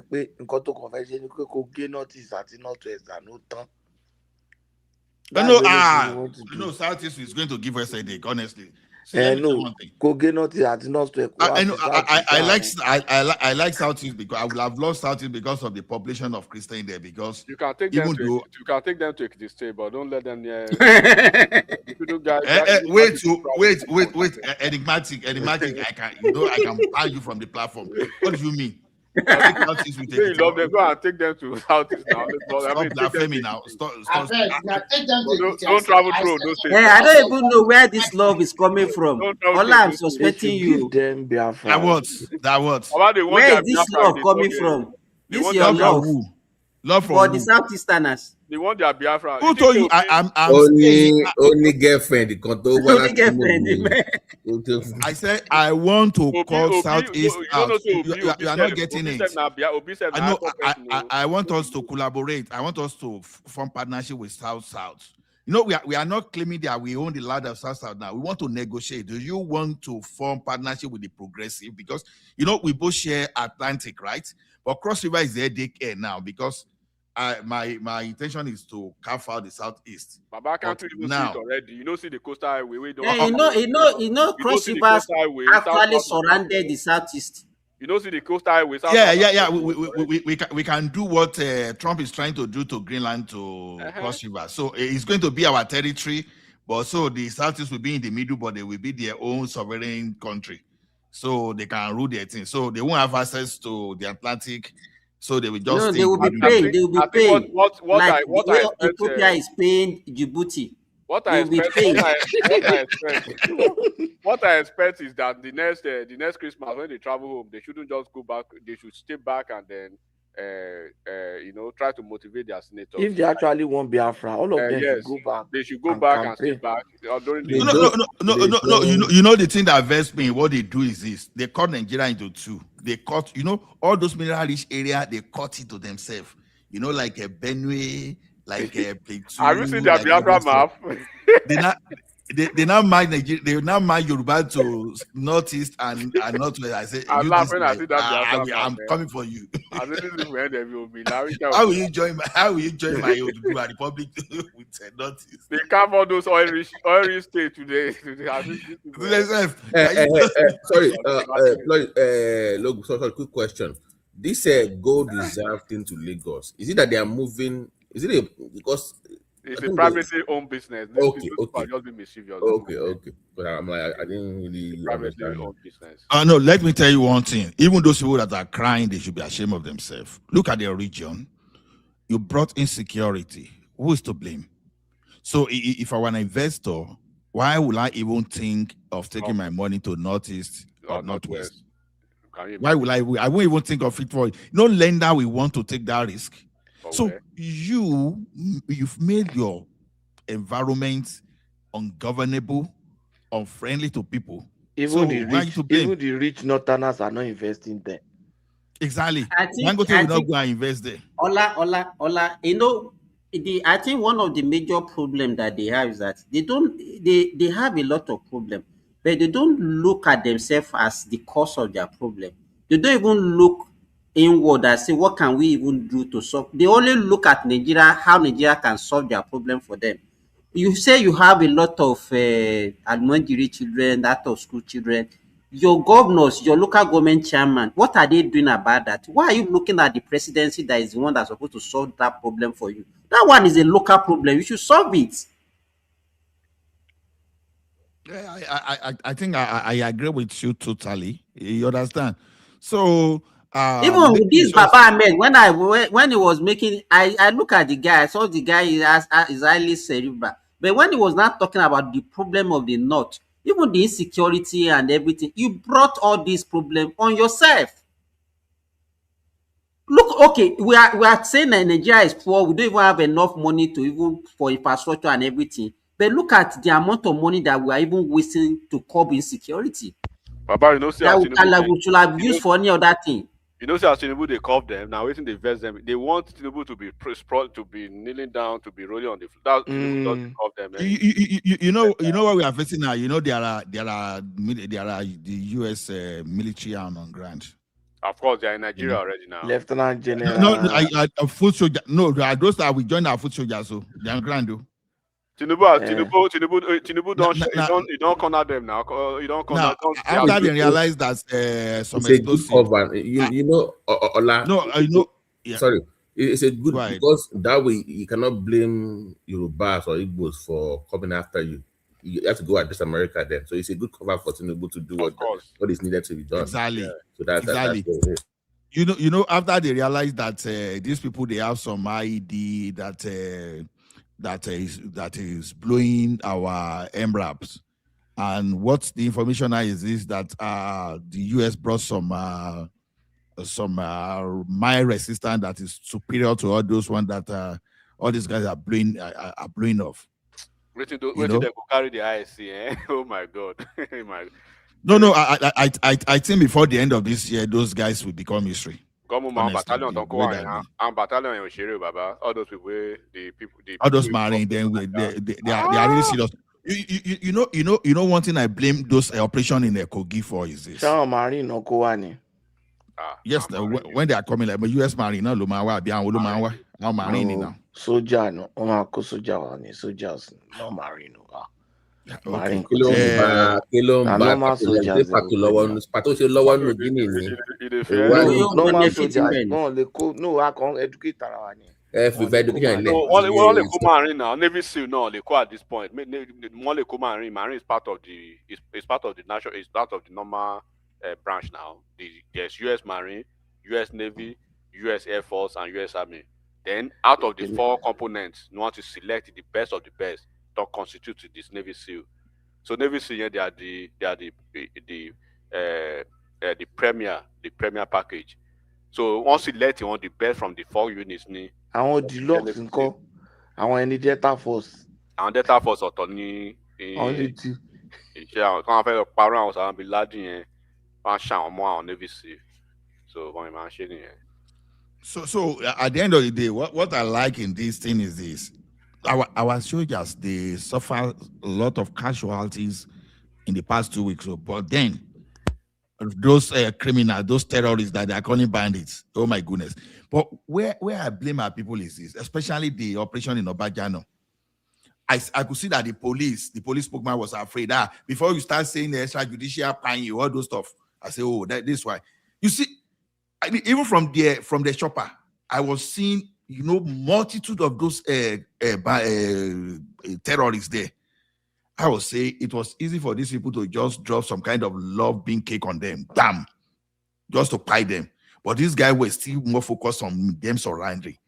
If you say they don't pie all those people, I think they should, by now there will be no kidnapping in Kogi, because that thing will have sent serious, serious, what do we call, they be scared to their teeth, because those people that will be pie in that operation will not be less than 200. Do you know that they have already taken the battle to the forest already? They are just shooting them. No, they are clearing. No, I'm monitoring the report. You will not send anybody. Just buy them for I get subscription to that monitoring. No, so may you come to pay more subscription money for me, so I go they show you too now. You have it. In the enter that bush that they are clearing. In fact, before they before now they will say they release those people kidnapped. No, rescue is what they are saying now. They will enter the place, finish them off, and they will rescue. Because immediately, there was one operation like that, if I remember very well. As those guys spotted the military coming like this, they ran away. They left the victim. They left those people. They even carry those people they kidnapped. They left them. They ran away. Hi. See, you don't want to me, Ola, I think our military has really improved on that. I think what is transparent in Nigeria is that Tinubu already know all the names of their sponsors, including their BDMers and whatever. So America already gave it to him. I think our soldiers know all those people. The problem is political. Will you take us to the background? I think what has happened is I want it to be 5 hours so that. I think what has happened is that the mindset of our military, Otimura, want to improve. Now their confidence and everything, unlike Tele. Let them want bad now, but you don't have. They don't have that from above now. From above that back. I think even now they are getting more equipment, and I think their morale has improved. Their morale is higher. Imagine all those terrorists they sent drone to go and on surveillance mission. Okay, look at the one that happened in the northeast now. That now they've already surrounded that military barrack now. Exactly. I did not send two car, Ado Loro. All those vehicles they already sent that. That our operation was swift, very fast.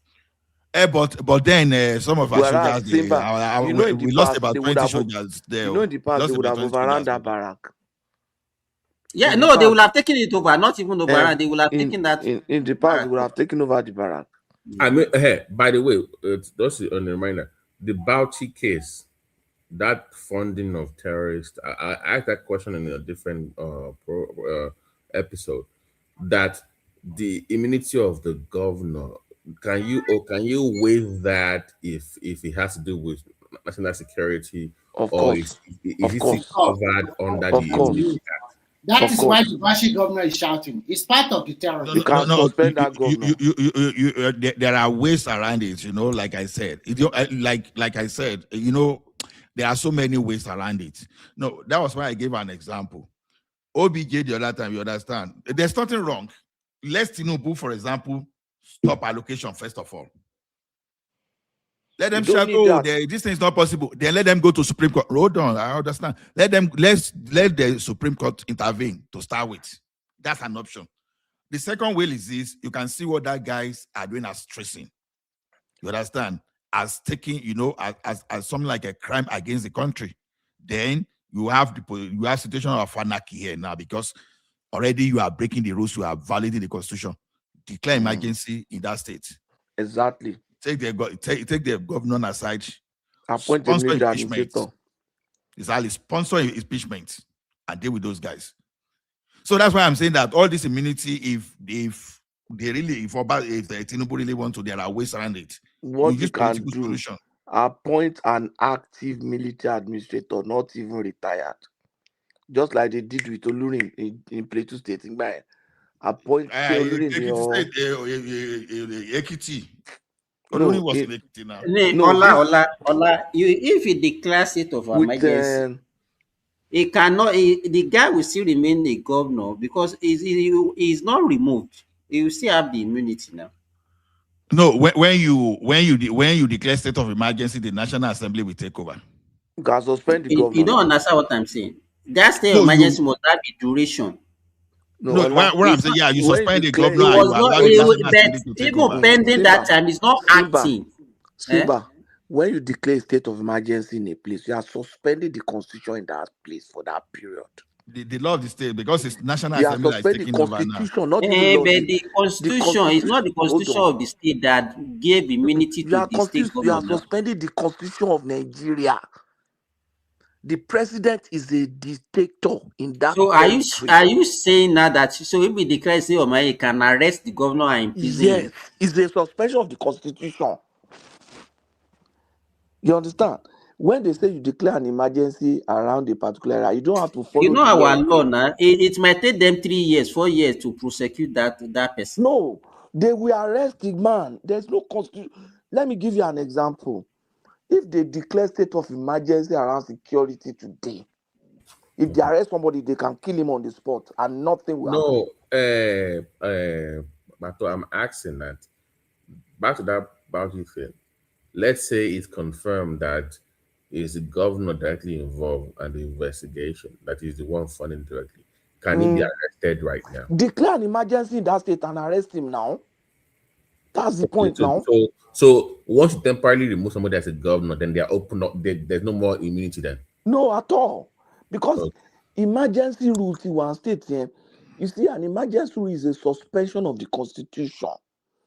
The immunity he has was bestowed upon him by the constitution. Basically, what we are saying, and you are suspended a constitution in that place. There's no law in that place. I think Tinubu is more of the second time thing is hindering his how he's going to behave. Trust me, this is the time. This is the time we need the like of our OBJ. OBJ will find a very naughty solution to this. All of you will cry. Oh, you know, Ofemi Falana go, they will speak grammar tire on the next thing you will see, maybe out of 24 state House of Assembly member, they will just carry about 9 or 10 of them to form quorum and they will just impeach. Once they impeach like this, they put the person in jail. The case will be going on in the Supreme Court. You can't be funding terrorism to the tune of almost $20 million. Ben, that's an operation on itself. You are actively. You see people like Rufai, people like that. They are supposed to still be brought in. Mr. Body Bag guy. Casina. No, that guy said he paid some people so that they won't be paying his people. That's confession. He was confessing to sponsoring terrorism. Okay, now what happened to the victim? For example, you say, you pay some foreign people that were coming to pay your people so that they won't be paying your people again. What happened to the victim? They said they did prisoner exchange. I'm talking of Rufai, the one that is said on public TV. You understand? He was asking people, okay, if you have another solution, tell me. Publicly, that's implicit confession to sponsoring terrorism. No story. Then the guy of Kasina, then Matawale, all those people. See, even if now only Matawale, I have some information about him. Even if now only bag of rice you give to terrorists, you are sponsoring terrorism. That Matawale, if a bag of rice. Okay, the screening for ministers, how credible or how reliable are these? We are saying that. I'm saying that from the information I got, Matawale is supporting and is helping with his fight against terrorism. That's why the opposition has used it against him. No, you concern me. Honestly. See, let me tell you something. You see, now if somebody is helping with the fight, no, Patoski. Look at you Tabasuka Marino now. No, Patoski, I not go agree with that kind of Tabasuka Marino. Look at it this way now. assuming you and I were in the military, I did not brought some people called repented Boko Haram. I would now put us together to now be go and fighting the operation. You as a soldier, will you be comfortable with repented Boko Haram carrying AK-47 as you be fighting alongside you? That one now. No, I'm just getting that's exactly what we are talking about, Matawale. Matawale is giving you information, but he knows your strategy within your defense ministry. Irrespective of the air, it should get out of that place. Let him be contributing that air from outside, not as Minister of State. You'll be taking decision on how to fight the person you contributed to. So that that's why the international organization people are looking at us as serious people. No. I'm sure if have member of terrorists within your government. If they have information about Matawale, Tinubu Matiyo. Baba, Tinubu is playing politics. It comes to 2027, Tinubu won that. You won't see the like of Matawale there. Otherwise, you go see the red eye of Trump. If Trump has the person who see there. See as it didn't change when they brought, although we can say the US, everything, but you understand. But look as how the thing changed when Baba Onirun also. And General Musa when they came in. See, and then you will. And Shetima what she said for buy. Because the clamor for him to be removed, can you not see on to be every day, you know? Let's see what Tinubu will do about that, because that one I don't know how I go to do that, to be honest. Because there's this push to elevate Musa into that role, or but there are some names coming up from the army do better. I don't think Christian they can replace Musa should be VP and double as Minister of Defense. After all, no, and he's doubling as Minister of Petroleum. Not right now, like towards the elections for second term, that I think the Americans are putting pressure on them. Tinubu ma fi finish àwọn Northeast àti Northwest. I'm telling you. Are creating a new power base. Yes, now the Hausa new power block. We never had problem when even the middle beta are there. The only middle beta that I've been suspicious of that created problem for us is Absalom, and it's an Hausa man. No pay. That guy need to be investigated because Buhari, there's someone helicopter linked to him and he came out to deny. How could drop some people, some things in Nigeria, and our aviation could not even come about those helicopter? In fact, anyway, we are just waiting for our 5 hours mark. A lot of Ola kiri babe tún lọ ṣe lọ́dọ̀ Babangida. Tani Baba mi tún Rẹmi pẹ̀lẹ́ nínú ẹ̀ yìí, ewu tí ni bàbá lára ìtọ́ ti lọ ṣe. No, Baba mi ni mi ò deny it's my Baba. Supposed to be jail, she pè bàbá. What is he going to do with IBB again? Ó ti lọ plan on the social. Orí woman ẹ sọ̀rọ̀ Ọbásanjọ́ ní bàbá. Ìyàwó àti kí Àtíkù ṣe fún yín. Ẹ má dá ya yẹn lóhùn jàre, yà ń jà fún tara ẹ̀ náà. Ta ni woman ẹ náà? Ìyàwó Àtíkù ni náà, ta ló fẹ́ dá. Ṣé àwọn Àtíkù ni woman ẹ náà? That's Titi now. Yorùbá lélẹ̀ náà. Kẹta ni bàbá jẹ́ tẹ́lẹ̀, Yorùbá ni náà. Yorùbá mélòó ni Àtíkù fẹ́? Kí ló fẹ́? Yorùbá mélòó ni Àtíkù fẹ́? What I'm trying to say is that woman ò ṣe Títí Àtíkù now, another woman ni. Mi rò pé ìyàwó ẹ̀ ni. What I want to ask Ola is, do you think Malami can burn in wàhálà tó kórè sí? No, Remi, for honestly, tó bá bọ́nú ẹ̀, a máa tàṣẹ fún gbogbo àwọn tó wà ní ẹ̀. Akínóde gan-an. Ó máa wà ń bẹ̀. Remi, for the sake of Nigeria, kò gbọ́dọ̀ bọ́nú nǹkan tó wà yẹn. Ó máa wà ń bẹ̀ di 2031, òun àti Emefiele. 2031. Then to bawa síbẹ̀ to bawa You know, free mu. people die because of those two people. I'm Now. forgetting what the kind of beers they pulled now. People died now. Now. Pressure Tiwa. That thing came. That thing that went viral. It came from a banner. Pressure Tiwa. People are dying now. They could not pay. People are buying money with money. Maina tí wàá jáde ó ní owó tán rí lọ́wọ́ Malami ó ní is nothing compared with what Malami store. Ó ti rí press conference sí Maina grant. Yes, now. Our people they don't need to tell us.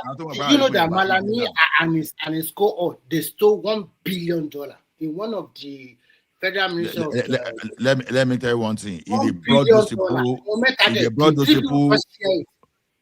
they brought those those Buhari boys, let me tell you one thing. I can guarantee you that we may have money to run a Nigerian budget for the next three fiscal years.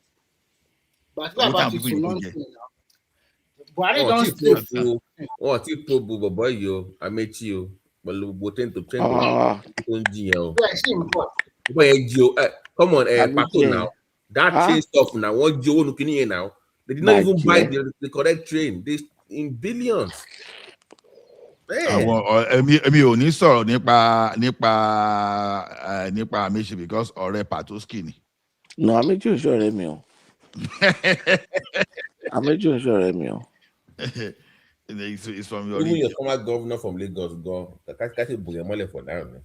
No, I really didn't go. Kò perform to bá ṣe expect ni. No, Patoski ẹ mọ̀ pé there are ways of Gene. Sherry, let me tell you one thing. Some people will dip hand into the treasury directly. But some people, they will turn themselves to the contractors of this thing. Oh, look at it this way now. Some idiots, if you have, okay, look at what Seyi Makinde did now, for example. They gave him 50 billion. They gave him 50 billion. You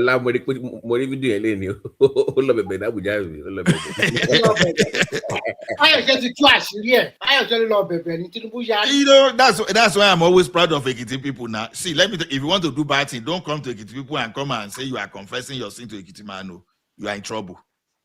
Because Ekiti person or no person will expose you. If you do bad thing, don't do bad thing in there. This thing, they will not cover you. 30 billion euros. You know, Fire will be telling you that I'm not a saint. He will be telling himself that I'm not a saint. I want to lose the one explosion in one ring. No, not today. So look at what the guy was saying now. You know, somebody that was talking against Tinubu and everything, he now went and said, okay, we cannot have the party collaboration. Ani Simba. Hold on now. Hold on now. Tinubu released 50 billion. 20 went missing at the top. Ode State, they were not your even in that 4.5 billion, people will still remove their own. So before you even get to the people, only imagine beyond 1 billion or 1.5 don't matter what one. No, only 400,000. Only 400,000. For me, go 120. I want to lose lay, want to lose. Well, 450. Even guys are but he said that the money is still there, that they have not spent the money now. Why is the money still there? Why is the money just sitting there when people are suffering? Why is the money still there? No, he's saving it for them. When the victims are there. Do you know what he said? He said Patoski, can we arrest Uncle Simba? Can we arrest Uncle Simba? You know what the Oyo State government said? Makinde said that they use Oyo State government money, 4.5 billion, to settle. No, do you know what 50 billion can bring in a month? When if you put that in a fixed deposit account, you can rebuild you can rebuild that entire place now. You can rebuild the entire place. It didn't do nothing, Jack. Let me tell you another story. He's building what we call a circular road in Ibadan. There was a protest maybe some few months ago. Those people that they demolished their house, you know how much is paying them? 500,000, 200,000. In fact, and some people that does not have CFO or whatever, nothing. You know what they wanted to do with that circular road, Remy? Yeah. You know that circular road was actually conceived by Lamadeshino. Yes, No. yes. It was Lamadeshino in 1999. It was one that conceived it. But but by the time this guy came in 2003, Ladoja. the Olubadan now. Ladoja. He was one that actually do the mapping and all those things.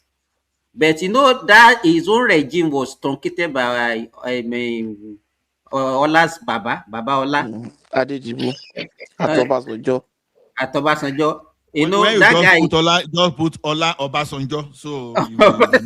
you know, he has a divided, you know, he removed him in 2005 and the guy came back Then in came back. 2006 to come and complete his tenure. Then he replaced him. So this Ogbomoso man did not do anything about the project until when Ajimobi came. That's a lot, probably. Akala. So, and if you look at all the civilian governor of Oyo State, all of them don't die, except that Doja that is remaining. All the former ones, they are dead. They have to die because it's a Roman Gonshebado now. Baba yẹn lo nǹkan jàre. Baba yẹn lo nǹkan. That's why I'm afraid. That's why I'm afraid of the people like Simba. How can Simba be The land that the guy is not taking, you know that circular road is about 202 kilometers, Remi. Yes, and they are taking land 500 meters on both sides. But I must say the truth, though. I must say the truth. I bought some land and very close to that circular road, and the appreciation level is very good. I'm quite happy. She wants to take any. One, take care. You could jet. What are you? Let me ask you. What are you saying? What are you calling appreciation? Land appreciation. Okay, how much did you buy that land at the time you bought it? And then what is now the value? Simba,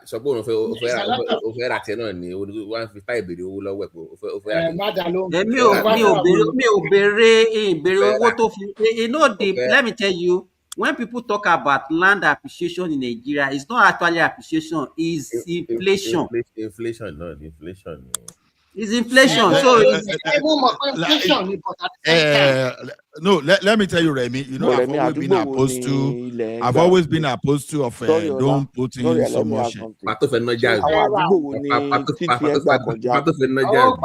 Oluyole local government, Nìbàdàn, Oluyole local government. All the local governments in Ibadan is all around that place. All the 9 local governments in Ibadan.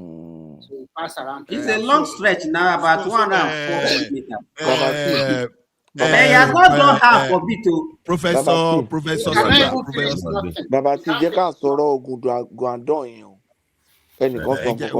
Let's talk about investment.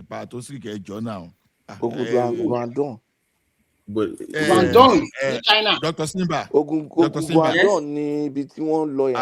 Land can actually appreciate. Land can actually appreciate. I'm not saying land cannot appreciate, but in Nigeria, what you see more is more of inflation than real appreciation. No, it's appreciation. Simba, you are wrong. Simba, you are wrong. It's not about Simba, let me give you an example. You know, this has been a very long time. You understand? I got a land at the back of MFM. So that land, I got that land for, although Baba but I approximately 800 plus. That's how much I got that land.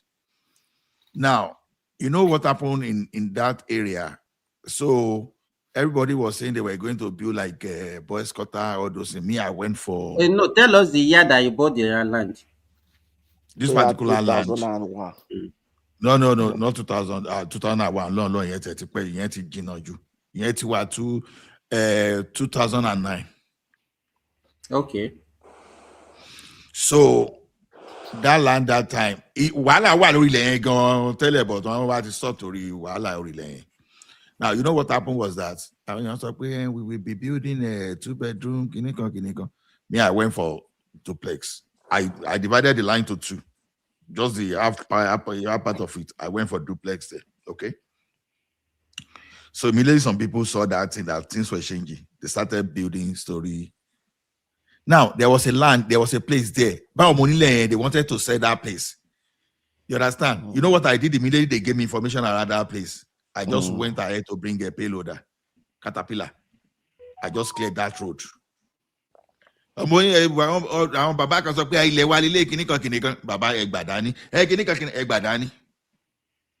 coming. You see what happened? Immediately, I cleared that land. There was a piece of land there that is not that, just a little bit more than half a plot. I could even with 1.5 million, I could not get that land. And if you want to get land in that area I'm speaking today, maybe if you have 15 million, you may be lucky. That's still good. You can still get 50 million there. That's good. No, because the point is this: I basically designed that place. You can't want to block or not any. Because for that area now, this is on a metal, you only want to block it the other side. Let us analyze it. Let us analyze it. 2009 to date, that would be like how many years? That would be like 17 years now. No, what I'm even saying, immediately I even cleared that land. Okay, 1.5 million. That's what you said. That 1.5 million. No, hold on. You wanted to sell land for like 700 today, and people are saying, you go to 700 because it's barely half a plot. And you put a payload that you clear the road, and the following day, immediately you clear that place, you could not get the same land for 1.5.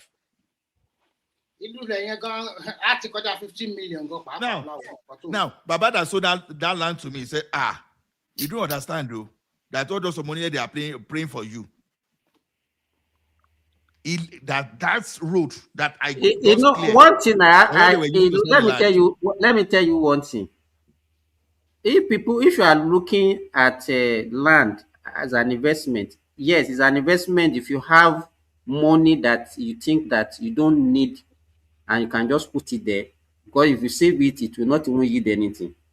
But if you look at it from a business sense of it, you put, let's say 1 million, because 800,000, let's say 1 million that time, that is 17 years ago.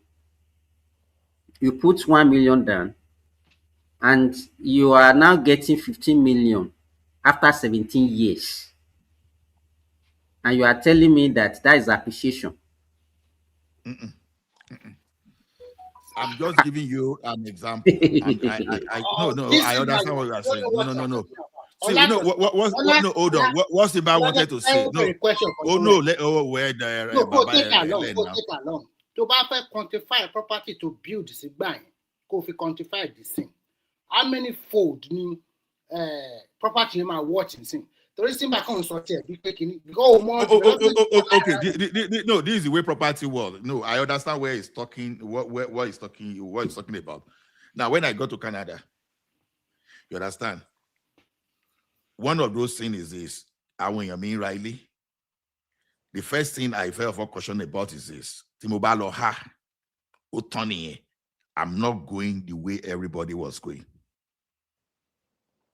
Even though I had in Nigeria, right? Now, the difference is this.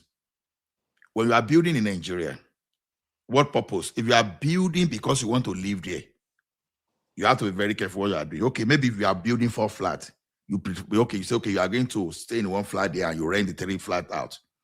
Nice one. But you go and build a very big mansion so that everybody will be saying, Baba, alaye Baba.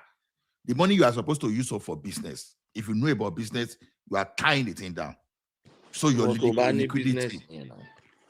No, you now have problem with your liquidity. No, Baba. You know, most of us that work in the bank those days, you understand? We never even thought that this bank, our job was one of the most unstable jobs, but people never, unfortunately, our people never realized that banking job happened to be one of the most unstable.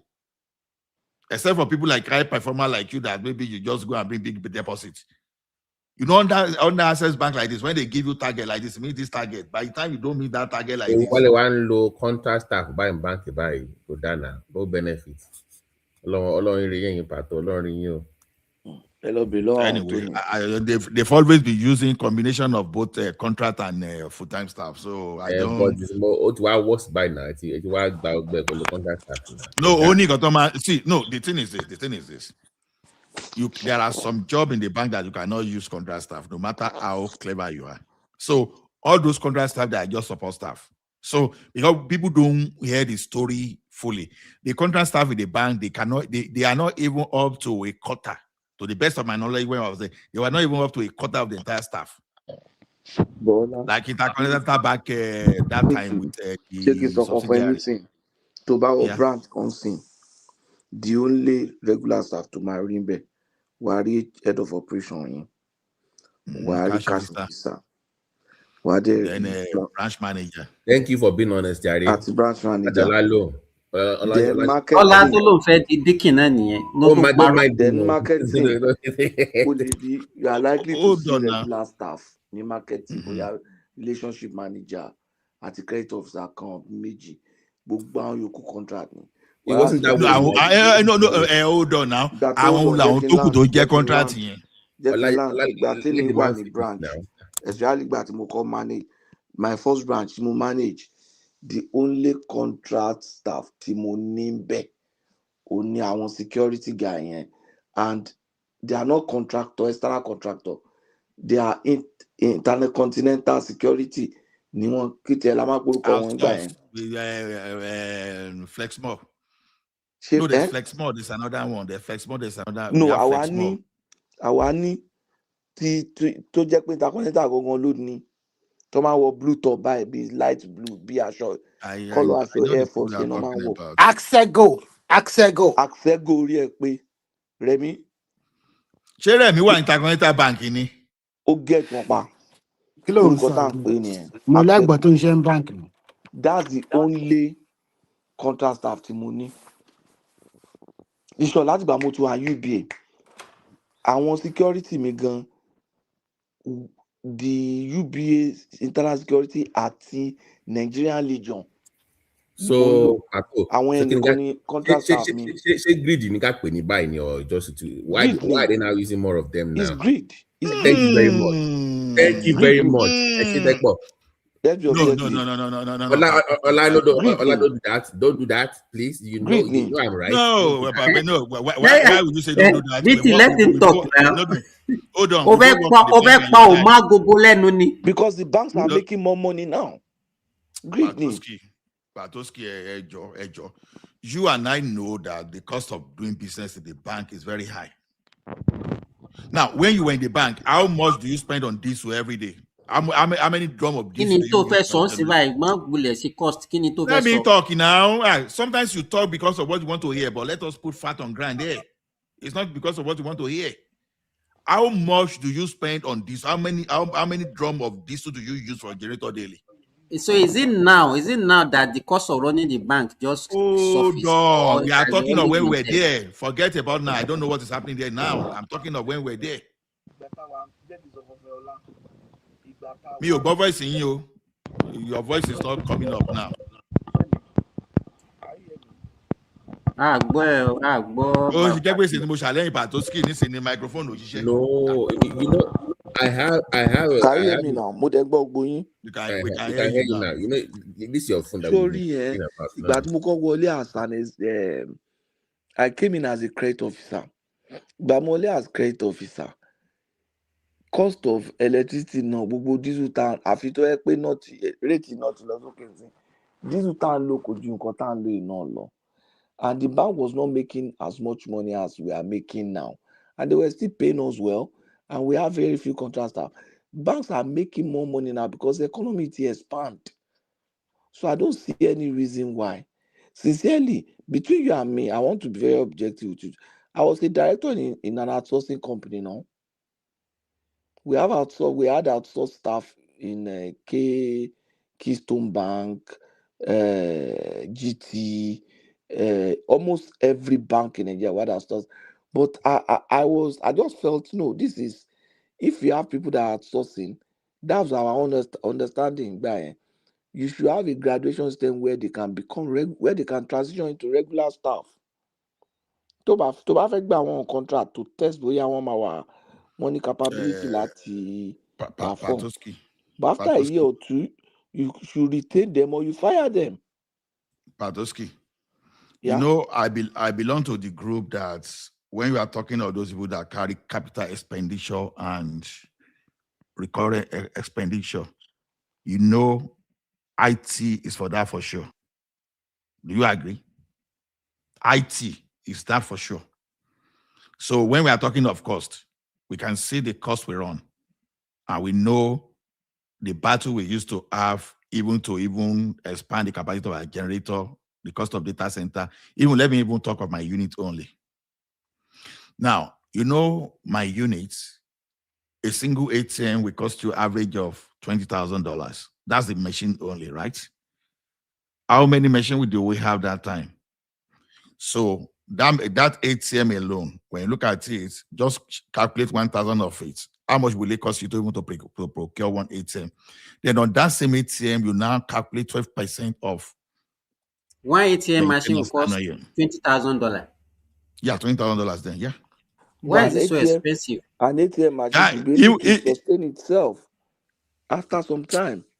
Baba, are you the one doing, are you the expert in that ATM or myself? No, I'm not the expert in that. Ola, can interpretation level ATM machine? No, that's not even the issue.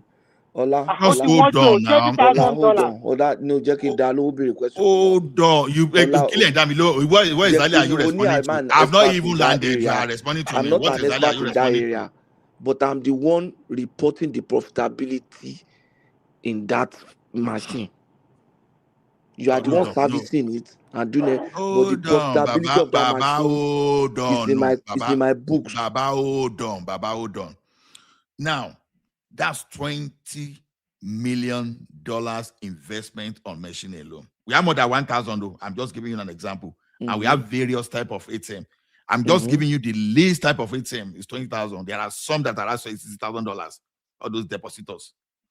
Now, just calculate 13% of 20,000 as a correct expenditure. That's my own unit alone. But that's not an issue now. Oh no, Baba, hold on, Baba. That's my own unit alone. My own unit alone.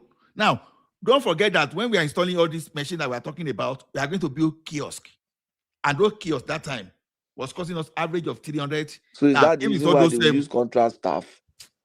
Hold on, Baba. Argument is still now. Baba, how much staff landing Intercontinental Bank? We are telling you, Ola, we are not talking about Intercontinental now. We are talking of banking generally. ATM. I said I'm only talking of when I'm there. I don't know what is happening. The argument they're losing. Why are you commenting then? Ola, so you don't know why you're not arguing. No. Do you know what you guys are doing? We are saying that.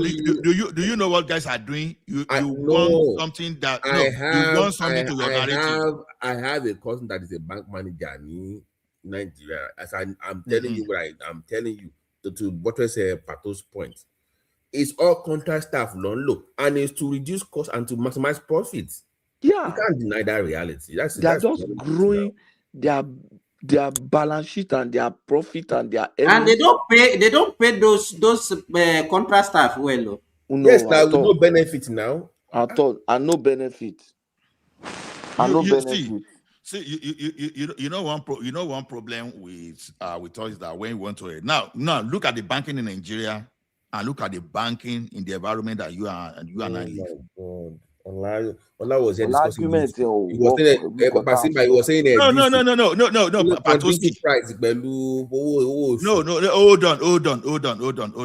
Hold on. You are not facing the reality. You understand? You just want to hear. No, Patoski, what you are just doing is this. You are playing to popular opinion. Hold on. No. You know, I like is those people I like taking up are even my seniors. Those are the people I like taking up mostly. You must have noticed that one about me. No, you explain for 5 minutes. I barely explain for 1 minute. You directed me and you say, no, I'm not telling you. See, these people, they don't understand those people they call those contracts that we are talking about. the people you call contract staff sometimes, they are support staff. They are not necessarily the way you look. Like, okay, this. Like Okay, what task non shit? Baba, when you employ from executive trainee, those people, no, after executive trainee, okay, let me just put mark from a executive trainee up. Those are senior staff, banking staff now, right? We have those category. Then we have support staff. That support staff, they are from the subsidiary of the bank. And those support staff, they are full staff to the subsidiary of that bank. That's it. No, we are looking at people working. Now.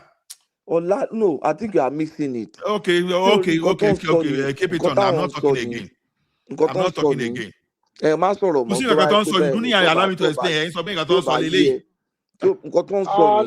Professor Ecology University. The people. No. Remy, I don't like that. Remy, I don't like that. Just hold it. Hold it there. The question is this. Fílẹ̀ kó má sọ̀rọ̀ àṣà àwa máa bẹ̀ kó sọ̀rọ̀ ni. Kó má sọ̀rọ̀ mọ́. To buy banking hall. It's not, no, Patoski is not letting me to speak. You explain on your own, you don't let me speak, but because already Babati has his own mindset. No. Don't let him emotionally blackmail you. I can allow people to do whatever they want to. You can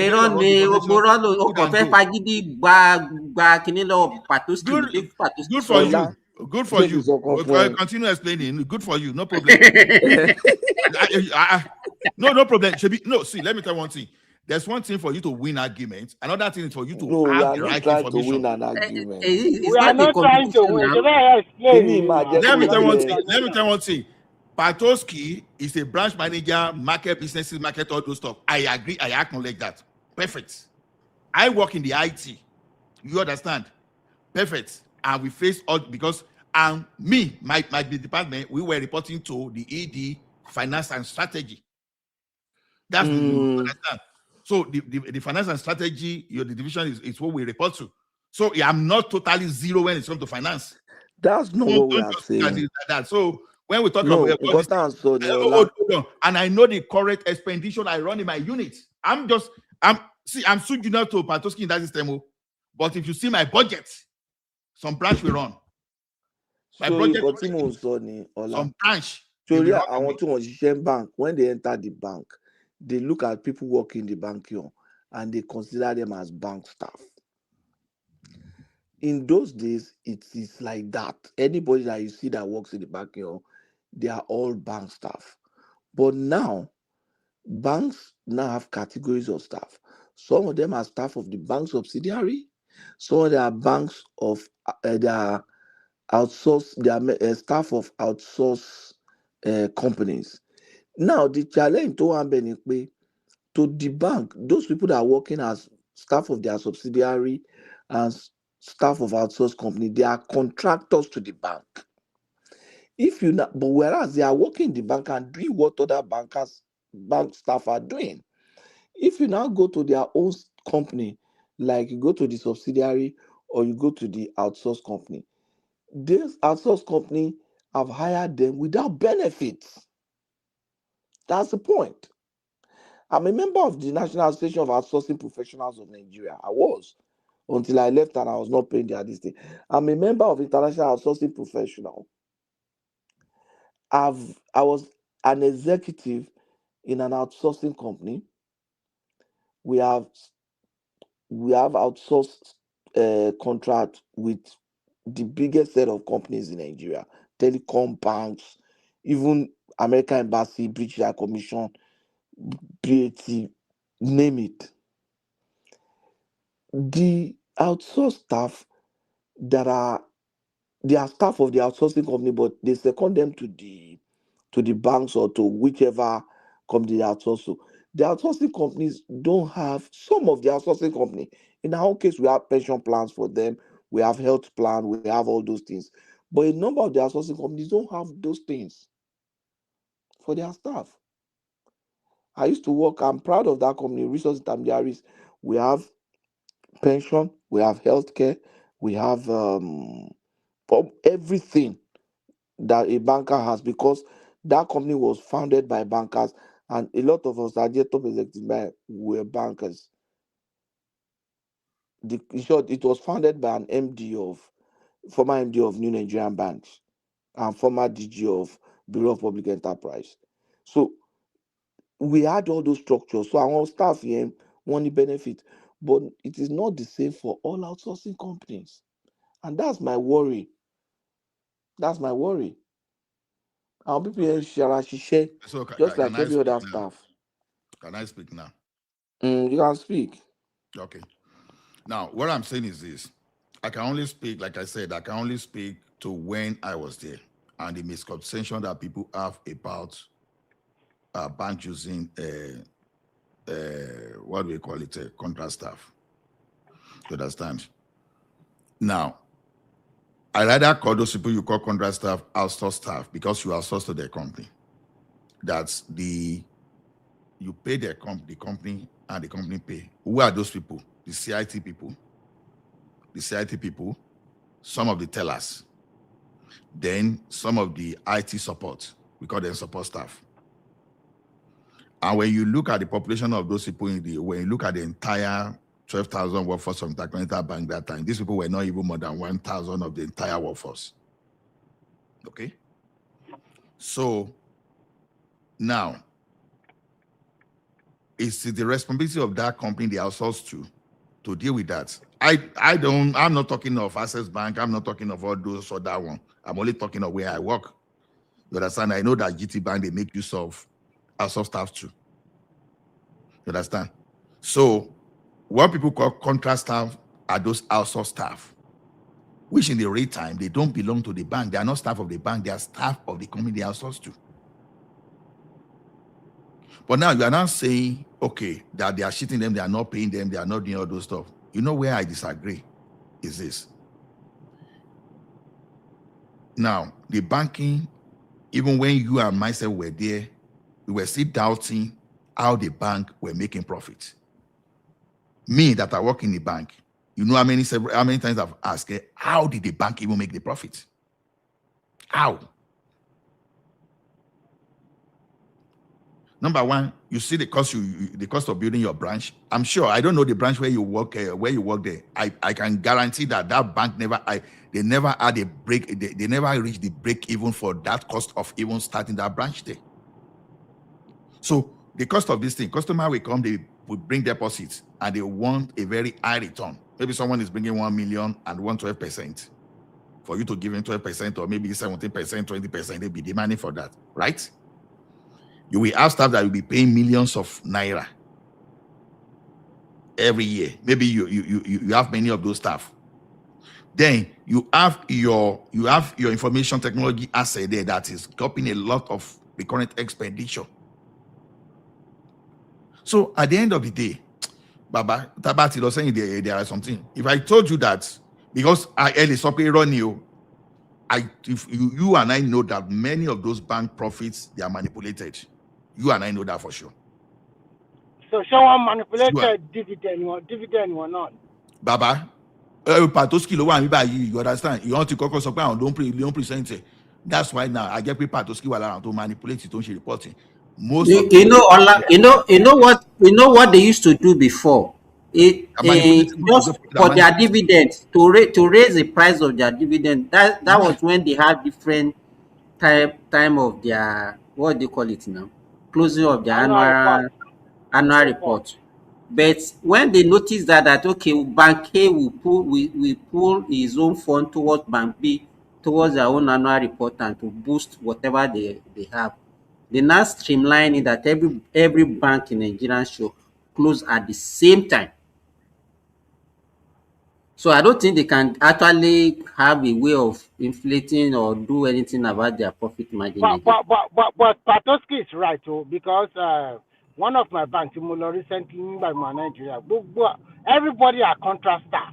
The question I wanted to ask Ola, before, banks in Nigeria, even in the 80s, they don't even have a single contract staff. Everybody working in the bank, they are full-time staff. Yes. So at what point did it now become unprofitable for them now to say, okay, the only way we can cut costs is to not be employing contract staff. If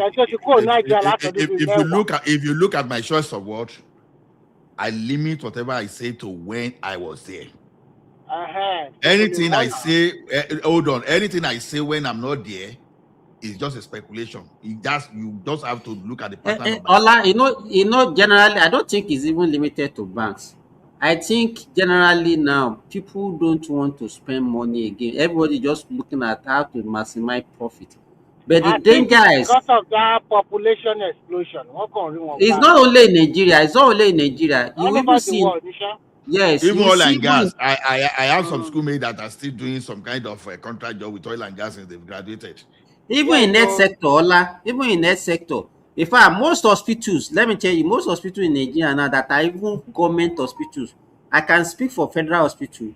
Even my own teaching hospital before I left Nigeria, cleaners, security and all those things, they have contracted all those things out.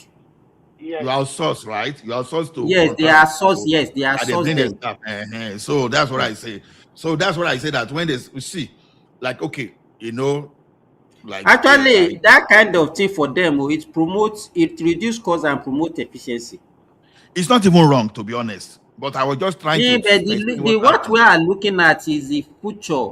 How then, if everybody is working on the contract, how is your future guarantee? That is the question. Because another thing is that the contracting firm, they are cheating most of these employees they employ. They pay them little and they get more from where they get the contract from. So exactly. Staff too, they don't have, okay, let's say you know what they do. So many benefits they won't give them. Remy, the one I know, let's say you said that, okay, they outsource cleaning of a hospital for you, and you submit your bidding, and you say, okay, you are claiming that, okay, hold on before I go to the for one staff that you are going to I want to move the discussion to the bar, but let's just guys, thank you everyone for sharing the moment with us. So we'll be moving the discussion to the background now, not just because we are not running away from you, but I think it's the time mark. So anybody that still like to talk in the background, you can join, because people normally stay here even for 12 hours if you want. People, people cool off. This place is just like when you are in your hangout, you are in a club, you are in your pub, so you want to chat with some people. So why can't you come in and join? So I put a link here. Thank you, everyone. And now the basketball just started. So the one you see online, that one a small one, no. So you can join the background. Thank you. See you later.